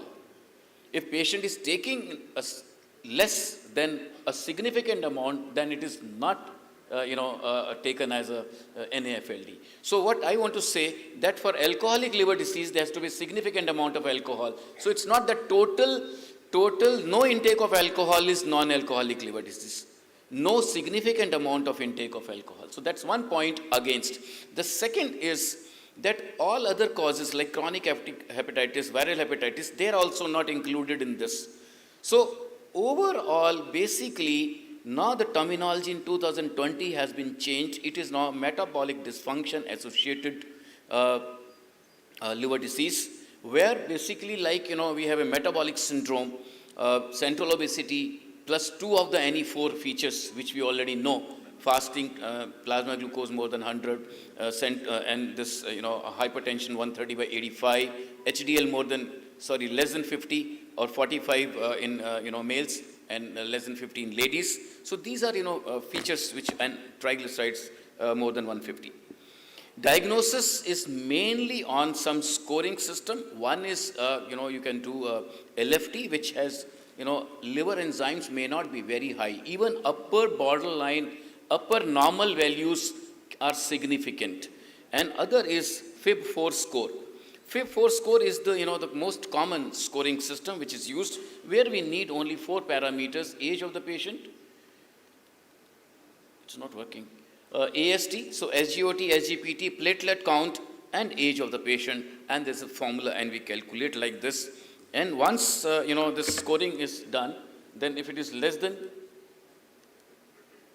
1.3, it is mild, 1.3 to 2.67, it is intermediate, and more than 2.67 is, severe, high risk. So this is the most common scoring system which should be used to score, to find out NAFLD. Now there is another scoring system which is EPRI, which is, again very simple. There, you need only SGOT, PT, and only platelet count. Once you do, in all the patients, even in NAFLD, the platelets count, they decrease. All liver diseases generally, so that's an indirect marker of that there may be a patient, there may be some inflammation going on inside the liver. Now, other important is the best test, if you ask me, is the magnetic resonance elastography. That's the best. But, it's a very costly test. So basically, what we are supposed to do is clinical features, high index of suspicion, getting SGOT-PT done, maybe ultrasound if required. That's more than sufficient because ultimately treatment remains lifestyle modification. So as I told you, the conferences are there world over now, 2 or 3 days conference only on obesity, NASH, and many, many drug development is been going on, including GLP-1, tirzepatide, which is a dual GLP-1 GIP agonist. But as of today, nothing, no concrete evidence in favor of any of these medications. So now we should be using the term MAFLD. And basically, this is the evolution. Initially, that's how it started. Ultimately, 2020 onwards, it's MAFLD. And MAFLD, the diagnosis, central obesity, and 2 of the other 4 metabolic features. If patient has, then it is and having a fatty liver. Now, again, other important thing is now the management. Management depends on the underlying comorbid condition. If patient is having diabetes also, then you can give pioglitazone, even metformin, and SGLT2, GLP-1 also have shown effect. But if patient is not having any comorbid, patient is just obese and NAFLD, weight reduction is the only management criteria. There's no medications which is approved except saroglitazar has been approved by DCGI, but we have very small data, very short term, but it has not been approved.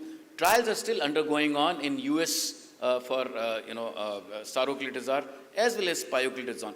Pioglitazone is the only molecule which has shown reversal of fibrosis even in non-diabetic patients.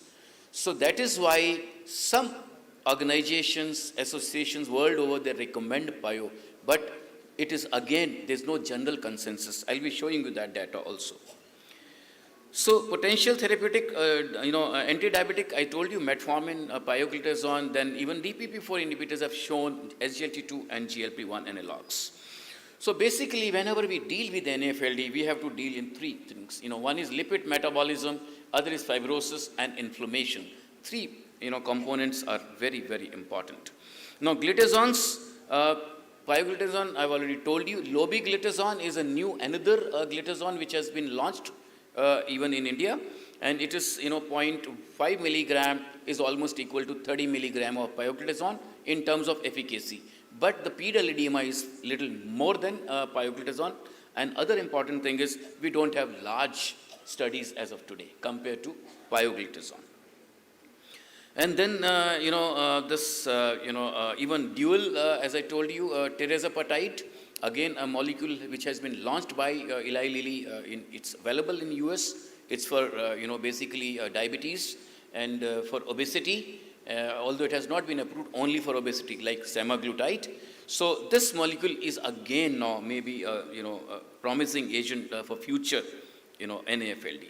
Saroglitazar, as I told you, many evidences, and DCGI has already approved this molecule for NAFLD, but we don't have world over, this molecule is not. So we have data, we have studies with this to show this reduction in ASG, SGOT-PT, triglyceride levels. Saroglitazar is a dual gamma and alpha agonist, PPR agonist, so it acts on both hypoglycemia as well as on lipids. Now, this is one agent which is again a promising, it's a future and it is there available, but again the indications, it is not yet been approved.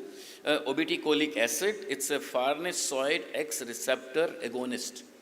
It is basically an anti-fibrotic agent, because what we are targeting now is, one is, lifestyle, but we keep on talking about lifestyle, who does it and how long, and long term, everybody, it fails. That is why, in the afternoon we were talking about metformin. So medications are a part and parcel of lifestyle. Sometimes when you fail in lifestyle, you get depressed, you need some help, and then comes, the role of some agents, which gives you a boost, and then maybe you can stop the agent and continue with lifestyle modifications. So this is another, agent which may be, now, these are the guidelines which I was telling you. We have, American Gastroenterologist, Association, American Association for Study of Liver Disease, European Association for Study of Liver Disease like EASD. So they are now associations only for liver, and only these two organizations we can see here that International Association for Study of Liver, we can see this is not working.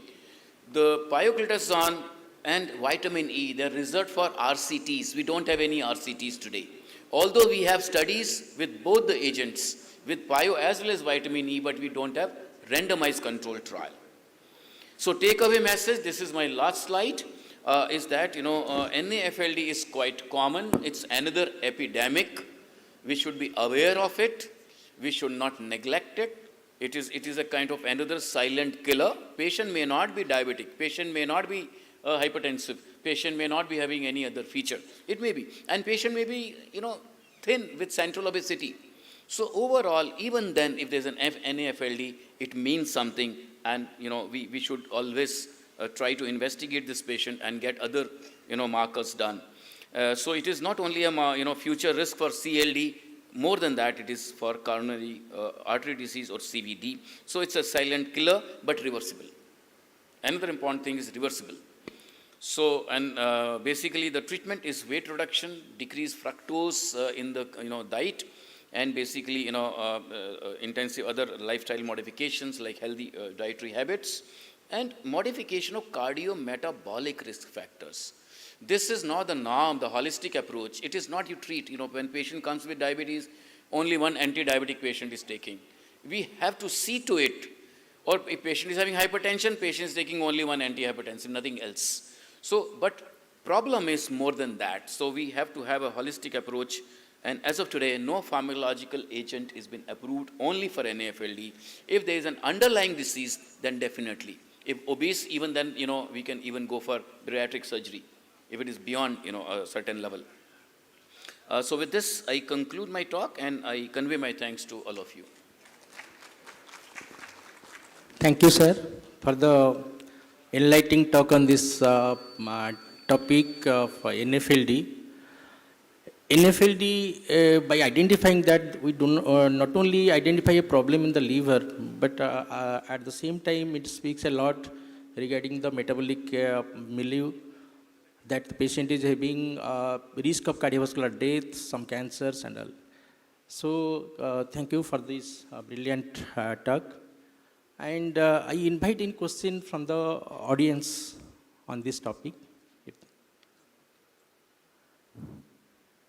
Sir, thank you very much for your very nice talk. Now, what do we aim by seeing a patient who is asymptomatic, doing one ultrasound is a fatty liver? That a radiologist, they give. Patient is very much worried. Now, what we think is, how the patient would not pass on to from muffled or muffled to NAS. So the parameter that we have is AST and ALT. So we have to find out the ratio of AST ALT, and if we can go on monitoring, can we say, yes, this patient is not progressing to NAS by only estimating? No. Then what will be just the conclusion, AST by ALT, at what level we will think and go for other investigations? So the first thing is, just improvement in AST or ALT or reduction is not, a criteria for improvement. That is what ursodeoxycholic acid was doing. It's a medicine, for psychological, I think it's a costly placebo, I should call it. You start this medicine, all gastroenterologists also give it, and there's a decrease in SGOT-PT, but there's no reversibility as far as the disease is concerned. Try to understand that. So just decrease in SGOT-PT is not a criteria. That one point I want to say. We have to decrease the triglyceride content of the liver. That's one. Where SGLT2 inhibitor, we have, empagliflozin, that E-LIFT study, where MRI scan was done after giving, and there was a decrease in the content of triglycerides inside the liver. But the best is a liver biopsy proven. We don't have that study as of today. Only very few small studies are there. So reversibility of disease is different. It's like, in diabetes, If we talk of pathophysiology, just decreasing glucose level is nothing. We are not acting on the pathophysiology. Sulfonylureas also decrease. So unless until we treat the defects, those 8 or 10 or 12 defects, we are not really doing anything. So similarly here, we have to reverse that inflammation, insulin resistance. If there's a fibrosis, that process has to be reversed.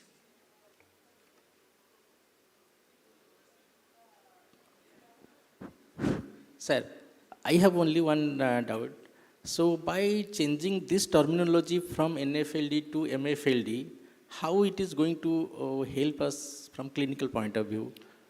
Yeah, so this will help only in one way, that we now know that all these NICD, non-infective, diseases, cardiometabolic disorders, there's a common milieu, that is insulin resistance and metabolic syndrome. So when patient comes to us with some features of metabolic syndrome, normally we don't think of NAFLD if we just talk of NAFLD. Once we say MAFLD, then any patient who is coming to us with hypertension, suppose, with dysglycemia, pre-diabetes or diabetes or dyslipidemia, there, we should find a possibility of NAFLD.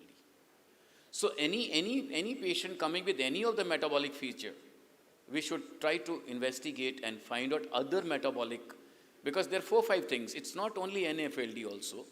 It is dysglycemia, it is hypertension, it is dyslipidemia, it is insulin resistance, and then inflammatory other, markers. So everything has to be, that's all. So now we will have more high index of suspicion, which we were neglecting by just NAFLD. Thank you, sir. Thank you, sir. So I hand over the mic to next, my co-chair.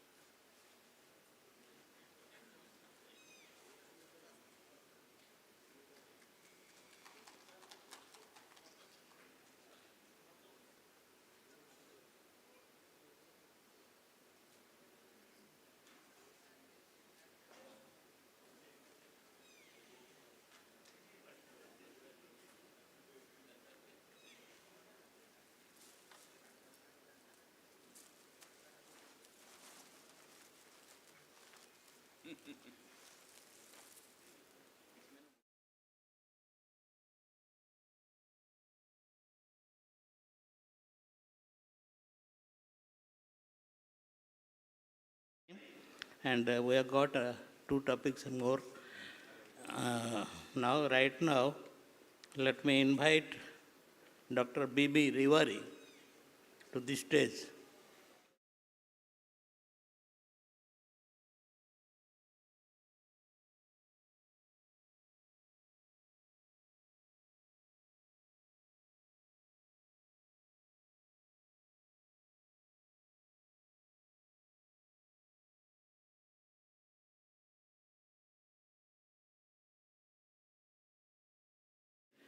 It has created a lot of trouble, giving rise to many of the morbidity and mortality in whole world. Now we are happy that it is vanishing slowly, not fully, and people are now scared. Even now also people are scared of HIV and AIDS, and it is thanks to the public and thanks to the government that it has been curtailed to a very long course by giving many of the effective drugs. So far, we had many drugs, and hundreds of drugs have been tried in AIDS, and very successful drugs and cheap drugs are now available, and the drugs now you can give in a pill form. In single pill, we can give and cure HIV and AIDS. And recently, we want that Dr. Rivari will be telling us more about the recent advances in the treatment of HIV and AIDS. Dr. Rivari, please. Respected chairpersons, thank you for this opportunity, and thanks to my friend Dr. Panda and the whole team for inviting me to this place. It's always a pleasure to be at SCB Medical College, Cuttack, because my first interaction was with this college was 2008 when I came for setting up the ART center here from NACO. So thanks again for this opportunity. So if we see over last 4 decades, HIV/AIDS is now 4 decades old, and it has gone through 3 phases. Phases of devastation in early 80s and 90s, discovery and action, as you rightly said, the drugs started coming in 96, which came in the triple drug therapy, that is highly active antiretroviral therapy, and now just after in 4th decade, we are talking of ending AIDS by 2030. This is the only infectious disease where we talk of ending this problem as a public health disease in such a short span of time. So as soon as the virus was detected in 1981, the first few cases were reported. The virus was discovered in 83, followed by a diagnostic test in 85. First drug became available in 87. So every 2 years there was an important discovery, and now we have got more than 26 combination of antiretroviral drugs available in just as a single pill to be taken once daily. We know that management of HIV is a multidisciplinary approach. It's not only physician, we require psychologist, nutritionist, caregiver. We need to suspect early so that we can start the treatment in time. And the management is around 4 pillars, that is general management, treating opportunistic infections, chemoprophylaxis, and ART.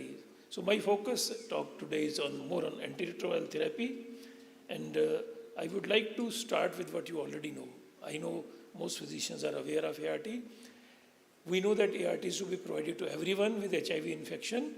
It is not based on CD4 count any longer, which was earlier 200, 350, 500 cutoffs. So it is to be for everyone who is infected with HIV. It is a triple drug combination. The current drug combination is a combination of tenofovir 300 mg, lamivudine 300 milligram, and dolutegravir 50 milligram in a fixed dose combination, single pill, given once daily for lifelong. It cannot cure HIV, so it's a lifelong therapy. Persons on ART need to be monitored with viral load. Viral load is a preferred monitoring mechanism rather than CD4 count, and now NACO is also providing viral load facility for monitoring. But what we are missing is people with the advanced disease who come with CD4 counter less than 200 or stage 3 or 4 illness. They have higher mortality in first 6 months, so we need to focus more on than what is called as differentiated care approach. It's an old story. Why do we need 3 drugs? Because with 1 drug, the percentage of patient progressing to AIDS is just few months they progress to AIDS because of resistance, dual therapy. So triple therapy is the standard of care. And we still cannot cure HIV with ART because the virus persists in some potential reservoirs, which are T cells, macrophages, and other tissue compartments in the gut, in the brain, spleen. There is a persistent virus. And the moment you stop antiretroviral therapy, it resurges. So far, 6 patients have been cured of HIV, but that is not a practical approach. And this is basically those who had some kind of malignancy, they underwent bone marrow transplantation, which is not actually a approach that can be adopted as a public health problem. But antiretroviral therapy has definitely changed this to a chronic manageable disease. It's no longer called a death sentence. Just like you manage diabetes, hypertension, you have to continue the therapy lifelong, except the difference is in hypertension, if you stop the drug, you can restart. Here it is associated with chances of developing resistance. Over the years, there has been a lot of changes, and the cost of the therapy has come down significantly. When I started my first patient in Delhi, it was 32,000 per month and 32 capsules of saquinavir. Now we have just 1 tablet, 1,000 rupees a month. So there is, and it's not only the cost; it is the toxicity which is very less with these drugs, and also basically availability drugs to 15 lakh people free under the national program. This just shows the various enzymes where the virus basically can be blocked. We can block at the, I think there is a problem. So we can block various enzymes which are involved in the replication of the virus, which can be a reverse transcriptase enzyme, it can be a integrase enzyme or protease enzyme, and the drugs acting at these drugs are called reverse transcriptase inhibitors, integrase inhibitors, and protease inhibitors. So till 2016, this was the preferred regimen, tenofovir, lamivudine, efavirenz. I think many of you must have treated, which is called as TLE, given once daily at bedtime. But there were some issues with efavirenz use. People used to have suicidal ideations, vivid dreams, and other nervous system related issues with efavirenz. So came a new drug, dolutegravir, and this evidence comes from 4 studies, single study, flamingo study, spring, and sailing study. And I've just summarized all the studies that dolutegravir achieves viral suppression quickly within 4 weeks, while efavirenz, this was 12 weeks average, fewer toxicities, just less than 2% discontinuation, which is much less than efavirenz. It's a more potent regimen. There is no known treatment emergence resistance over last 4 years with this regimen. Minimal drug-drug interaction except with rifampicin, where you have to increase the dose to 50 milligram twice a day for the period person is on ATT. Very important is effective against HIV-2. Efavirenz was not effective against HIV-2, though HIV-2 is around 3 to 4% of the people have HIV-2. So in 2019, WHO updated the guidelines that preferred regimen would be tenofovir, lamivudine, or emtricitabine. FTC is called emtricitabine with dolutegravir. And efavirenz was moved to an alternative regimen, and that not 600 milligram but 400 milligram. So this is the recent update. If you want just summary, this is the update that this is the preferred regimen. When dolutegravir was introduced, there were some issues of neural tube defects in the woman when they took dolutegravir and conceived at that time. But if the woman has already conceived, comes to you with pregnancy, then dolutegravir can be given safely because neural tube closes within 28 days. And by the time woman comes with pregnancy, the neural tube has already closed. Coming to side effects, not many side effects. Headache, insomnia, tiredness. Weight gain is one thing which is listed as side effect, but most people living with HIV took this as a positive side that they gained weight significantly. Word of caution, there is some drug-drug interaction a little bit, but the most common I have highlighted in the red. Any compound containing aluminum, calcium, iron, magnesium, zinc, and you know this will be in all multivitamins, it will be in antacids, it will be in your, so these has to be used 2 hours before or 6 hours of TTG. So person has to be counseled that over-the-counter drugs, if he has to take any drugs with multivitamins, these has to be taken accordingly, keeping this in mind. This is associated with weight gain. Not a problem so far in India, but definitely will emerge, and this has become a problem in other countries where obesity is an issue. And when you prescribe DTG, we have to tell persons adequate counseling and support them with a healthy diet, avoidance of tobacco, alcohol, regular exercise, all those things that we advise. It is important as people will be on dolutegravir, there would be. But the average weight gain is around 5 to 7 kg. It is much more if it is used with TAF, which is not presently available in the national program. So to summarize once again, tenofovir, lamivudine, dolutegravir in a fixed dose combination is the preferred regimen. It is now also approved for use in pediatric patients, at least 4 weeks of age and 3 kg weight. So very soon we will have pediatric dolutegravir in the national program also. Indian pharmaceuticals are manufacturing this and exporting at present. And the moment it comes into the national program, then this will be available in the ART center also. And viral load monitoring is the preferred regimen. That is the summary, but since my talk was 2023, so this is 2022. So moving to 2023, I'll just skip this. Lastly, this is an updated post-exposure prophylaxis guideline. Post-exposure prophylaxis following an industry injury or following even a sexual assault for rape victims. It is the same drug, tenofovir, lamivudine, dolutegravir, given for 28 days. As I said earlier, we will also want to focus on advanced HIV disease because 30% of the patients start with CD4 count of less than 200 and they are likely to die. So it is important that We do a baseline CD4 count, not for starting ART or not for monitoring ART, but to classify patient who will require more attention. And when I say more attention, basically they require a package of other things. This package includes, we screen them for TB, 4-symptom screening, screen them for cryptococcal meningitis using cryptococcal antigen lateral flow assay, that is the guideline. Also, we provide them TB preventive therapy. Presently, the program is providing IPT, but soon the National TB program is moving from isoniazid preventive therapy to using INH and rifampicin 12 doses course. And also to provide them fluconazole to prevent development of cryptococcal meningitis if they are antigen positive without meningitis. Another recommendation for quick diagnosis of TB in TB suspect is to do urine LAM testing, which is still not approved by DCGI, but some studies have been done in Mumbai, and we expect that this will soon become available. And additionally, persons with CD4 less than 200, that is advanced disease, should be given additional tailored counseling. With a lot of load at ART centers, 5,000, 8,000 patients, so it is very difficult to give counseling on regular basis to everyone. So it is important to focus on rapid initiation of ART. Earlier we used to say initiate ART after 2 weeks of giving cotrimoxazole. That is no longer the recommendation, because we now recommend that it should be either same day if the person is adequately counseled. If he understands the therapy, he has been counseled, it can be started on same day, but preferably within 7 days. So what is in 23? Coming to 23, now there are options which are emerging as dual therapy.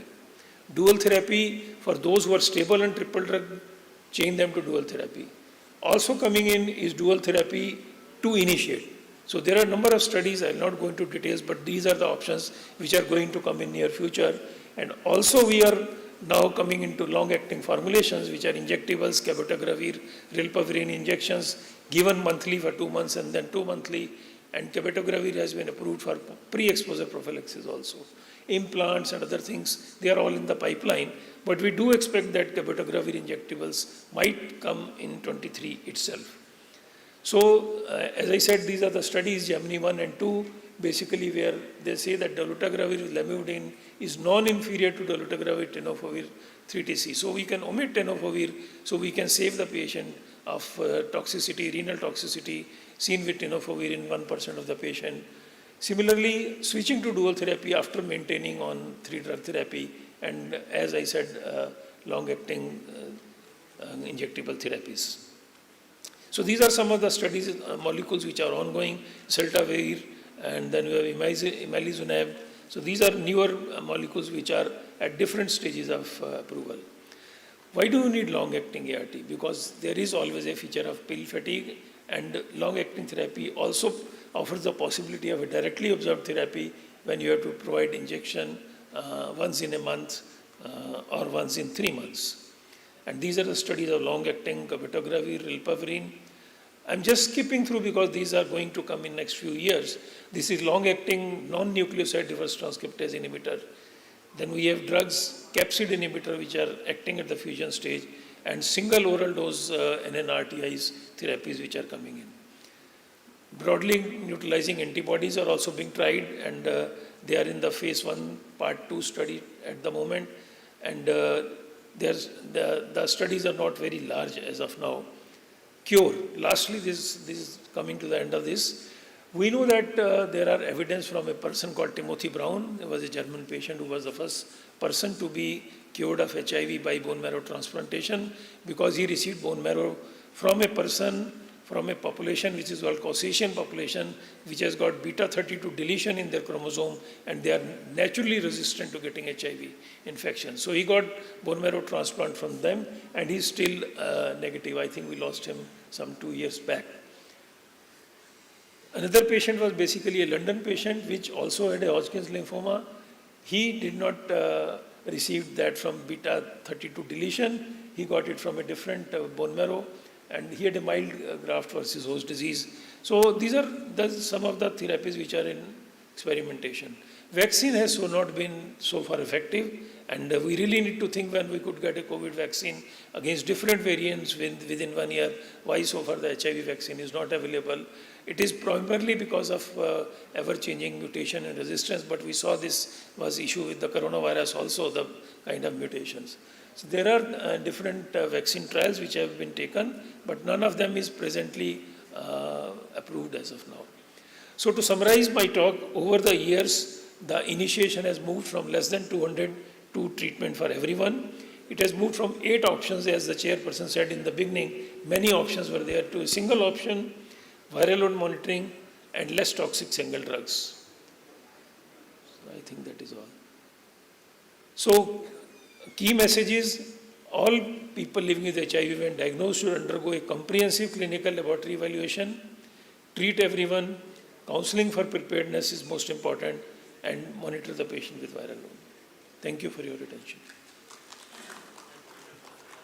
For your nice lucid talk, and you are being a co-editor of a book, HIV and AIDS, Clinical Perspective. That is very interesting. Regarding the topic, it is a very vast topic and it has to be covered in a 24-hour time. It is also not possible. But there are some intricate things regarding the AIDS. As we believe, there are 2 separate categories of drugs, and 3 drugs to be combined in a single pill and to be given, and it is very effective. And you have told all new combination of drug also, including immunotherapy, etc. One thing I want to know, that UNAIDS has formulated a course that means 90-90-90. You will be well aware of that. 90% of patients should be laboratorily investigated, 90% of cases should be receiving treatment, and 90% of cases should be suppressed, viral load should be suppressed. It should bring out till 2030. But it has not been possible, I think. It is not possible because of corona intervening in last 2 to 3 years. So what is your impression about this achievement? Thank you, Chair. I think that is a very important part, because now 90-90-90 was targeted by 2020 and corona definitely hampered it. So now the target is 95-95-95. It is same, 95% of estimated PLHIV should know their status, 95% should be on treatment, and 95% of those on treatment should be virally suppressed. So that is one of the ways that we want to basically move towards ending AIDS. The other 95 is also, given the time constraint, because there is a lot of stigma and discrimination. Key populations, we focus a lot on key populations. When I say key population, I mean female sex workers, men having sex with men, people who inject drugs, transgenders, migrants. So these are the people who should have, 95% of them should have access to prevention services also. We know there are a number of laws which actually hamper the work of National AIDS program. One of these was Section 377, which was a criminalization of sex among men having sex, which has been removed. But there are laws against drug use, there are laws against sex work. Basically, these also need to be repealed if we really want to work toward ending AIDS. Thank you. Thank you. Thank you very much. Any other question from the audience? Okay, then thank you.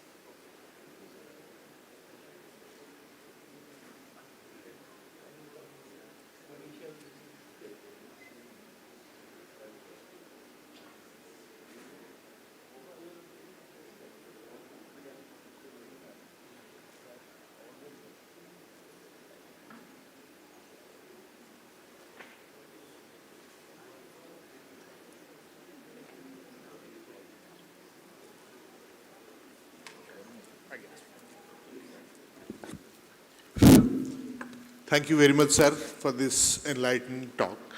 And no infectious disease session is over without discussing the problems of tropical diseases, and particularly if you are residing at this part of India, where filariasis is a big burden. So, so this session is very important. And to deliver on this session, we have none other than Professor Soumitra Ghosh, who is the Professor of Department of Medicine at the SSKM Hospital, Kolkata, and he is a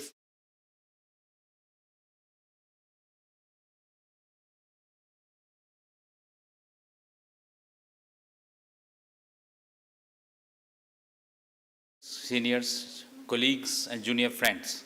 I must thank Professor Jayant Panda and the entire organizing committee for giving me this opportunity to talk on this most neglected tropical disease, which is so common. I am delighted to be invited in this city of many temples, great temples, but entering into any temple of this state, you will see plenty of patients with advanced complication of this disease, filariasis, on which many doctors are confused, many patients are confused. They often do not decide whether to go to the physician, to the surgeon. Even some of these cases are confused with heart failure, cellulitis, malignancy even. So, it is an opportunity to talk on this very important issue. So, this is the outline of this presentation. And major cause of the significant disability and the disfigurement is the filariasis. 2/3 of these cases are in Asia, and 90% of these cases are because of this Wuchereria bankrupti. We all know that this is a roundworm sort of infection, or this nematode, and 3 filarial species can cause this. Wuchereria bankrupti is one, this Brugia malai and this Brugia timori, which is not so common, are the other ones. Humans are the definitive host. It is transmitted by the mosquito vectors and inhabit the lymphatics and the subcutaneous tissue spaces. Wuchereria bankrupti infects the sub-Saharan Africa, Southeast Asia, this Indian subcontinent, Pacific Islands, and it is transmitted by almost all sort of mosquitoes like Culex, Anopheles, Aedes manchonia, and this Coquelicetidae. But Brugia malai is transmitted by these Aedes and the manchonia. It is also endemic in this China, India, Malaysia, Philippines, and these kind of tropical countries. Humans only is the host of the Wuchereria bankrupti, but for the Brugia malai and these these things, the other hosts can be there, animals can be the host. 90% due to Wuchereria bankrupti remain due to this Brugia malai, and substantial decrease in the worldwide cases because of these mass drug administration in almost many countries. But in our country, unfortunately, this is not the case. So it has become the endemic case and this major source of these cases, prevalent country. 2/3 of these individuals infected with the lymphatic filariasis are in Asia now in the world. So it is the endemic in the third world tropical countries, and India is the one. This whole chain of these tropical countries, are these sufferer from this condition. And this Wuchereria bankrupti is named after Otto Wucherer, which is a Brazilian physician, originally from the German, and this Joseph Bancroft, who actually migrated from UK to Australia. He is a parasitologist, and this Wucherer was a physician. So this life cycle is very beautiful. It has 2 components. One is the mosquito, one is the human. Introduction of the 3rd stage of the filarial larva into the human skin by the mosquitoes, and they migrate into these lymphatic vessels. And over a period of 9 months, they develop into a mature, round, adult worm. And these adult worms survive almost on an average 5 years. They can be 12 to 15 years. But they cannot replicate from adult worm to another adult worm in the host. They can only produce many seed microfilaria, and these microfilaria has to be taken by the mosquitoes, and these can produce in the 3rd stage larva, and the circle becomes complete. So this is the actually life cycle. In this part, you can see this is the infective phase, the 3rd phase of the larva, and here we can diagnose with this, finding this microfilaria here. So in this cycle, these 2 points are very important here. Many of these patients are actually infected asymptomatically during the childhood period. Prevalence of this microfilaria increases with age, maybe the third decade or the fourth decade is the major period. Burden of infection with the adult worms increases with exposure over time, but it takes a prolonged stay in this endemic area because this life cycle takes a prolonged period. So chronic filariasis patients lose around 29 days in a year because of these many complications. It may be dermatolymphangioadenitis, fever, epididymitis, lymphedema, hydrocele, depressive illness, etc. So it is a major burden in the disease burden. So lymphatic filariasis has a spectrum of presentation. It can be acute presentation or a chronic presentation. Most infected individuals in the endemic areas are asymptomatic. Only 1/3 develop clinical manifestation. That is an important point to note. It can be subclinical, where this lymphatic dilatation, these abnormalities in the lymphatic flow, scrotal lymphangiectasia, microscopic hematuria, proteinuria can be found. In the acute sort of presentations, this filarial fever, acute adenolymphangiosis, epididymitis, dermatolymphangioadenitis, tropical pulmonary eosinophilia are the spectrum of these acute presentations. In the chronic one, lymphedema, hydrocele, and the renal involvement is very important. But non-specific lab findings like increased IgE, pulmonary eosinophilia or peripheral eosinophilia, proteinuria can also be found. In this, acute lymphatic filariasis, this ADL, DLA, fever, and the epididymitis are the major ones. This ADL or acute adenolymphadenitis has been experienced by everyone almost in the childhood. Immune-mediated response to a dying adult worm. While these adult worms die, it is very important to note this adenitis is caused by another rickettsia-like organism, a bacteria that is called Wolbachia. These Wolbachia basically reside into the roundworms. So it is an endosymbiosis. So these bacteria live on the inside these roundworms, and these roundworms reside into the lymphatics. So while these adult worms die, these Wolbachia come out, they produce all these adenitis and the lymphangitis. So inguinal lymph nodes and the lower extremity commonly involved, they resolve within few weeks, but they can recur within almost 1 to 4 times in a year, and epididymoorchitis is one such presentation. This ADL is characterized by the edematous inflammatory plaques and the systemic symptoms. It can be associated with fever with chill, myalgia, headache caused by the superficial bacterial infection of the damaged skin. Recurrent episodes occur, and many such patients roam into the clinician's chamber without any diagnosis. It can present with filarial fever. It can mimic any other fever in the tropical countries. It can be confused with other causes of fever like malaria also. And chronic presentations, it can be lymphedema, it can be hydrocele, it can be the renal involvement as well. While it is lymphedema, it is a common late sequela.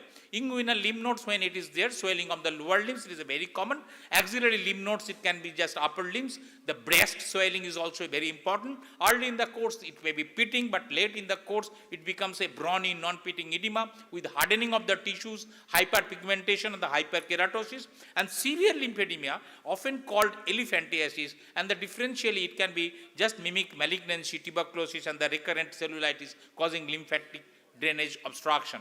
Hydrocele can be unilateral, bilateral, often it is very large, usually painless unless bacterial infection supervenes, and palpable thickening of the spermatic cord or vascular, this spermatic cord infection, or this scrotum infection, this ovary, mesosulfings and the vulva is very important. Chyluria is a common presentation. It can present with proteinuria, hematuria, sometimes the nutritional deficiency in the form of anemia and the hyperproteinemia. Immune complex nephritis is an often complex presentation of this condition. Diagnosis of this lymphatic filariasis can be a definitive diagnosis, and it can be supportive as well.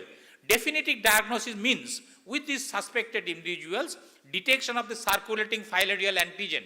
This is the most important serological diagnostic marker. Demonstration of the microfilaria or the filarial DNA in the blood or adult worms in the lymphatics can be another one. Microfilaria or adult worms identified incidentally in the tissue diagnosis or imaging USG on the lymphoscintigraphy, adult worms seen in the lymphatic vessels. Supportive diagnosis again in these high risk patients suspecting this peripheral eosinophilia to the tune of 3000 per microliter, raised immunoglobulin E, or these antifilarial antibody test raised IgE, IgE4. This is not specific, and this PCR is in the research tool even now. Circulating filarial antigen, it is found in the Strop Bio ELISA, it is quantitative, and the Binax now ICT card, it is qualitative, detects antigens released by the adult worms. And it can be done any time of the day because no time is important here, like this microfilaria demonstration in the microscopy, better sensitivity than the microscopy with this CFA, and the positive even in the microfilaric patients. Blood smear can be done in all suspected patients, nocturnal periodicity between 10 p.m. to 2 a.m. That is the blood sample to be drawn during that time. And microfilaria stain with the right or the Jimsa stain, it is very important. And 10,000 microfilaria can be found in a, HPF. And this may be missed in the routine thick smear if it is less in amount. In this slide, you can see this dancing filarial dance. In this photo, you can see while just doing this ultrasonography, you can see this, moving adult worm within that lymphatics, and used to monitor the efficacy of the treatment, because once it is calcified dead worms, sometimes identified on the routine mammography, can even be diagnosed as a malignancy once. So this is a pitfall in the diagnosis. Regarding the management, this is very important to note that this diethyl carbamazine citrate can be a single dose treatment and the supportive care is there. So diethyl carbamazine citrate is a treatment of choice. It is a single dose treatment to be noted, and patients with lymphatic filariasis with Wuchereria bancrofti should receive regardless of whether the clinical symptoms are there or microfilaria has been demonstrated. Patients with tropical pulmonary eosinophilia, it is an exception. Treatment has to be given for at least 2 to 3 weeks. And the addition of the doxycycline, and maybe, this is efficacious against the adult worms because the target, this Wolbachia or this rickettsia-like organism, just endosymbiotically which is present inside these roundworms. So ivermectin can be present and it is efficacious against these microfilaria activities. And in one South Indian study, it was seen that the single dose of ivermectin to the tune of 150 microgram per kg was almost equivalent to a 12-day course of diethyl carbamazine citrate, suppressing these microfilaria in 3 to 6 months. Albendazole may be effective against the, adult worms. Lymphatic filariasis, maybe supportive care may be given. Most common chronic complication of the lymphatic filariasis, recurrent lymphangitis, chyluria may be present. Individuals with lymphedema should wash their feet or these affected areas. Very importantly, antibacterial cream to be there. Exercises of this, regular exercise of the limb, basically the lymphatic flow increases there. Elevation of the limb during the rest time, it is very important. Secondary bacterial infection prevention is very important. Aggressive treatment with the secondary infection is important, and close attention to hygiene is very important. Reconstructive surgery has been tried, but the efficacy is doubtful in some cases. Tropical pulmonary eosinophilia, it is a common presentation to the physicians in every, many patients come to them. It is actually an immune hyper-responsiveness to microfilaria compared to the dead worm in the other lymphatic variety.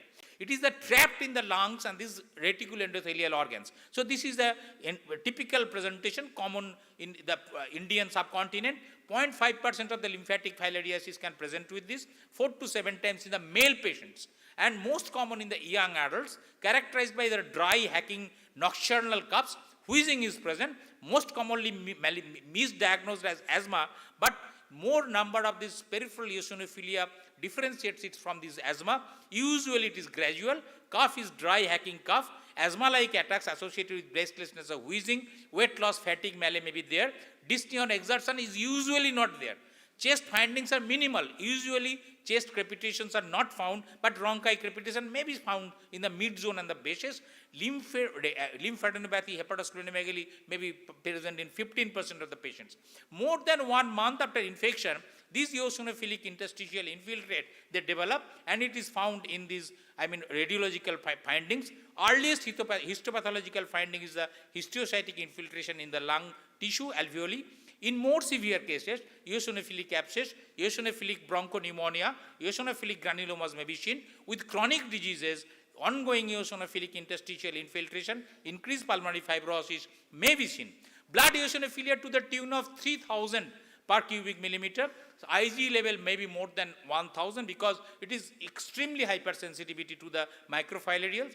High titer of this filaria specific IgG and IgE, and in the bowel fluid, intense eosinophilic alveolitis and differentiate from bronchial asthma.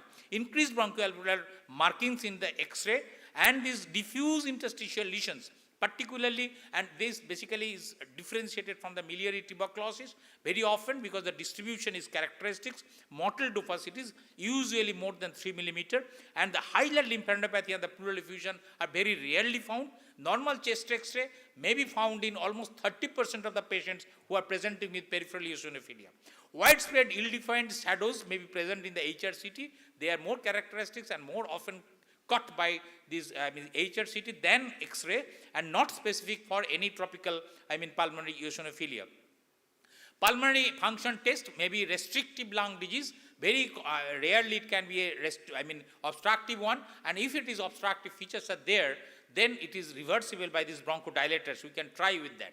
So diagnostic tools, microfilaria generally not detectable in the peripheral blood because it is an hypersensitivity reaction to the trapped microfilaria within the lung tissue. So peripherally we do not find these microfilaria. Circulating filarial antigen may be present in 50%, we miss it in another 50%. Lung biopsy is sometimes helpful because we can see these trapped organisms of the microfilaria there.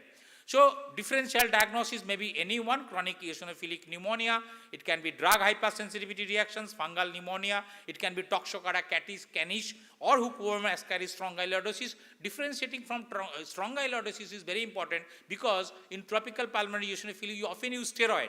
But if it is strongyloidosis, with the use of the steroids, it can become a disseminated infection. It can be catastrophic and very fatal. So imaging can mimic a miliary tuberculosis, but presence of marked eosinophilia in the peripheral blood basically differentiates from the miliary tuberculosis. Very important point. Diethyl carbamazine citrate has to be given here, but for a longer period, unlike the lymphatic one. In lymphatic, it is a single dose. In peripheral tropical eosinophilia, it is a 2 to 3 weeks course, and it is active against both microfilaria and adult worms. Corticosteroid is an adjunctive one, don't give for a pretty long time. Other agents like doxycycline, this I have already told, it targets the Wolbachia, present in the adult worms. It also may kill that. Ivermectin, albendazole can be tried, but albendazole will not be very effective because albendazole is effective for the adult worms only. Bronchodilators you can try if there is bronchospasm. So, to summarize, the high degree of suspicion is required in a tropical country, particularly in Odisha, Andhra, West Bengal, and in this part because it is so prevalent, but we do not give much of care to this, even suspecting this kind of presentations in our clinic, in our day-to-day clinical practice also. Appropriate evaluation should be done because it is a systemic presentation. It has a wide spectrum of presentation. It can mimic any acute presentation. It can go into this chronic phase, but sometimes we find them in the late phase or in the complication end stage disease where reversal is very often not possible. Team effort in care is to be given, and patient education is a very important tool we can use in every clinical setup, everyday practice. Thank you very much for the patient hearing and for giving me this opportunity to discuss this common topic in an area where it is very prevalent. Thank you very much. Thank you, Professor Ghosh. Such a beautiful presentation. I still remember that sometimes advancement of science can be detrimental, and a typical example of that we sometimes forget these common problems common to our place, and we sometimes forget. Recently we saw a case. It was a case of tropical pulmonary eosinophilia. At the first go, the doctor has advised for a CT scan. It was extensive ground glass opacities, and it was diagnosed at the outside without looking at the peripheral smear that it's a case of ILD. And patient was started on antifibrotic therapy, immunosuppressants, along with that steroids. And luckily it was diagnosed later on. His CBC gave a very nice clue that there was eosinophilia. So these tropical infections are really neglected tropical infections. We need to remember what are problems which are common to our place, and we need to, simple therapy can solve these problems. Now it is open for discussion, because we all have plenty of experiences with filariasis, particularly this part of Odisha. So any comments or any queries regarding filariasis as well as tropical pulmonary eosinophilia? Thank you, sir, for the comment, because at the outset I told that sometimes doctors are even more confused than the patients. Thank you, Dr. Soumitra, for excellent presentation. Thank you, sir. One thing I want to know from you, which antigen you are doing, whether OG4C3 or anything other than that, because OG4C3 not available everywhere. It is only available at the research institute. OG4C3, filarial antigen, which is a monoclonal antibody-based ELISA test to detect See, filarial actually, antigen. it is a quantitative as well as Yes, quantitative. yes, yes. So we use a card test type of thing. Card test type is not ELISA, but in the quantitative measure, it is ELISA based. You can do it, and it is not widely available in our part. It is actually that is the unfortunate one, because the India is the base of this disease now. In the Asian countries harbors almost more than 2/3 of the cases, but still it is not widely available. But Here only you can item just in go I- for that. Card test is widely available. Thank you.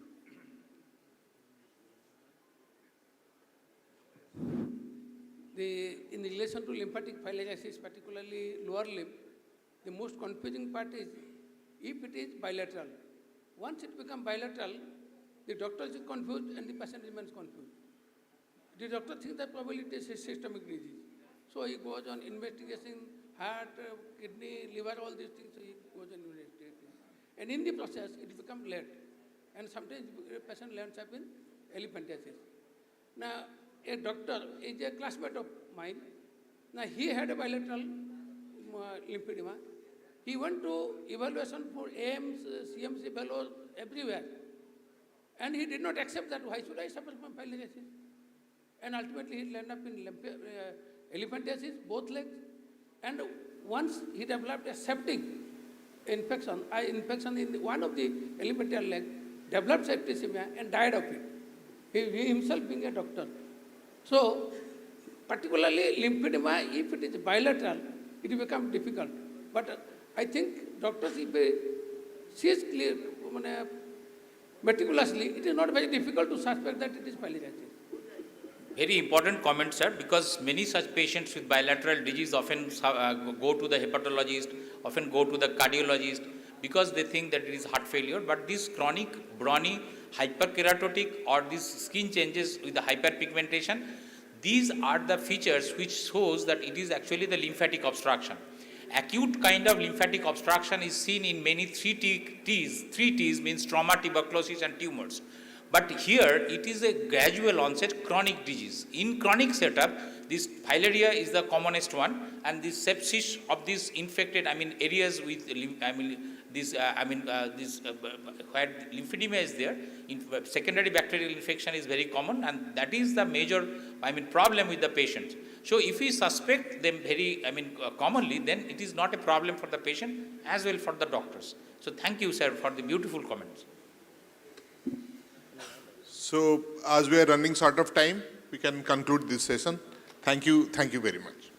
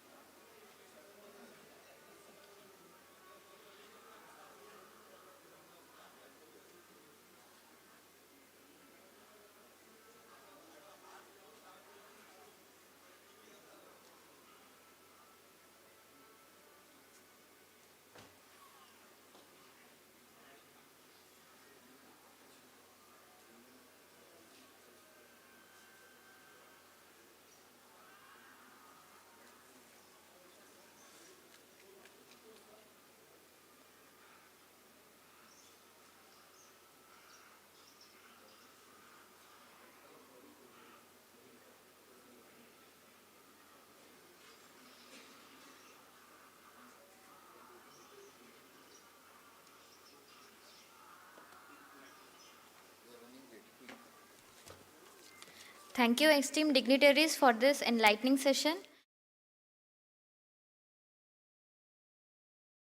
Podium for felicitation. Moving on towards our next session, it's going to be a very interesting session. It's a debate on, can tuberculosis be eliminated? And for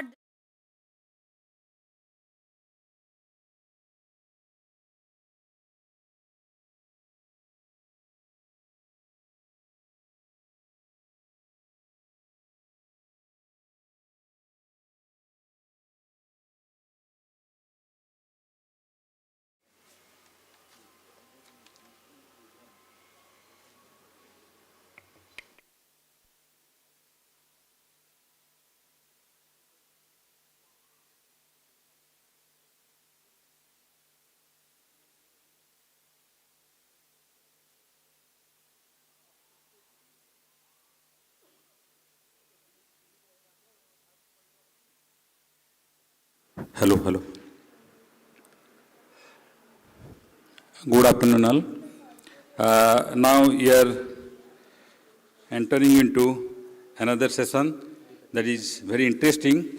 Debate on can tuberculosis be eliminated. Friends, you know that we have seen the menace of infection. All the developing countries have seen the acute infections as well as chronic infections. Recently, I have seen the menace of COVID-19, but for long years, all the developing countries, including India, are struggling with chronic infections like leprosy and tuberculosis. Both are mycobacterium, and for the same, Government of India is struggling a lot, and we have entered into National Leprosy Eradication Program. Till now, we are seeing the treatment of tuberculosis, then tuberculosis control program. Now the government is focusing on National Tuberculosis Elimination Program. So tuberculosis is one of the most important dreadful disease which can affect from the head to the toe. We have seen the common tuberculosis, the multi-drug resistant tuberculosis, and extended drug resistant tuberculosis. So government is spending a lot on this eradication of tuberculosis. So now I can invite Dr. Sampath Das, who is a senior consultant and on pulmonology and critical care, Ashwini Hospital, Cuttack. He is a member of several national and international organizations. His area of interest is respiratory critical care, and he is an academician in the DNV Respiratory Medicine and IDCCM in critical care, Ashwini Hospital, Cuttack. He will tell in favor of the motion that is, can tuberculosis be eliminated? Dr. Sampath, please. So we can have, this is total 30 minutes. You can be given 10 minutes and he will be talk. You first speak, then. No, you will complete it. Okay. Yes, yes. Dr. Manoranjan, please also come to the dais. Yes, yes. Come on.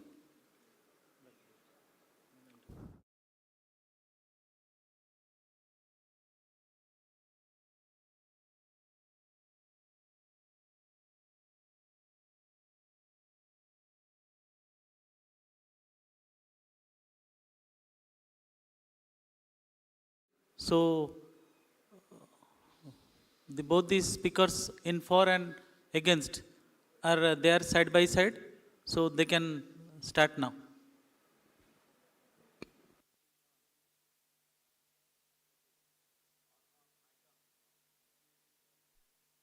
First of all, I am very much thankful to, we are also very much thankful to organizing chairman, Professor Join sir, and organizing committee for giving us this opportunity.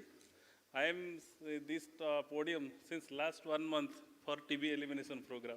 So unfortunately, I got the topic against should last 1 month I presented that yes, we should get TB will be eliminated by 2025. Now after 1 month I am getting that it's how difficult to eliminate TB by 2025. So with me, my dear colleague Dr. Sampath will be there. We together will fight and let's see what is happening. I request, can I get you? Thank you. Sir. Sir, both of we will speak together. 20 minutes we will ride the journey, sir.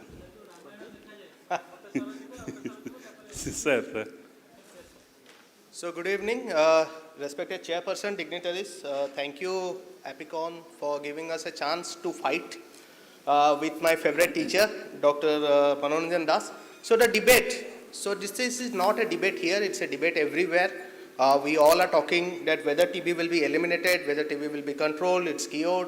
So that's an area, actually a debate. So what we are talking about is a disease which is being mentioned even in our Sanskrit scriptures around 500 BC, which was initially called Sosa, what we say coughing of blood and wasting, or Rajkhyama, a disease which is we called as a tuberculosis. So it is not a disease of present era. There are documents that it belongs even up to 500 BC where it has been documented that this is a disease that affects people where they cough of blood and there is a wasting of the muscles. So, Sampath, do you think dealing is such a high burden disease? You see that 10 million people fall in TB worldwide, and each year the death rate is in the tune of 1.5 million, and world's top infectious killer is the tuberculosis. TB is the leading cause of death in HIV patient. Also, all comorbidity associated disease condition TB is associated. Do you think that TB can be eliminated solely within a span of 3 years? I think it's a difficult task. So, we both So, speakers... to me point, eliminating TB is a daydream. Sir, I feel that if you do not dream, you will not work to achieve. So, from my side, I will try to prove that the dream which we are taking, that TB will get eliminated, and how we are going ahead with it, that's something which I will be standing on.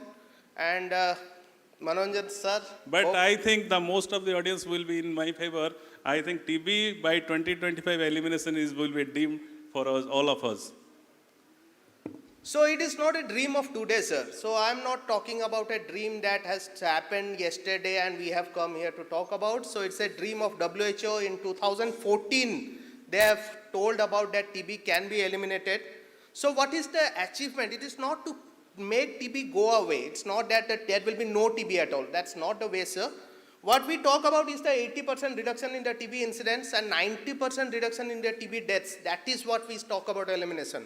And what we talk these days is money. Everywhere we talk about money, the cost, everything. So WHO says that the catastrophic cost of TB treatment should not be there by 2030. What is catastrophic cost? That means whatever we are earning in 1 year, we should not be spending more than 20% on it for a TB treatment.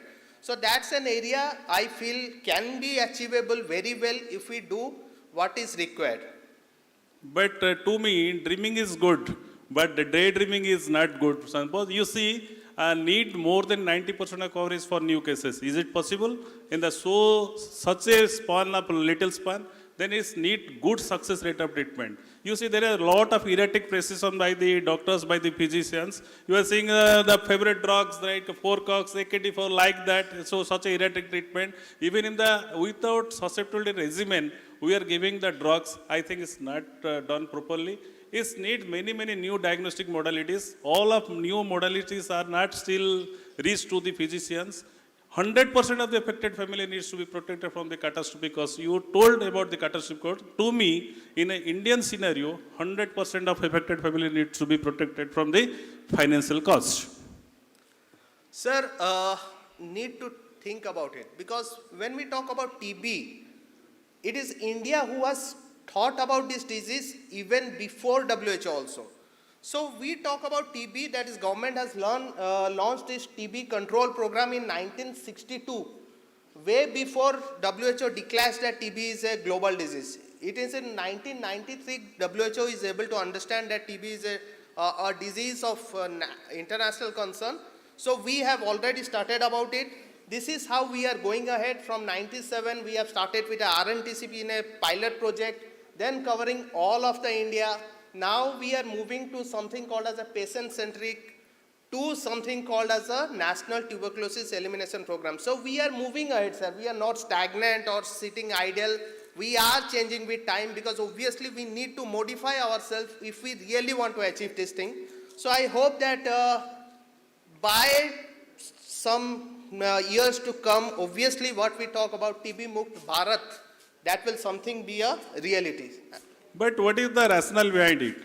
The WHO said 2030, but our Honorable Prime Minister told us by TB to be eliminated 2025. Sir, hope that by the end of the talk we can have a consensus about it. So it is a dream by our Prime Minister in 13 March 2018. He talked that we need to push hard, we need to go ahead with it. So why 2030 to be the National TB Elimination Program? Why not by 2025? So that's why whatever be the global guideline, that's not matter to us. We need to work for India. We need to think about India. But to me, sir, what I believe, you are trying different regimens. Frequent regimen change, alternate regimen, supervised treatment regimen. Every year we are getting different regimens. Many physician professors, I think one of the Thato sir has told me 5 years before, Manojan, by giving this alternate regimen, you are creating drug-resistant TB. I think sir has told me at one sense. No, now I am feeling, are you trying the regimens? Sir, let us see what it comes. You see the huge burden. You told that 2025 we should eliminate. By 2030, when the WHO target, we are having a population of 150 crores. You see the absolute number. Can we cover all the patients and can we eliminate TB by 2025? I think it's not possible. Sir, with increasing population, we have more productive population, sir. Why are we talking about? Obviously, we know that we are a populating country. We are going to increase. But we are increasing in our strength. We have 6 national reference labs. We have 31 IRLs, 50 certified DST where we can do this liquid culture or drug culture. We have 64 labs who can do line pro assay. We have 20,300 designated microscopic centers. So all these things are working, sir. It's not that we are not looking into the population Still, part. you think is it okay?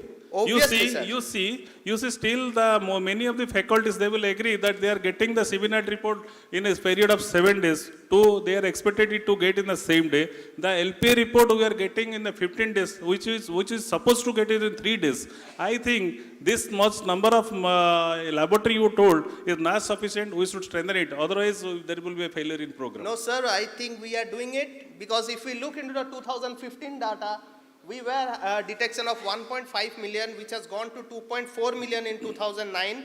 And not only that, we have reduced the number of patients who were remaining undetected from 1 million to 0.5 million. That means we are achieving, sir. There is way we are proving that all these things are helping, sir. But I don't agree with your comment that robust ecosystem of diagnosis. Still, we need this to strengthening. You see, you people have treated more number of cases than us. Are you notifying? And other than a pulmonologist, I think most of the physicians, they still not aware that we should notify this disease, though it is a mandatory notification by the government of India. Most cases treated in the private sector are never notified to the public health authorities. Poor diagnostic practices. Even if you get a sputum AB positive, unless until you do a susceptibility test, how can we treat the regimen? How can we plan the regimen? So universality drug susceptibility test is mandatory, and that is being done only in government sector. By private practitioners, they are not going in favor of universal drug susceptibility test. That will be a major concern to me in eliminating TB by 2025. Another is the lack of counseling and support of treatment adherence, successful and relapse queue is most important thing. So thinking of this, I think it will be a difficult task. Sir, I feel that we are making it more stricter these days. Obviously, we are getting a call from government side that if you have a TB, you need to notify because it has become a legislative measures. And this is increasing, sir. You see, because whatever I'm talking about data, sir. In 2013, there was a private sector who has reported around 38,000 odd cases. But by 6 years, it becomes 6,78,000 cases. So the reporting has increased, sir. There is no way, no reporting is going on. And secondly, free drugs, diagnostic, cash transfers, adherence, all these things are going in favor of cutting the chains of transmission. And as a private practitioner also, the benefit which we are receiving or our patients are receiving, obviously the confidence on this support system is increasing and hope that this will help. But still more. I believe that this should be reached to every physician, those who are treating tuberculosis. Obviously. Even not only to the pulmonologists, because most of the physicians, surgeons, they are unaware of these policies till now. Within a 3 years of period, how we can aware all this group of, how can sensitize all the physicians, surgeons that you should do this, you should do the susceptibility test, you should notify the disease, you should treat the patient according to the sensitivity pattern. I think it will be real difficult. Sir, right now there are NGOs which have come to as an intermediate between the government and the private practitioners. They are visiting, having a good rapport, being able to communicate, and that's something which is actually showing the result also. I think they should not visit only to me or to you or to, I think they should visit every physician and every surgeon, each one who is treating tuberculosis to me.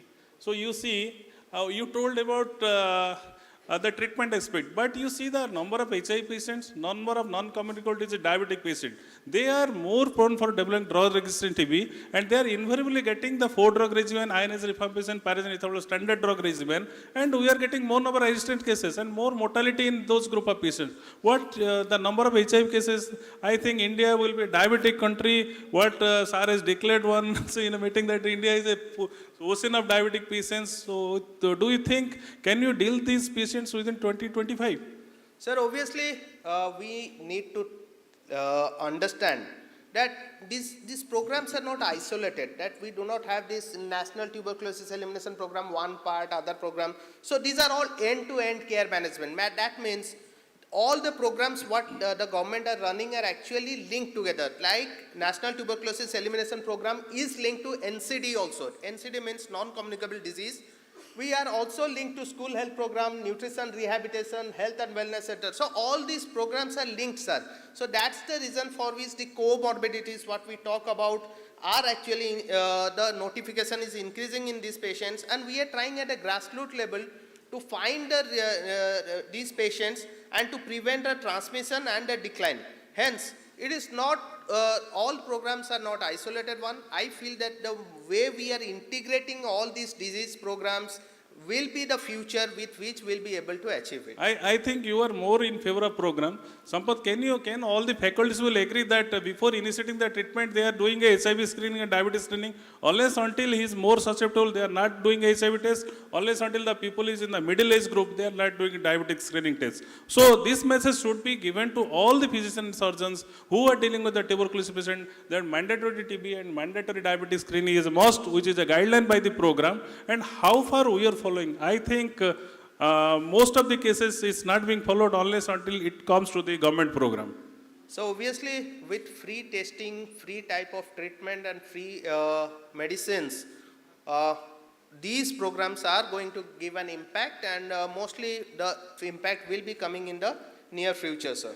But what's about this? What is your comment? Such a huge number of malnutrition, huge number of pediatric TB patients, poverty, overcrowding, all these cases, highly infectious, indoor air pollution, sanitation. Can you think that India is a such country that we can eliminate TB by 2025? I think, hope your daydream may come true. My best wishes for you. Sir, obviously, sir, we need to work together. There is no doubt about it. So now we have something called as a National Multi-Sectoral Action Framework. So it's not a program, it's a holistic view of controlling tuberculosis, and that was set up in 2018. What they have done is that they have set up around 700 TB forums, that's in the periphery, where they looked into the social aspect, they looked into the malnutrition, they took control of the poverty, they looked into the overcrowding. Now we talk about LPG that's being given to the household. We talk about rural employment schemes, direct benefit transfers, sustained development goals, what we say 5-year goals, are all being included, so that what you are talking about, what we are facing, should be taken care in the You are future. not giving a view of a doctor, you are giving more of a bureaucrat, I think. Administrative view you are giving. I think practically it's not possible. Such a huge burden of population and such a huge absolute number of TB cases, it will be very difficult to control TB by eliminate TB by 2025. It's again a daydream for you. Oh, hope, sir. But I feel that these are working together. Maybe the result will be a bit time-taking, but we will achieve it. So, such a diversity of group population, such a diversity of population in India, I think eliminated TB still, I believe, but 2025 will be difficult for us. No, sir. I feel that all these things are being taken care of, because right now we are involving more of a citizen participation. Because we need to address this language barrier, this area barrier, South India, Northeast. So that's the reason for which we are involving people of high stature who have influence, like Ratan Tata ji, Amitabh Bachchan ji, and even all our film stars, and all are coming to us for this TB program, sir. I know you are Amitabh Bachchan fan, but when you saw these fellows also. So obviously, sir, citizen participation is a must. We are coming up with these things, and that's the way we are motivating or breaking these language barriers or the area barriers, which is there, sir. I do accept it. Then what about the COVID-19? All of my TB patients, many of the TB patients that died of COVID, and many, because of COVID, the notifications have gone down. Still the COVID fear is with us. Though the rate has been significantly declined, can't we think that another pandemic, viral pandemic will come and it will hamper the TB elimination program? Sir, there is always a ray of hope. Why we always need to see the dark side? We also need to see the area of hope. What COVID has done, it increased your importance and my importance. As a respiratory physician, we have become important, sir. So, the new norm, what we say new norm, wearing a protective mask, coughing, keeping our mouth covered while coughing, hand hygiene, maintaining social distance, this will protect, sir. This will protect I TB. do agree with this slide, but what I have personally observed, this is not any guideline. What I have personally observed, many people, in spite of tubercular symptom, constitutional symptom, they have not gone to the hospital setup for the TB screening. First thing. Second thing, many the grassroots level who are working for the tuberculosis, they have not reached to the home. So the notification rate is decreased, and the TB death notification also significantly decreased during COVID pandemic. That does not mean that the absolute number of TB patients has decreased in COVID. I don't agree, because they have not gone to the hospital because of the fear of COVID. They have not gone for X-ray. They have not gone for sputum, ABC, not. Even some patients, they died of tuberculosis. They have not reached to the hospital because of the COVID fear. Obviously, sir, but that has also decreased their conglomeration area. Mask has become a new normal. So that obviously is going to protect us from the COVID. So India's ambitious goal to end TB by 2020 is daunting. India contributes still 1/3 of the global burden. We need to do more research lab. What the IRL lab, National Reference Laboratory has shown, that is inadequate for us. Need to reach each and every corner of India to achieve the treatment. So, to me, honestly speaking, eliminate TB by 2025 may be more of a hype. Why, sir? Why not? Have you not gone through the report of TB India 2022? So COVID has not bring us back. We are performing, sir. All these things are performing. So if you look into the TB incidence here for 2021, which was around 210 per 1 lakh population, which was the baseline in 2015 as 256 for 1 lakh population. And not only that, sir, we are declining. The TB cases are declining. 18% decline. But you see the absolute number. You don't tell of the rate. You see the absolute number of cases. You next slide I will show you. You see, if the currently we are practicing, you see the red dotted line, what still 2035 we are not nearby to the baseline. So how you are telling that we will eliminate TB by 2025? To me, even by 2035 in this strategy we can achieve our goal. But sir, we are performing. You can go through the slide. You can see that we are doing better than the world. We are declining at a rate of 18%, which is 7% higher than the world, which is around 11%. Now for you, okay, the red line shows that this is the way we are going, but we need to intervene. We need to optimize our tools. We need to bring our pipelines with numerous drugs, social protection schemes. We need to talk about more disease-specific treatment. We need to talk about new betaquilones, which the new drugs that has come into it. So we need to talk about... Yes, that I am speaking. TB may be eliminated, but you think the new variant of TB like MDR TB, drug risk pre-XDR TB, XDR TB, pediatric TB, HIV TB, diabetic TB, that will be more challenging in near future. Extrapulmonary TB cases. For SCB data, I will show you. You see the number of extrapulmonary cases are on a rising trend, and you see that pulmonary TB cases stagnant, and the number of extrapulmonary cases, TB lymph node, joint TB, ocular TB, genital TB, joints TB, skeletal TB, like that number of cases are increasing, rising trend. I think dealing those cases in a high prevalent HIV and diabetic country, it will be really challenging to eliminate TB by 2025. But sir, you can see that in 2018, we have got that if we intervene at the right way, at the right time, obviously by 2000, may not be 25, maybe by 30 or 35, we will be able to achieve the hope. What we talk about, policy, planning, synchronized execution, as a whole, if you can look at, sir, 12 states of India have told that they are planning to achieve it by 2025. We have been record in successfully eliminating diseases like smallpox and polio. Have you ever thought that in a population like India will be able to eliminate it? We have done it, sir. And secondly, the vision to end TB will become a reality. Whatever said and done, there may be an increase in the time we may not be able to achieve by 2025. But obviously, some years down the line, we will be able to achieve it once all the stakeholders are coming in action. We continue to build a momentum. We continue to invest in TB care. We need to innovate ourselves, and we need to harmonize all our effort, both in the private area, in the public area, in the NGO aspect, and every aspect we need to work together to achieve the dream. Sir, obviously this is a dream and it will be achieved. So you keep your dream, but I think you should know the real practical issues. I think difficult in eliminate TB by 2025. All the best, Sampath.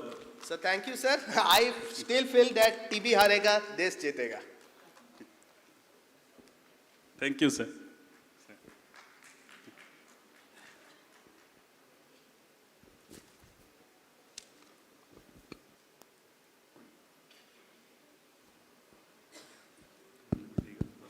So now I am perplexed. Initially, I thought that TB could be eliminated. After hearing from both of you, now I'm in doubt in which way I can go. So Dr. Mananjan told very pertinent factors like growing population is major hurdle to any development program of the country. Malnutrition, overcrowding, our health infrastructure, and particularly you cannot dream, that is a crime. As Abdul Kalam told, a mind without a dream is a crime. So you have to dream. So if we are dreaming, we can bring the incidence to be down by 80% and death by 90%. So there is no harm in dreaming. So government is spending a lot on this regard. So I think we have to try, and we have to join together. Though you know that tuberculosis affects from the head to the toe, and very difficult, but nothing is impossible. Over to Santosh. So as both of the friends were face to face, in my suggestion for taking into whole the legal aspect, the social aspect, the science and the enthusiasm, why should not we dream? Without a dream, we cannot achieve the target. So if we put it as a dream, we will be in the path of achieving success.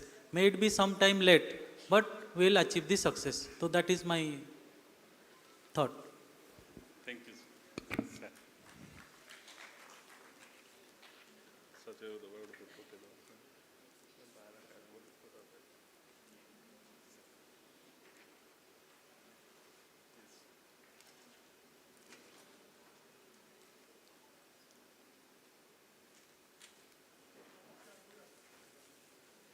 So it was a very interesting debate, and both of them made it so interesting, so informative, with point, counterpoint. Please give a big hand for them. I request chairpersons to felicitate.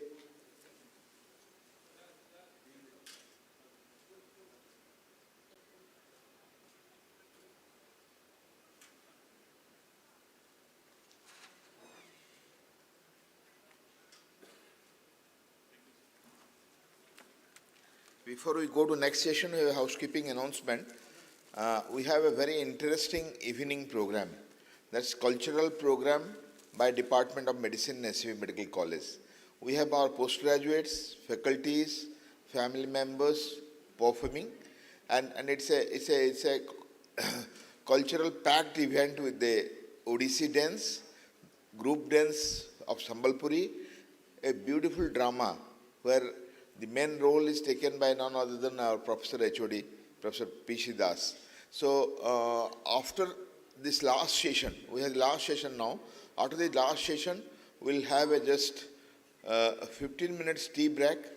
Quickly, please come back to hall and watch this thrilling program. You can continue sitting here also by the time the stage is set for the drama. And please enjoy it following a banquet dinner in our SCB Batika. Thank you.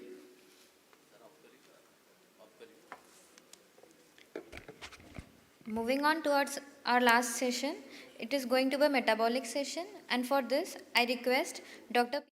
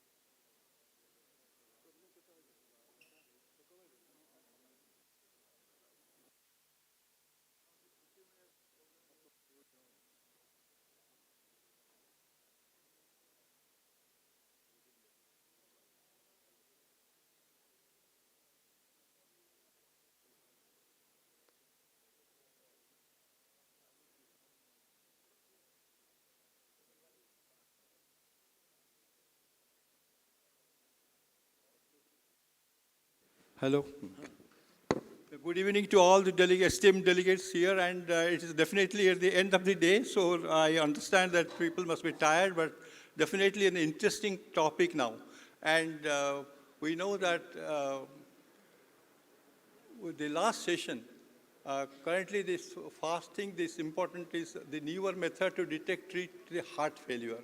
The heart failure is an important area where all of us are concerned, and we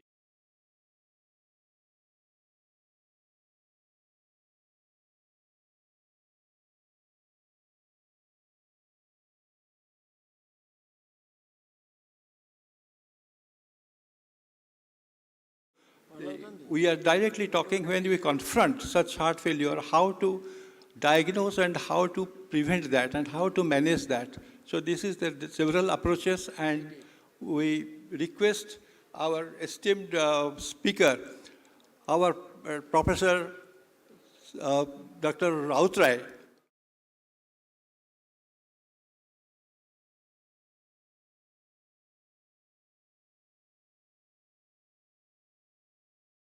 He will elaborate on that.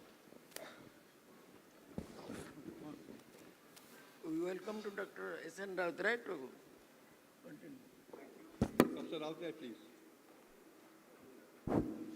Thank you, chairpersons. Good evening, everybody. My colleagues, friends, and students. Last session of the day, and we had a very nice debate just prior to this. And this is again heart failure, newer method to diagnose and treat. You see, there are two endemics coming in the field of cardiology. One is heart failure, another is atrial fibrillation. And they are calling this syndemic, but both atrial fibrillation and heart failure having same cause and similar pathophysiology. You are going and controlling different epidemics, and different epidemics are coming on. So what see the prevalence is very high. The burden of heart failure is rapidly increasing globally, and it is projected by 2030, the number of heart failure patients would rise by 25%, and the mortality rate is 50% at 5 years from the initial diagnosis to heart failure. Recent estimates that incidence of heart failure in India vary wildly from 1.3 to 23 million. So you need a high index of suspicion to diagnose heart failure. The Trivandrum Heart Failure Registry reported the heart failure preserved ejection fraction accounted for 25%, but now the all data are coming. Heart failure preserved ejection fraction is 50%. So almost 50% is heart failure preserved ejection fraction and reduced ejection fraction. You see, there are several burdens. These are the comorbidities which are associated with this. Diabetes around 44%, COPD 31%, renal insufficiency 30%, anemia 50%. And one major thing is not shown here, that is iron deficiency, which is more than 50%. So when you are going to control the heart failure, the comorbidity you will have to take care of also. This is one study which has come from Medant Medicity. Here they have shown almost 5,500 patients, mean ejection fraction of 30%. CAD was the dominant cause of heart failure. To remind me, Dr. Eugene Braunwald once told, better management of coronary artery disease has increased the incidence of heart failure. Because the patients are surviving, they are now leading to heart failure. Likewise, you see this beta blockers, all these things used are very less, and mortality at 1 year is around 17% in this study. There are several definitions, but ESC definition is most pertinent here. Heart failure is a clinical syndrome characterized by typical symptoms, that is breathlessness, ankle swelling, and fatigue, that may be accompanied by signs of elevated jugular pressure, pulmonary crackles, and peripheral edema caused by a structural and or functional cardiac abnormality resulting in a reduced cardiac output and or elevated intracardiac pressures at rest or during stress. And this is the universal definition of heart failure which has come up. Here again similar, you see symptoms and or signs of heart failure and structural or functional cardiac abnormality, and corroborated by at least one of the following, either elevated natriuretic peptides or objective evidence of cardiogenic pulmonary or systemic congestion. So here this NT-proBNP or BNP has come into play. So this is a new heart failure classification as per ejection fraction. All of us know it, just to remind all these things. Heart failure, if ejection fraction is less than 40%, less than equal to 40%, is a heart failure reduced ejection fraction, and 41 to 49% mildly reduced ejection fraction. This was earlier called mid-range ejection fraction. Then heart failure preserved ejection fraction, EF is 50% or more. Another category has come up, that is heart failure improved ejection fraction. These are a group of patients who had initially their heart failure below 40%. Now with treatment, it has improved. And there is a minimum increase of 10 points, and now they have come up to the second measurement more than 40. So if they come more than 40% and minimum 10% increase to the prior EF, then they are called with improved ejection fraction. Whole problem is that we have actually targeted therapy whatever there with reduced ejection fraction. For most others, there is not much of treatment. So if you can say here, this improved ejection fraction, they have come up from reduced ejection fraction, they are to be treated like reduced ejection fraction. And mildly reduced and preserved ejection fraction are to be treated similarly. Here the nitrogen peptide, this BNP in ambulatory patients should be more than equal to 35 and NT-proBNP more than 125. In hospitalized or decompensated heart failure, it has to be more than equal to 100 and more than equal to 300. This is according to universal definition. There are several new biomarkers that we are telling. This NT-proBNP, after that mid-regional proadenomodulin, ST2, this soluble ST2, this protein, these concentrates are additive to nitrogen peptide for prognostication, are usually both raised in both heart failure reduced ejection fraction and preserved ejection fraction, and are similarly dynamic to nitrogen peptide in their changes following heart failure therapies. In patients with both acutely decompensated and chronic heart failure, a chronically elevated or rising ST2 value strongly predicts adverse outcome. So also NT-proBNP predicts adverse outcome. New biomarkers, that chromogranin, galectin 3, etc., they have come up. They are not yet available for use. And this newer modality of diagnosis again come right heart catheterization with pulmonary capillary wedge pressure and pulmonary artery pressure measurement. That again did not show any clear benefit over other methods as regards treating the patients.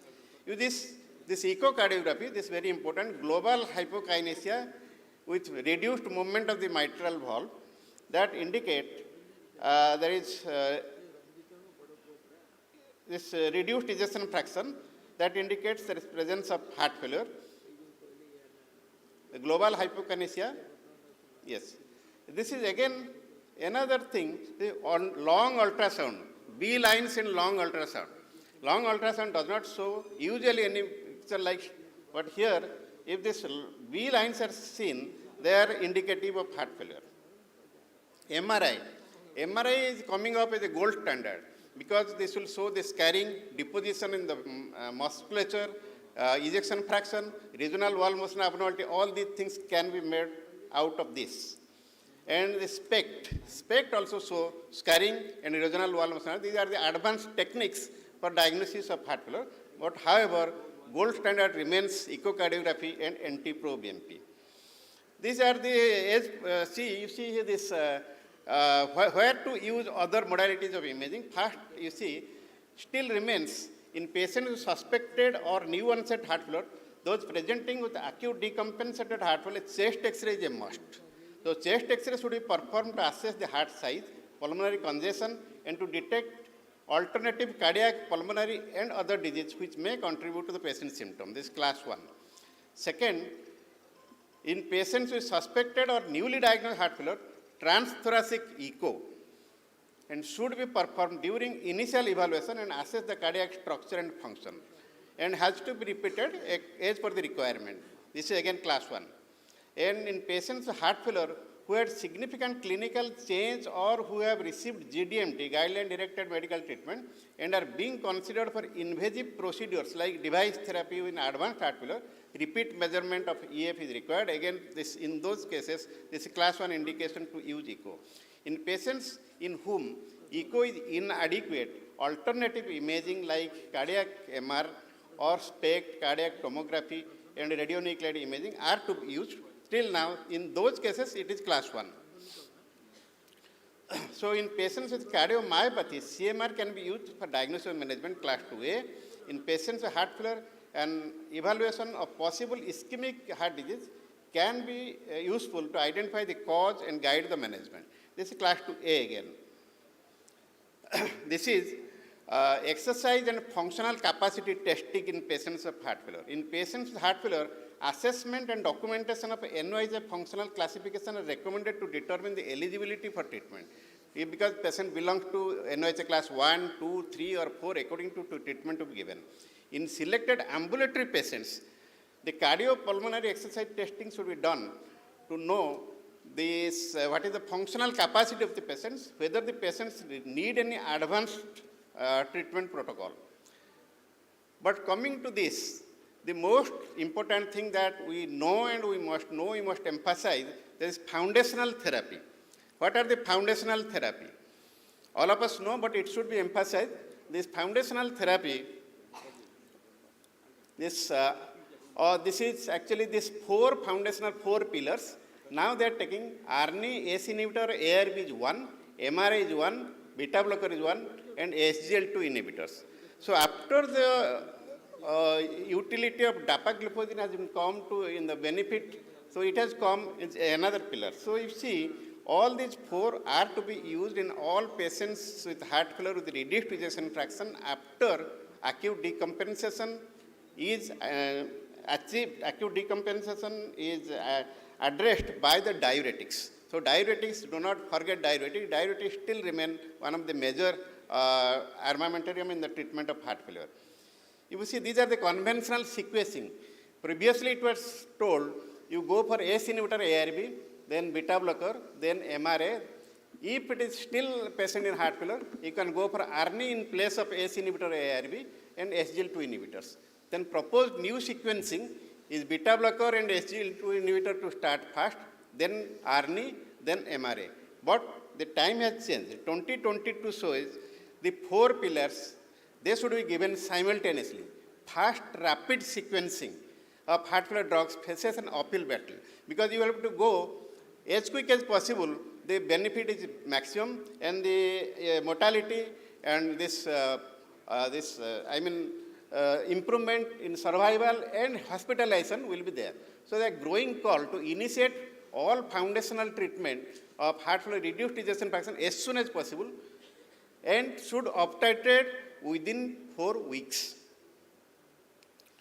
See here, what are the other alternatives? If still heart rate remains 70 or more, you can give ivabradine. In repeated heart failure, where this you can use vericiguat and digoxin only in some symptomatic patients where there is atrial fibrillation or there is no alternative methods of treatment. In spite of giving all medication, patient still remains in heart failure and patient is on digoxin, you are not able to discontinue. Sometimes on discontinuing, there can be reappearance of heart failure. In such cases, you can use digoxin. And PUFA has been found to be beneficial in some cases. And in some cases, you will have to give potassium binders and still use ARNI and MRA because ARNI and MRA in the presence of heart renal dysfunction can give rise to hyperkalemia. To use this, you can use potassium binders. This slide summarizes everything what I told regarding the heart failure management. Here, if the ejection fraction is less than 40%, ARNI or ACE inhibitor or ARB, ARNI is preferred. Beta blocker, MRA, SGL2 inhibitor, and diuretic is indicated. All these are class 1. This green is class 1. And if the still patients require, in African Americans, you can go for nitrate and hydrolyzine combination in blacks. In blacks, it helps, not in whites. And in patients, those who do not improve and remains heart failure less than 30, ejection fraction less than 35, there is LVBB, and the QRS is more than 150 milliseconds, they may need ICD or CRT or other additional therapy. Still, the patients remain in refractory heart failure, and mechanical cardiac devices and heart transplant can be offered to those patients. If you see here, what are these newer devices were to give in selected patients with advanced heart failure, reduced ejection fraction, NOHA class 4, who are deemed to be dependent on continuous IV inotropes or temporary mechanical cardiac support.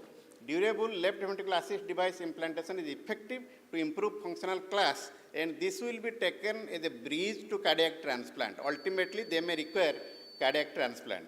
So these are the different methods of, these are HeartMate 2, 3. The HeartMate 3 is a common used, this LVAD commonly used. If you go to the heart failure preserved ejection fraction, again, diuretic as indicated is class 1, SGL2 inhibitor is class 2A, whatever other drugs are class 2B. The ARNI, MRA, ARB, all are class 2B. This dapagliflozin and empagliflozin has been found to be helpful in preserved ejection fraction. That's why this has come to class 2A. These are the, again, comorbidities are to be addressed. So these are the, you see, if the patient is hypertension have to be addressed, diabetes, this other comorbidity have to be addressed. That is very important. But many a time we address this 4 foundational drug, we forget the comorbidity. Many of the heart failure patients have one or more than one comorbidity. That you will have to look for. So I think because shortage of time, I will have to, these are the newer drugs, the cardiac myosin activator, omecamtiv, ultiride, serexin, all these tolvaptan, they have been tried in different patients with heart failure reduced ejection fraction. But this galactic HF trial, where it has seen mecaravil, has been found on post-hoc analysis to be found beneficial in severe heart failure patients. This is again a drug which has come up in severe heart failure patients. Maybe it will come to the guideline in next. So this, what we are telling this, the summary slide. This is a summary slide of heart failure preserved ejection fraction. So here I can say, if you look, there are, this NCD is increasing. So causes of heart failure is increasing. Healthcare cost is increasing. So you have to go for the prevention. With prevention only, we can reduce the healthcare cost, reduce the epidemic. So prevention will be the soul of 21st century. And this prevention is nothing but addressing the risk factors. That is, you will have to treat hypertension, diabetes, coronary disease, take care of smoking, take care of unhealthy lifestyle, and obstructive sleep apnea has come up as an important factor, and atrial fibrillation can itself give rise to heart failure. All these things to be addressed. You have to go for,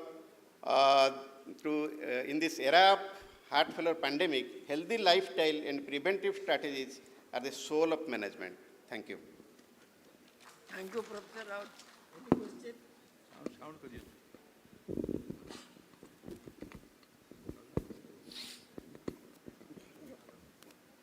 Any questions, please?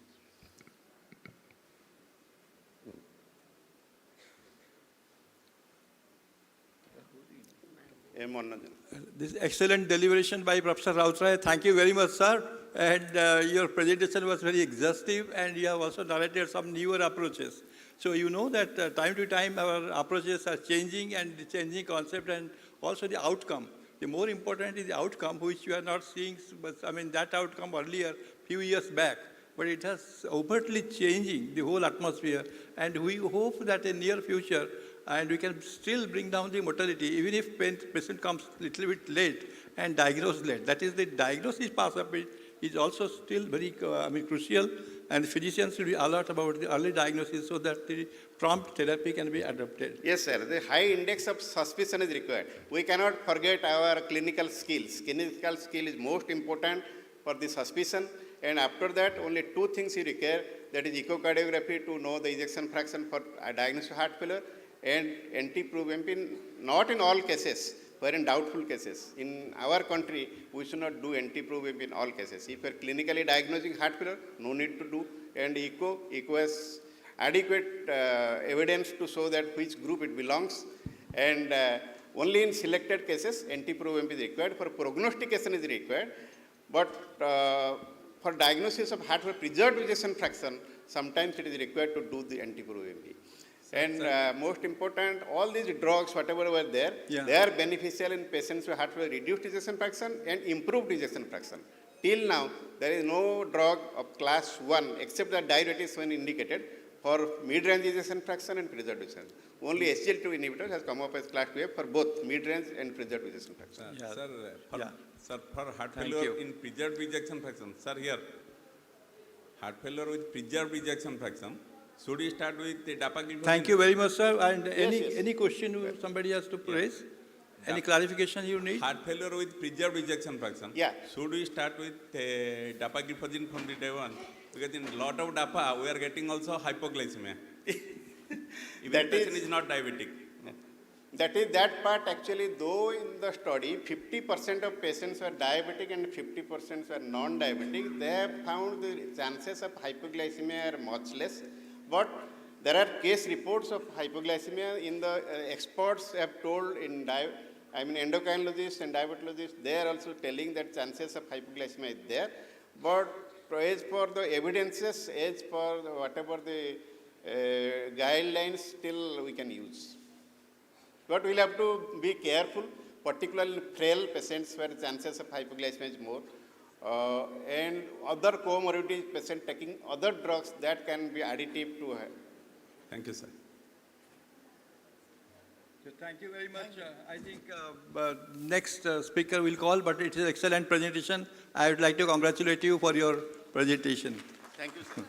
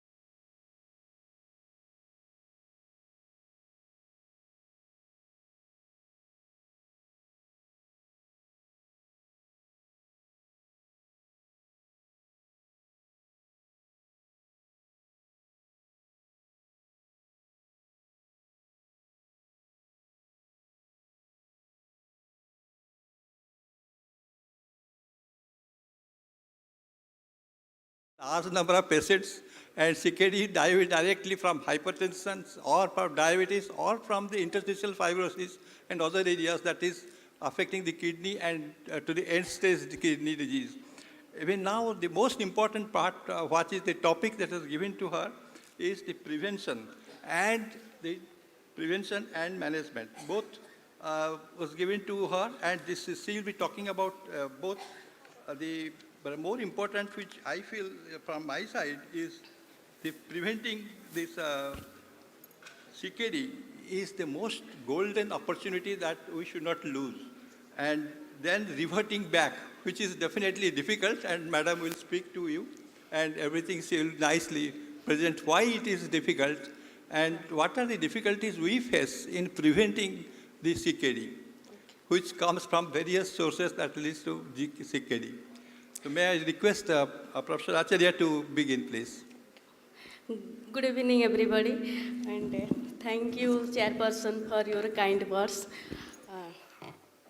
As we all know, the CKD is a iceberg disease. Only tip is seen. We are seeing only the tip of the disease, that is the ESRD part, and sometimes the CKD stage 4 we are seeing, but usually the patient they are coming with CKD stage 5 with complications and ESRD. So now we'll see what is the global burden of CKD.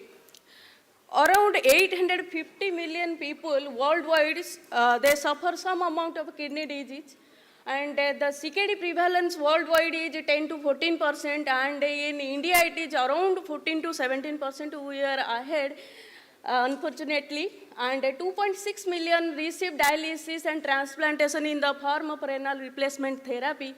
And it is projected that CKD will be the 5th leading cause of death in 2040. And around 13 million of patients suffer from acute kidney injury, and now it is also in back of risk factor going towards CKD.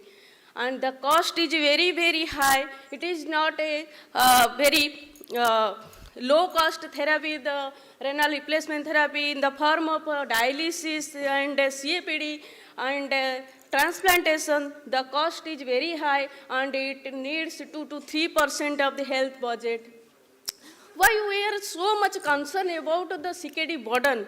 Because behind it, the big elephant in the room is the diabetes. Around 463 million of adults, they are suffering from diabetes mellitus globally, and among them 50 to 60% they will lead to CKD due to diabetes in due course of their disease process. And it has been seen that with all the interventions and emerging therapy, there is rising death rate in CKD due to diabetes. So this is a growing global burden for us.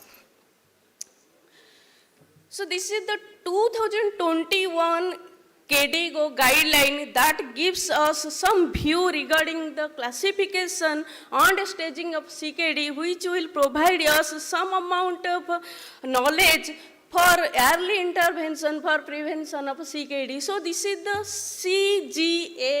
CGA staging classification criteria given recently by KDIGO. C is the cause of the disease, that cause of the CKD, those diseases, the systemic primary kidney disease or secondary kidney diseases, they will lead to CKD due course of their disease process. And A is the albuminuria, and G is the glomerular filtration rate.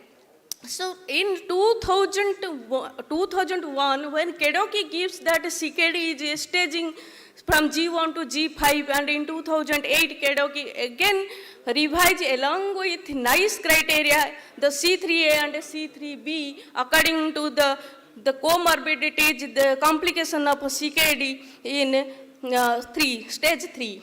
And albuminuria is the emerging screening tool, that is A1, A2 and 3, as we all know previously, the normoalbuminuria and the microalbuminuria and macroalbuminuria. Now it is the mild, moderate and severely increased albuminuria, as we all know. And these criteria staging gives us 4 different prognostic indications. The green zone that signifies they are in low risk, and yellow is the moderate risk, and orange is the high risk, and brick red is the very high risk. These are the very high risk CKD group. They should get attention and immediate intervention for prevention of progression of CKD towards ESRD, and that is ESRD is equivalent to a death sentence to a CKD patient, and it is a very cost to the family members.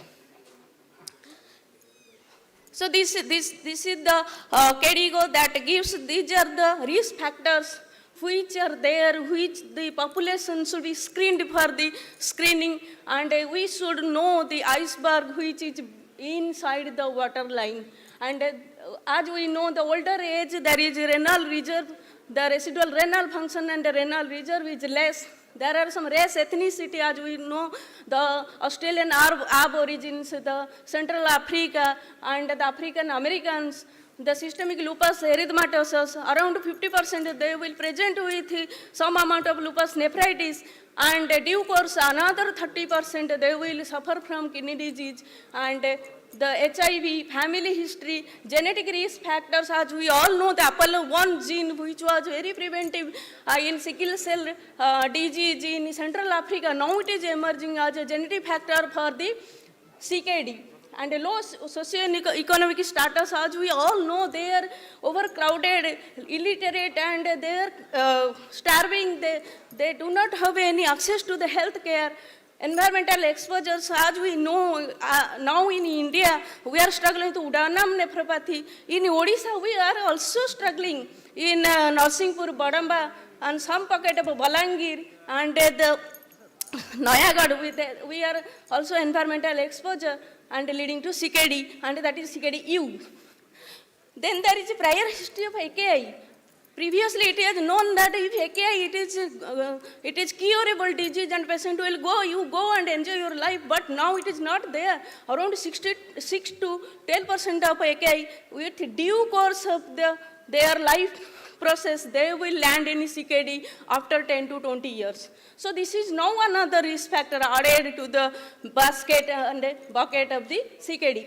Next is the preeclampsia.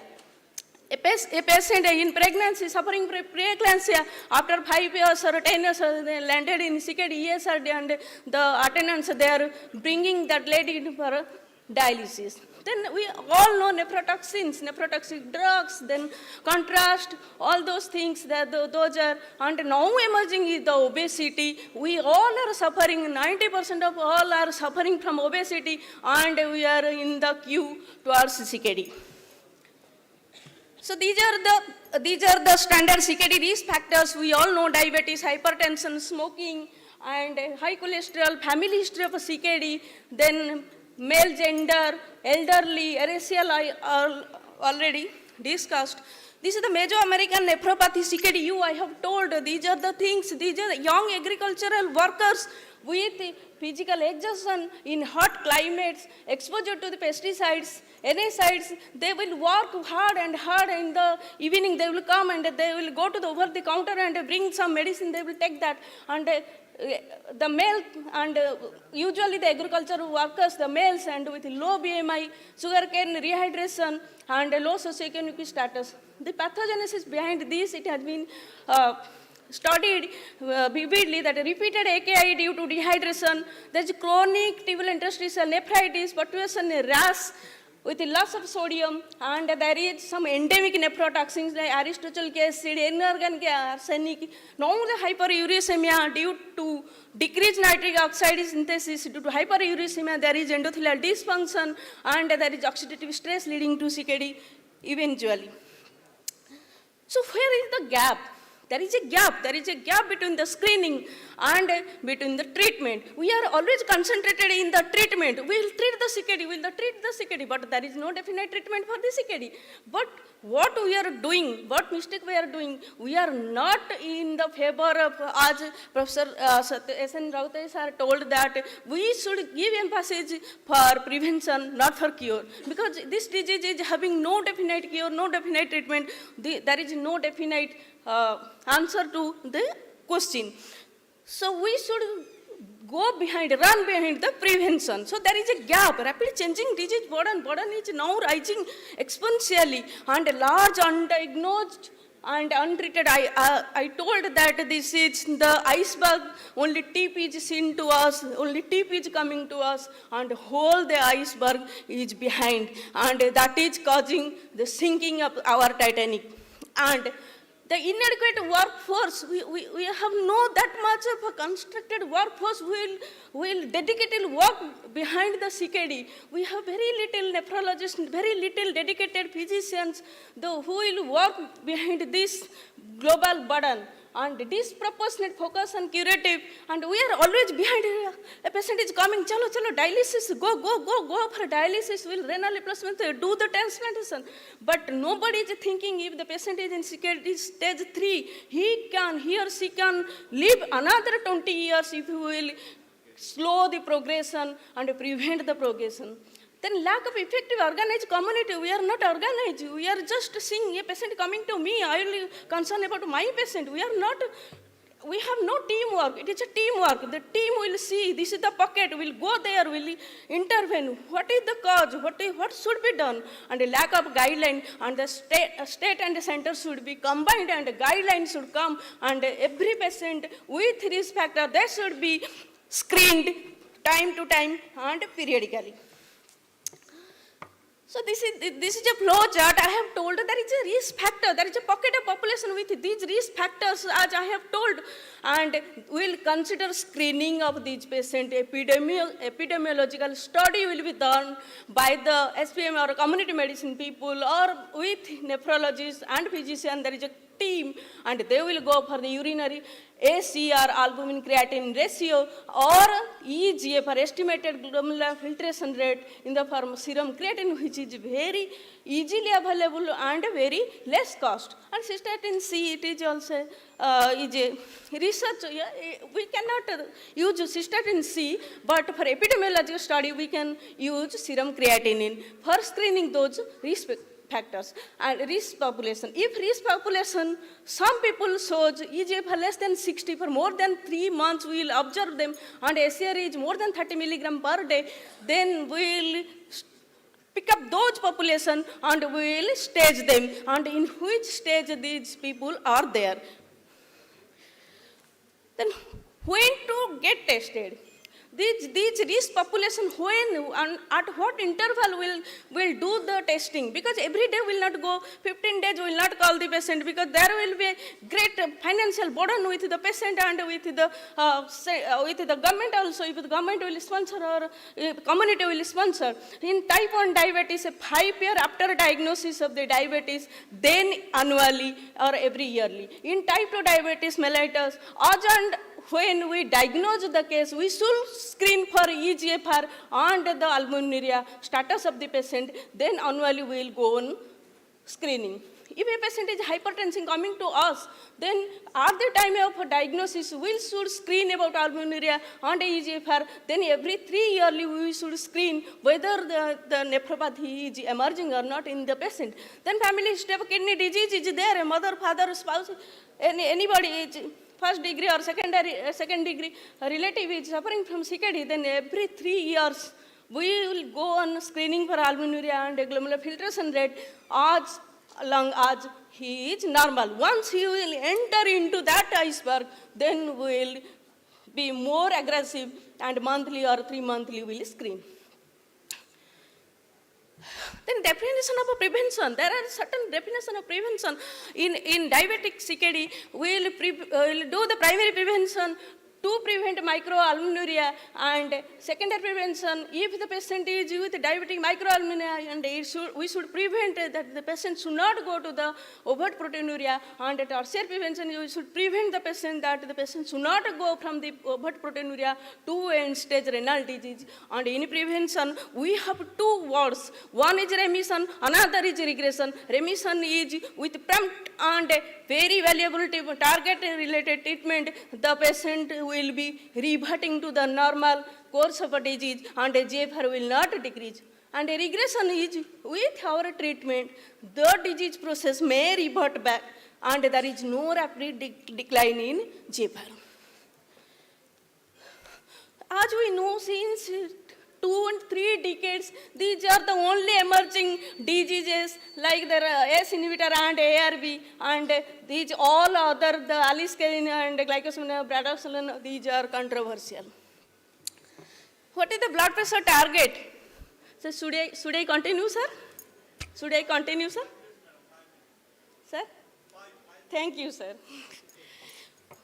And in CKD, what is the blood pressure target? If a CKD with proteinuria, the blood pressure target should be 130/80. And if the CKD without proteinuria, the blood pressure target should be less than 140/90. And 70 to 80% of CKD, when they are progressing towards CKD stage 5, there is resistant hypertension. As and when the patient is going towards resistant hypertension, that means the blood pressure is more than 140/90 with 3 drugs and 1 diuretic, then we should intervene with the mineral category receptor antagonist.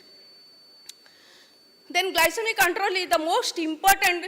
The glycemic control should be targeted, HbA1c target should be 7%, and in frail patient and life expectancy is less, elderly, repeated hypoglycemia, the target should be 8. So we all know SGLT2 is the emerging drug and is a magic drug in preventing the diabetic nephropathy. Also in non-diabetic kidney disease, they are also emerging, and we all know these are the pleiotropic effects. It causes a decrease in intraglomerular pressure and decreases the albuminuria, decreases the oxidant stress, decreases the oxygen requirement of the glomerulus, and it decreases the inflammation and fibrosis, leading to retardation and prevention of the progression of the CKD. This is the holistic approach. This is the holistic approach of the diabetes in CKD. First, the patient is coming to us. We are writing the medicine. This is not the thing. We will go for the lifestyle modification according to the Creek study. The healthy diet, the fiber-rich diet, the regular physical activity, the smoking cessation, weight management, the BMI should be 18.5 to 24.9. That should be maintained, and it will prevent the progression of CKD. And first-line drug therapy for hyperglycemia, as we all know, SGLT2 inhibitor, we can give up to, previously it was 25 eGFR, now it can be given up to eGFR 20. And second is the metformin, and it can be given up to eGFR 30, previously it was 45. And next is the GLP-1 receptor antagonist and other glucose lowering subsequently. For hypertension, RAS inhibitor, as we all know, it is the age-old proven drug, and along with that, we will give the non-steroidal MRA, the mineral corticoid receptor antagonist, phenylalanine. This is the emerging drug, and this is a magic drug that can retard the progression and prevention of the CKD.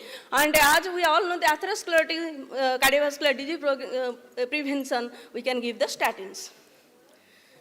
We all know the endothelin, the endothelin that causes that is transformation of the epithelio, myofibroblast transformation in the proximal tubular cells. Now the endothelin 1 receptor antagonist in animal phase 3 and 4 trial for retarding the progression of a CKD and that leading to interstitial fibrosis that can be prevented with endothelin 1 receptor antagonist. As we all know, the CKD is in a chronic metabolic acidosis. That acidosis causes oxidant activation, and there is inflammation, and there is more and more progression towards the CKD and ESRD. So now the recent KDIGO 2022 that said that if the serum bicarbonate is below 22, we immediately should start the sodium bicarbonate. And these are the spectrum of acidosis, metabolic acidosis in CKD. As we know, the ADPKD, this is the emerging drug in Tempo 3-4 study that the tolvaptan is the drug of choice in ADPKD, and in stage 1 or 2 CKD, if we will give that, it will retard the kidney volume rising and CKD progression. The socioeconomic status deprivation, as I already narrated, and nutrition is a major factor, and the alpha-keto analog is now emerging because of this. And KDIGO says that there should be moderate protein restriction, and 0.6 to 0.8 gram per kg per day. The protein should be taken, and sodium should be less than 5 gram per day, and 90 millimole of sodium should be taken. And this I already narrated, and weight should be, as obesity is the emerging cause risk factor for CKD progression, the body weight should be maintain the BMI 18.5 to 24.9 kg. And these are the reversible causes of CKD, and whether this is AK or CKD, the hypovolemia, hypotension, infection, nephrotoxic drugs, the urinary tract obstruction, in all these cases, if this will be taken care of effectively, then there will be reversibility of the CKD. And if there are 2 CKD, they are fully, completely reversible. Those are the multiple myeloma, and another is the acute papillary necrosis in diabetes. So these are the 2 CKD, they are fully reversible with treatment.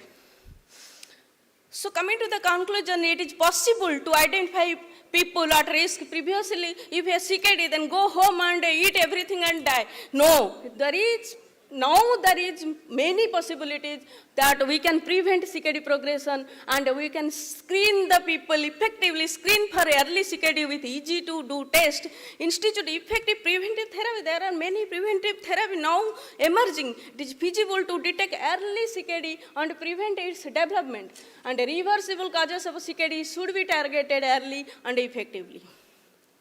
Thank you. Thank you for your patience.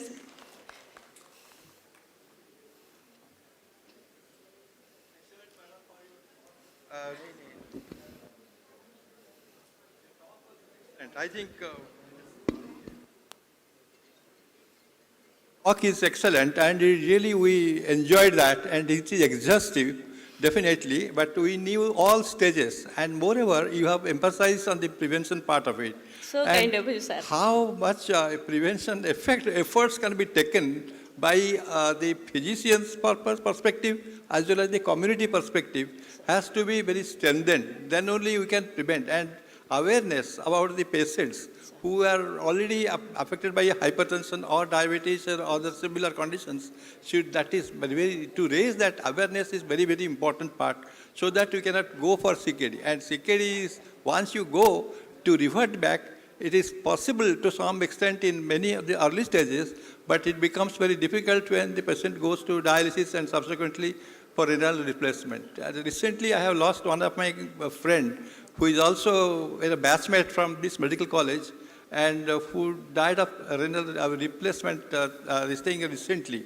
And he had definitely developed the CKD, and suddenly after the COVID and effect probably on the COVID.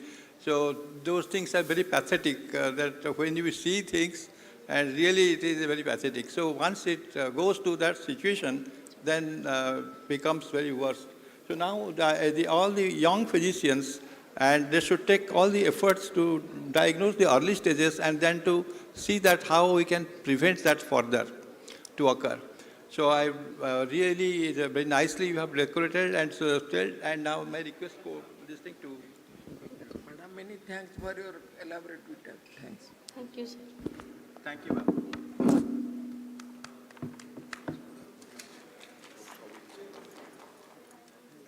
Sir, please come.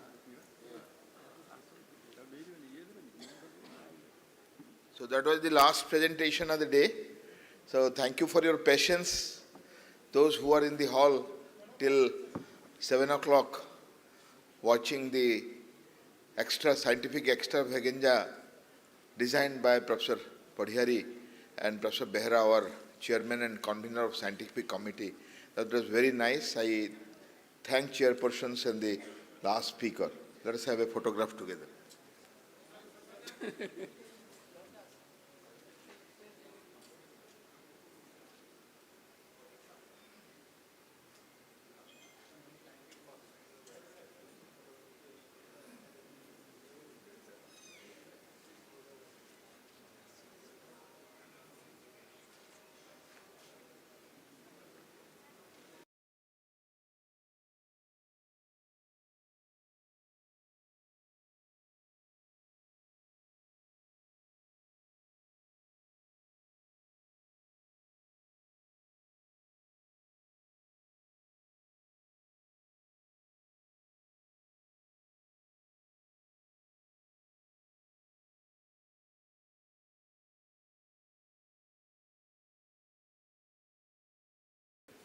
And tomorrow we will gather here at 9:30. We will start sharp at 9:30. All are requested to come early. It may be a little bit cold. Take a little bit pen. You will get some hot tea, and we will start sharp at 9:30. It's a program-packed day. We have the most important Professor R.K. Parida oration tomorrow. We have President's address. He'll listen Professor Shyam Sundar from BHU speaking about my journey in leishmaniasis, and many more things to continue, starting from the dengue symposium by AIMS Bhubaneswar at 9:30. We have AGM and election, that's 4:30 to 5:30 in the other hall. So I will prepare, and our Honorable Minister Health and Family Welfare is coming to inaugurate the conference dot at 6:30, and we'll finish that inauguration program by 7:30. So 7:30 we are starting our banquet dinner at Katak Club, and you are all invited there with family. I have some housekeeping announcements today because of these issues raising. Many delegates are not very acquainted with the venue. Many have faced problem for the parking. Actually, the nearest parking belongs to the Dean's office where the faculties park. And today being a working day, we had taken a parking besides the Department of Transfusion Medicine. There it's fine. So if you'll ask the security, they'll guide you which parking is vacant. We have around 6 parkings now inside the campus. Please keep your mobiles in silent mode. That's very important. Please visit our poster display at the first floor. You need not go out, just you go back. You can see from here, behind is there are very interesting 87 posters are displayed from people all over the state. Please watch that. On our platform presentations are in Hall C. I must thank our hall coordinators, Dr. Dipti and Dr. Beda, who have done a very good work. And Hall B is a completely virtual hall. Hall C is the free paper platform hall, and poster hall is just behind you. If you go out, you come across the posters. Please utilize that in your break and the free hour. Speakers and chairpersons are requested to receive their mementos at designated podium besides Hall A. So for them we have arranged here. For the invited speakers from outside, we are felicitating them on stage, and for the orations and the presidential address. Food court, there is little confusion. We have a faculty lounge in medicine seminar, and we have a delegates food court in SCB Batika. And the food court is open from 12 to 3. Anytime you can.